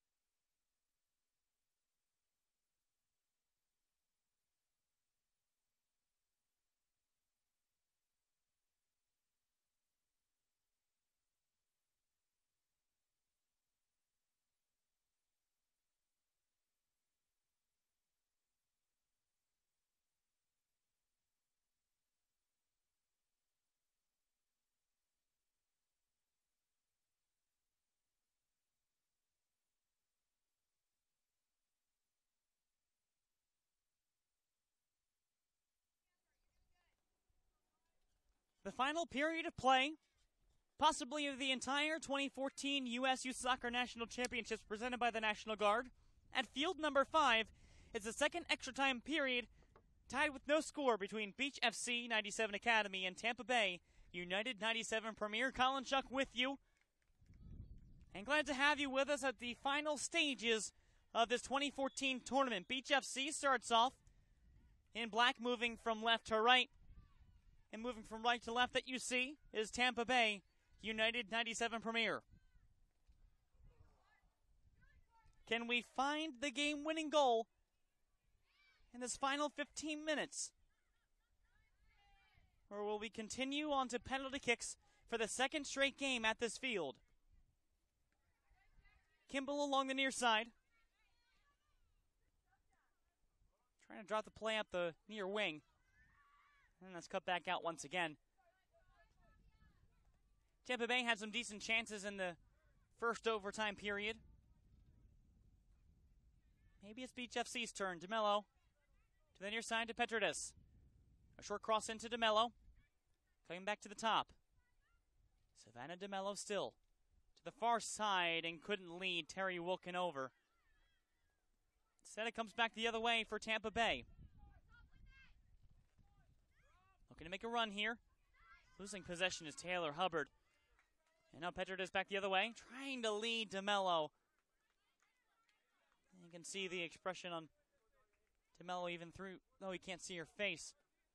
Just disappointed. To the far side. It's Carly Brown. Racing up for her now, Rocio Rodriguez. Rodriguez goes down with contact by Dominique Nelson. And Nelson quite displeased. No card awarded. Didn't think it deserved it.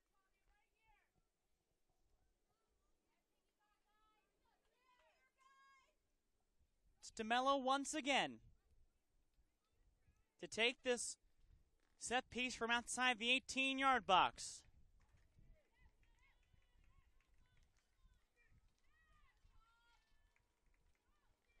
Chance for Beach FC to maybe claim the lead. Could it be off of the set piece from DeMello? DeMello raises up. Cross inside the 18. Toward the far side. No one was there. It was well over the heads anyway. Goal kick upcoming. 98th minute of play.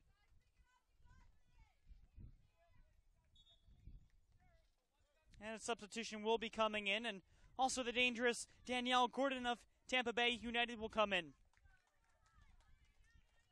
Gordon did register one goal.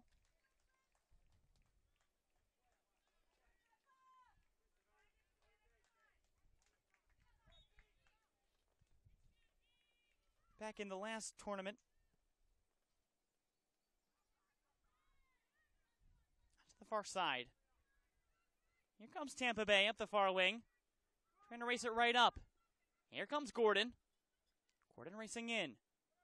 Cut back. Doesn't go out of bounds. Gordon keeps it in. Oh, and that was cut out, and the advancement by Tampa Bay looks strong.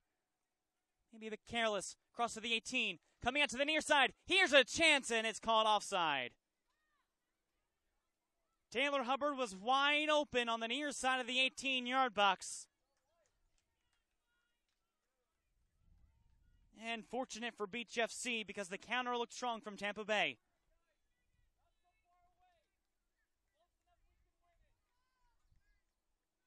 So once again, Amani McDonald will clear things out. Out to midfield. Evangelista lays it up and eventually goes out for a run for Gordon. Danielle Gordon tried to cross it inside. Now inside the 18, a drop back. Still circling around, taken down in the box, no call made. Still muscling around with the ball. Evangelista comes out and finally that's going to come out for a kick. And they're talking to Julia Lester for some dangerous play along the ground. Another look at that. Lester went down.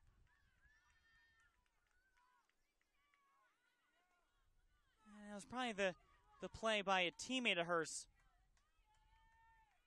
Couldn't see the number on it, but Lester was the one that get talked to. Maybe for a possible grab of the shirt. Now Monty McDonald, and the play goes up the far side. Trying to turn and go. Carly Brown to the middle. Petrard is there. To the far side, back to Brown. Carly Brown. Trying to find an inside feed. Comes back out. Savannah DeMello was surrounded by white shirts. Don't know why you'd bring it in there anyway. Up the near wing. Nagramata. She just dumps it into the 18 for a 50-50 ball. Turn back over. Petrodez inside. A chance here. Could it be? Terry Wilkin turning around. To Petrodez. Cross inside feed toward the far side, and that's whistled offside by the third official on the near side. Time slowly ticking away. Just 10 minutes remaining before we have to force penalties.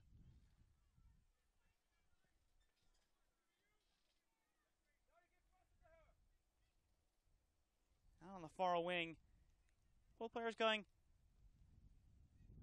trying to gain their possession, and Tampa Bay wins that one. Feed up that far side, looking for Danielle Gordon. Bounces off of Gordon out of play. It'll go for a throw-in for Beach FC.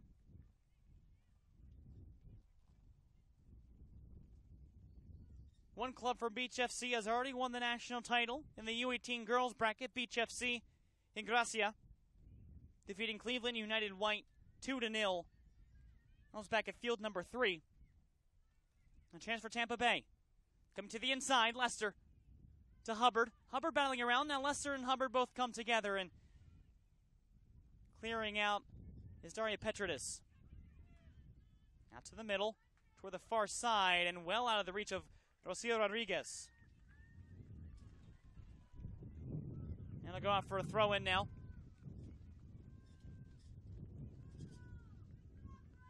Goes out of play, and slowly Tampa Bay are pushing themselves forward. Now up the middle, trying to move it up.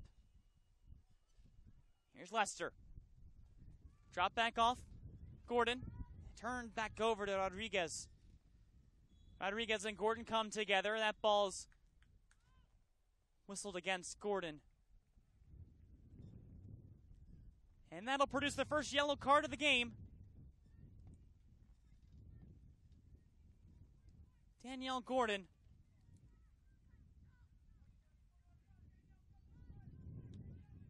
And unfortunate timing, too. Now past the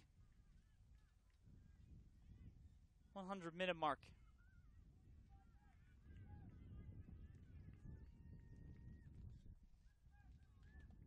If you want official numbers, the 108th minute. Free kick being set up by Beach FC.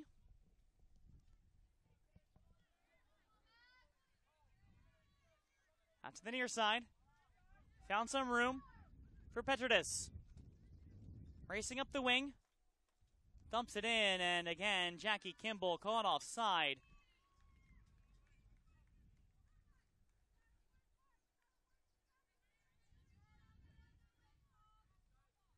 Both teams not able to creep inside the 18, whether it be fouls or offside calls or just strong play by the defensive backs. Ball out to the near side. Throw-in coming for Maxine Negramada.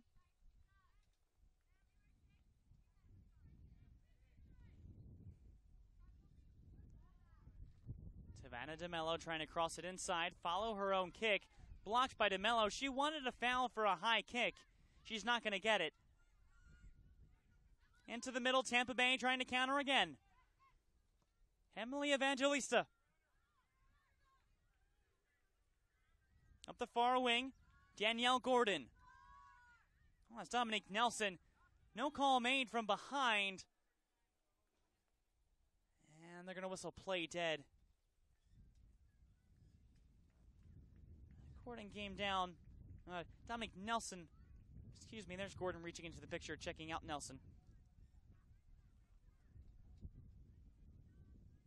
Maybe pulled up a bit. Then there'll be a substitution coming in. It will be Nelson coming off and taking her place. Tatiana Kalaniotis.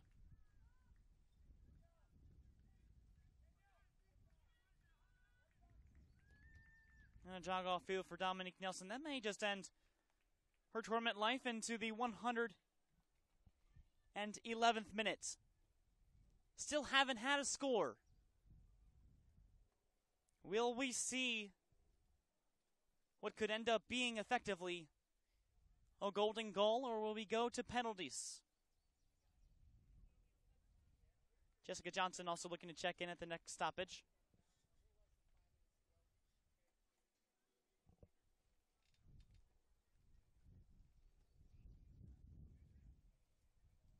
There's going to be a drop ball, I believe, and it's going to be given off to Beach FC. Played back to the keeper. It starts back with Amani McDonald for Beach FC. Long punt down the field. Right up the middle. Cross out to the near side for Tampa Bay. Finds the feet of the substitute. Kalaniotis. Turn back over. Rodriguez feed up the middle to Savannah DeMello. Inside feet for Beach FC. Comes back out to DeMello. Now back and forth possession. Taken away by Negramada. To the inside. Petridis finds it at the 18. Daria Petridis, she loses a touch and falls down to the ground and loses possession to Tampa Bay. Now race back up the near side. Looking for a lead for her striker. And while the substitute is coming in, Elena Laxer for Tampa Bay, as well as a minute before Jessica Johnson for Beach FC 97 Academy. The idea was to run over Julia Lester to the near side, and because the player in question, Emily Evangelista, was taken down behind the play, couldn't play advantage, so it comes out for a free kick for Tampa Bay. Less than 3 minutes remain. No goals yet. Still level.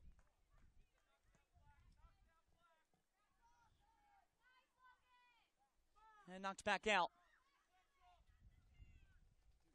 Drop to the far side. And that'll roll out a play out of bounds. Logan Karam will take the throw in for Beach FC. Verbal to Stanford University in 2016. Give and go looking up that far wing. Across midfield. Beach FC. Chip up the middle looking for Savannah DeMello. DeMello wouldn't commit to the run. Instead, it's cleared away up the far sideline. Going back and forth again. Turned over to Johnson. Jessica Johnson making a run toward the 18. Johnson from long distance. Stopped by Kaylin Marquise. That would have had to have been the perfect strike from that area to make it extremely dangerous, or an awkward bounce going toward goal. Goes back the other way. Gracie Zoss. Out for Julia Lester. Cut off and brought back in. Run for Lester to the inside. Looking back for Lester inside. And Sam Betters plays it back. Again, Lester. Ball brought back out toward midfield.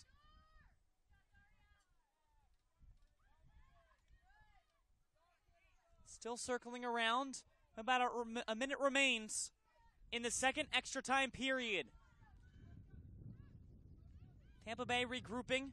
Back in their own end. Elena Laxer. Up to Hubbard. Looking for a drop-off for Kalaniotis. And now Savannah DeMello. To the near side. To Jackie Kimball. Goes out off of the foot of Sabrina Wagner. Now it's Kimball's throw and a take. We'll drop it off for Maxine Negramada. Be about a minute added on to extra time. Off to the near side. And that's played off and out of bounds. Still Beach FC. Possibly one of the last advances to find the game winner. Savannah DeMello. Outside the 18, waiting around. Trying to cross it in off the foot of the defender advancing. Negramada wins it for DeMello.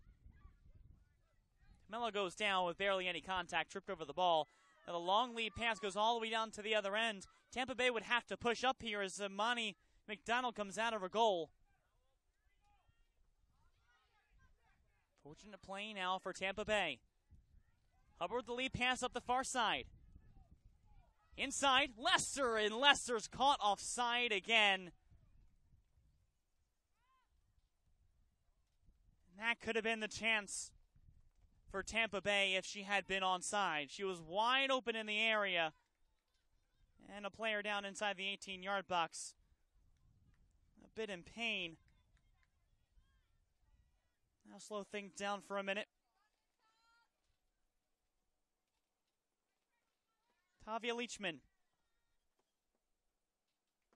Again, a 2012 best 11 defender.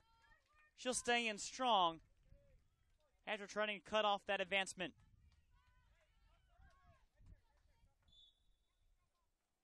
And the whistle to have Amani McDonald play on. Official looking at his watches at midfield.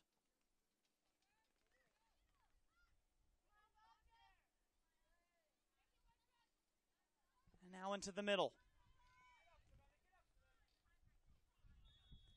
And that's going to do it. For the second straight game at field number 5, we go to penalty kicks to decide the U16 national champions. This, the girls bracket between Beach FC 97 Academy and Tampa Bay United 97 Premier.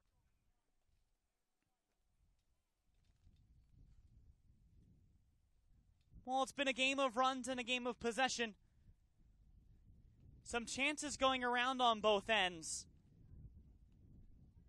And the chance is not good enough to decide a winner before deciding with the help of both keepers and 5 different strikers. Both Jeffrey Joyner of Beach FC and Adrian Bush from Tampa Bay United will coordinate with one another who they want from their starting 11 to come out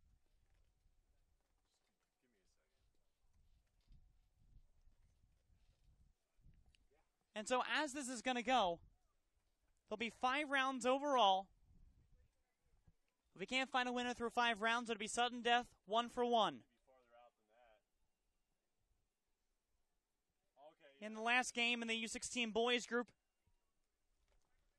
between Baltimore Celtic 97-98, Ohio Premier Eagles Green, tied at 1 going into the penalties.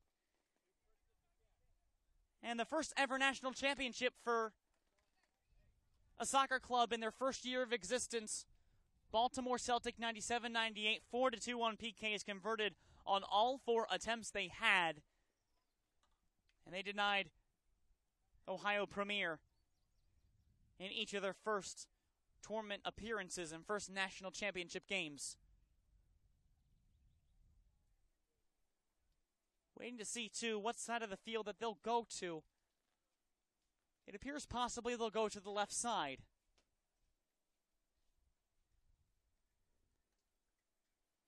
Coin flip to be determined who goes first and who wants the first licks. And in talking to keepers in various levels of soccer, it's very difficult for the keepers. It's mainly up to the strikers. It's a guessing game for the keepers, and if they can get a read, they'll go off of that, but it's based off of instinct and what they believe could happen instead. For the strikers, it's about placement. It's about possibly trying to fake out the keeper if they so choose, but finding the right corners and maybe a bit of luck on their side as well. Kaylin Marquise will lead things out for this Tampa Bay United squad in goal.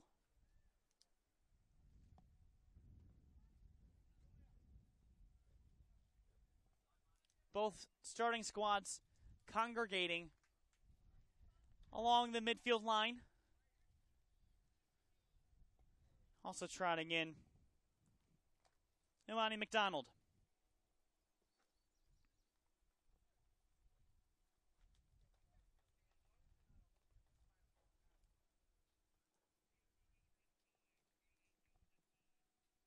So we'll see who shoots first in this.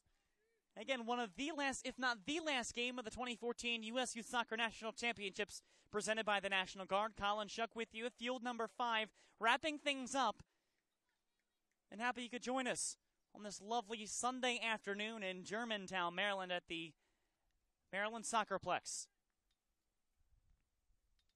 Shooting first will be Beach FC and Savannah DeMello.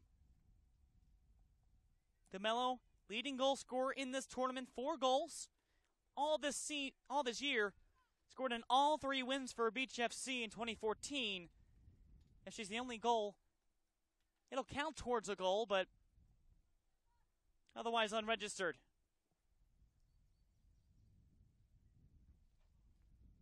First chance now upcoming. Savannah DeMello. Toward goal. DeMello, she skies it up and over. Instead of going for the instep, she goes for the laces. And she can't believe it.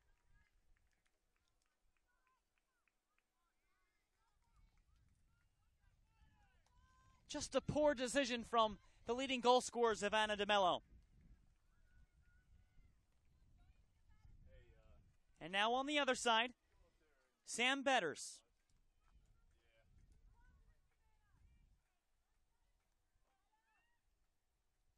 Betters has been consistent in the tournament, has one goal in 2014, part of the 2-0 victory against Beedling Soccer Club Wolfpack.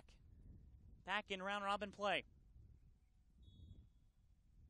Can this be? No! Denied by Amani McDonald. And apologies to Gracie Zoss, who took that kick. But a strong save by Amani McDonald. That's good.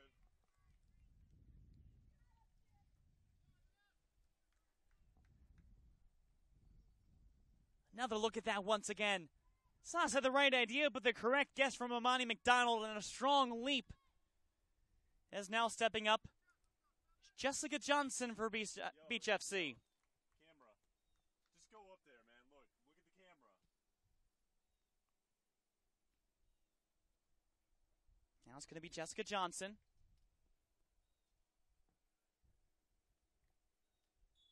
Round number 2. Johnson with a chance.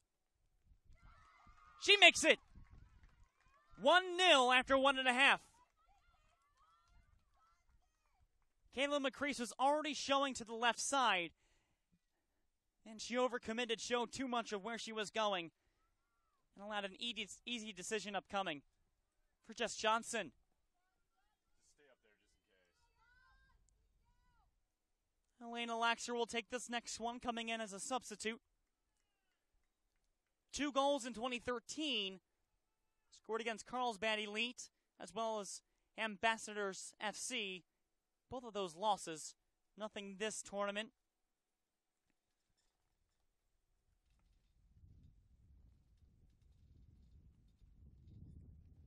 Can Elena Laxer equalize in the second round? Elena Laxer for the chance. No! Another save by Amani McDonald! She's 2 for 2 in saves. 2 chances, one to either corner, and McDonald feeling it out right, rolling out, and making the diving stop. Look at that form, though. Not showing anything until the last moment once the idea has already been implanted. Taria Petridis now.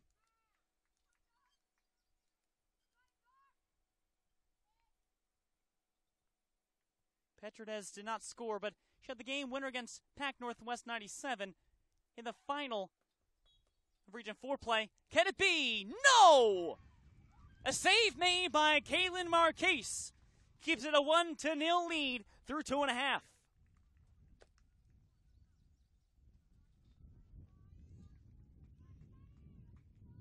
Trying to curl it in and the right idea. Again, just stamped out.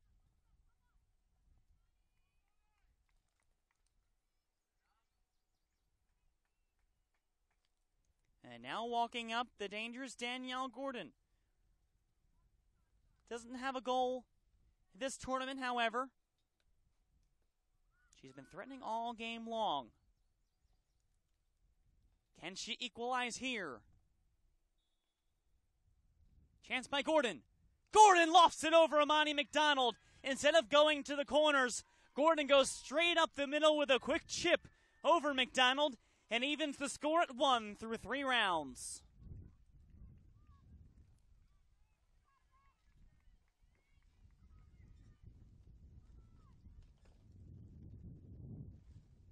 Another look at the chance by Gordon, and again, just smart play.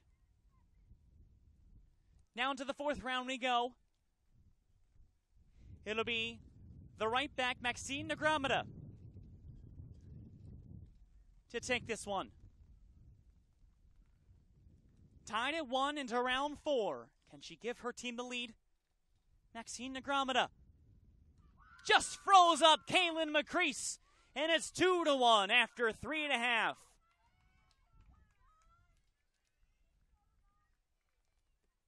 Looked like McCrease wanted to go to the near side, and instead of committing that way, she just held up overall. Knew she was beaten. Sam Betters will step up now. They have to equalize here if they want to force a win in round 5. Here comes Betters. She does it! Sam Betters, despite the touch by Imani McDonald, ties it at 2 after 4 rounds.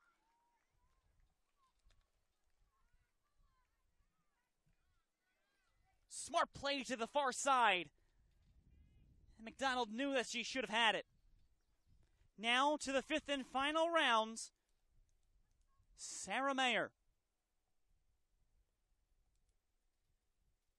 Her 8th tournament game kept off the stat sheet. Can the Long Beach State commit give Beach FC the lead?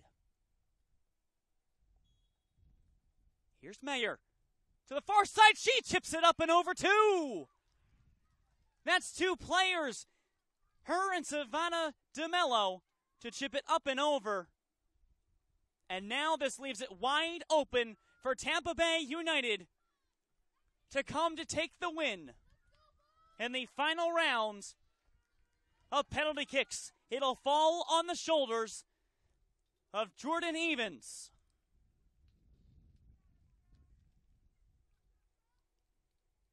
Evans 1 goal in Region 3 play against Auburn Thunder. Otherwise, that's been it. Her first year in the tournament.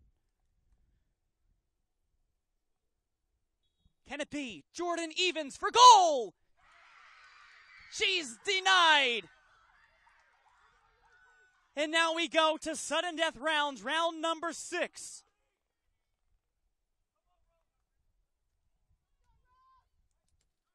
Another look at that again. Maybe the pressure coming up to Evans. Beautiful save. That's the 3rd save made by Imani McDonald. Been so strong.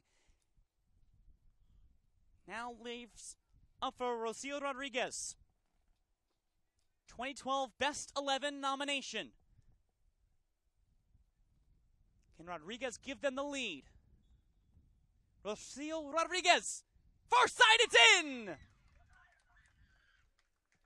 Puts Beach FC up by 1.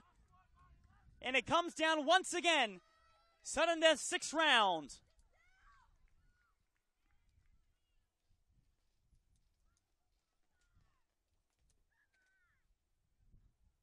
It was a correct guess, just poor timing by McCrease. And now Tatiana Kaliniotis.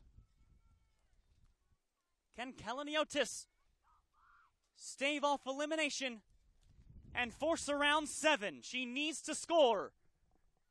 No! Save by Imani McDonald, and Beach FC 97 Academy wins the U16 Girls National Championship.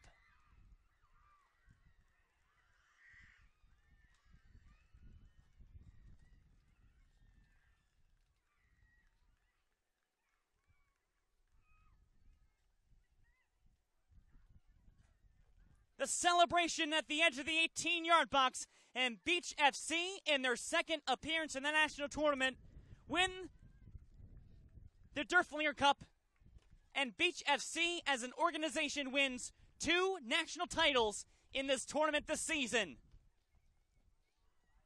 And Imani McDonald, 3 saves in 6 opportunities, make that 4 saves. Saves in the 1st and 2nd and 5th and 6th rounds. And Tampa Bay United so close and beside themselves. But you have to applaud the effort from Tampa Bay United 97 Premier. Sticking strong in this one. And you might go back to the chance that Julia Lesser hit off the crossbar to decide it. Tears of joy and tears of despair at field number 5 in one of the final games of the 2014 U.S. Youth Soccer National Championships. Handshakes commence, And the celebration continues for Beach FC 97 Academy.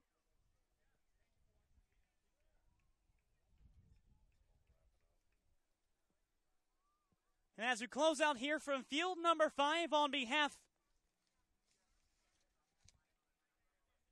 of our entire production team, U.S. Youth Soccer, and everyone at Turbo Sports Group, I'm Colin Shuck again. The final score of the U16 Girls National Championship game from the Maryland SoccerPlex on field number 5.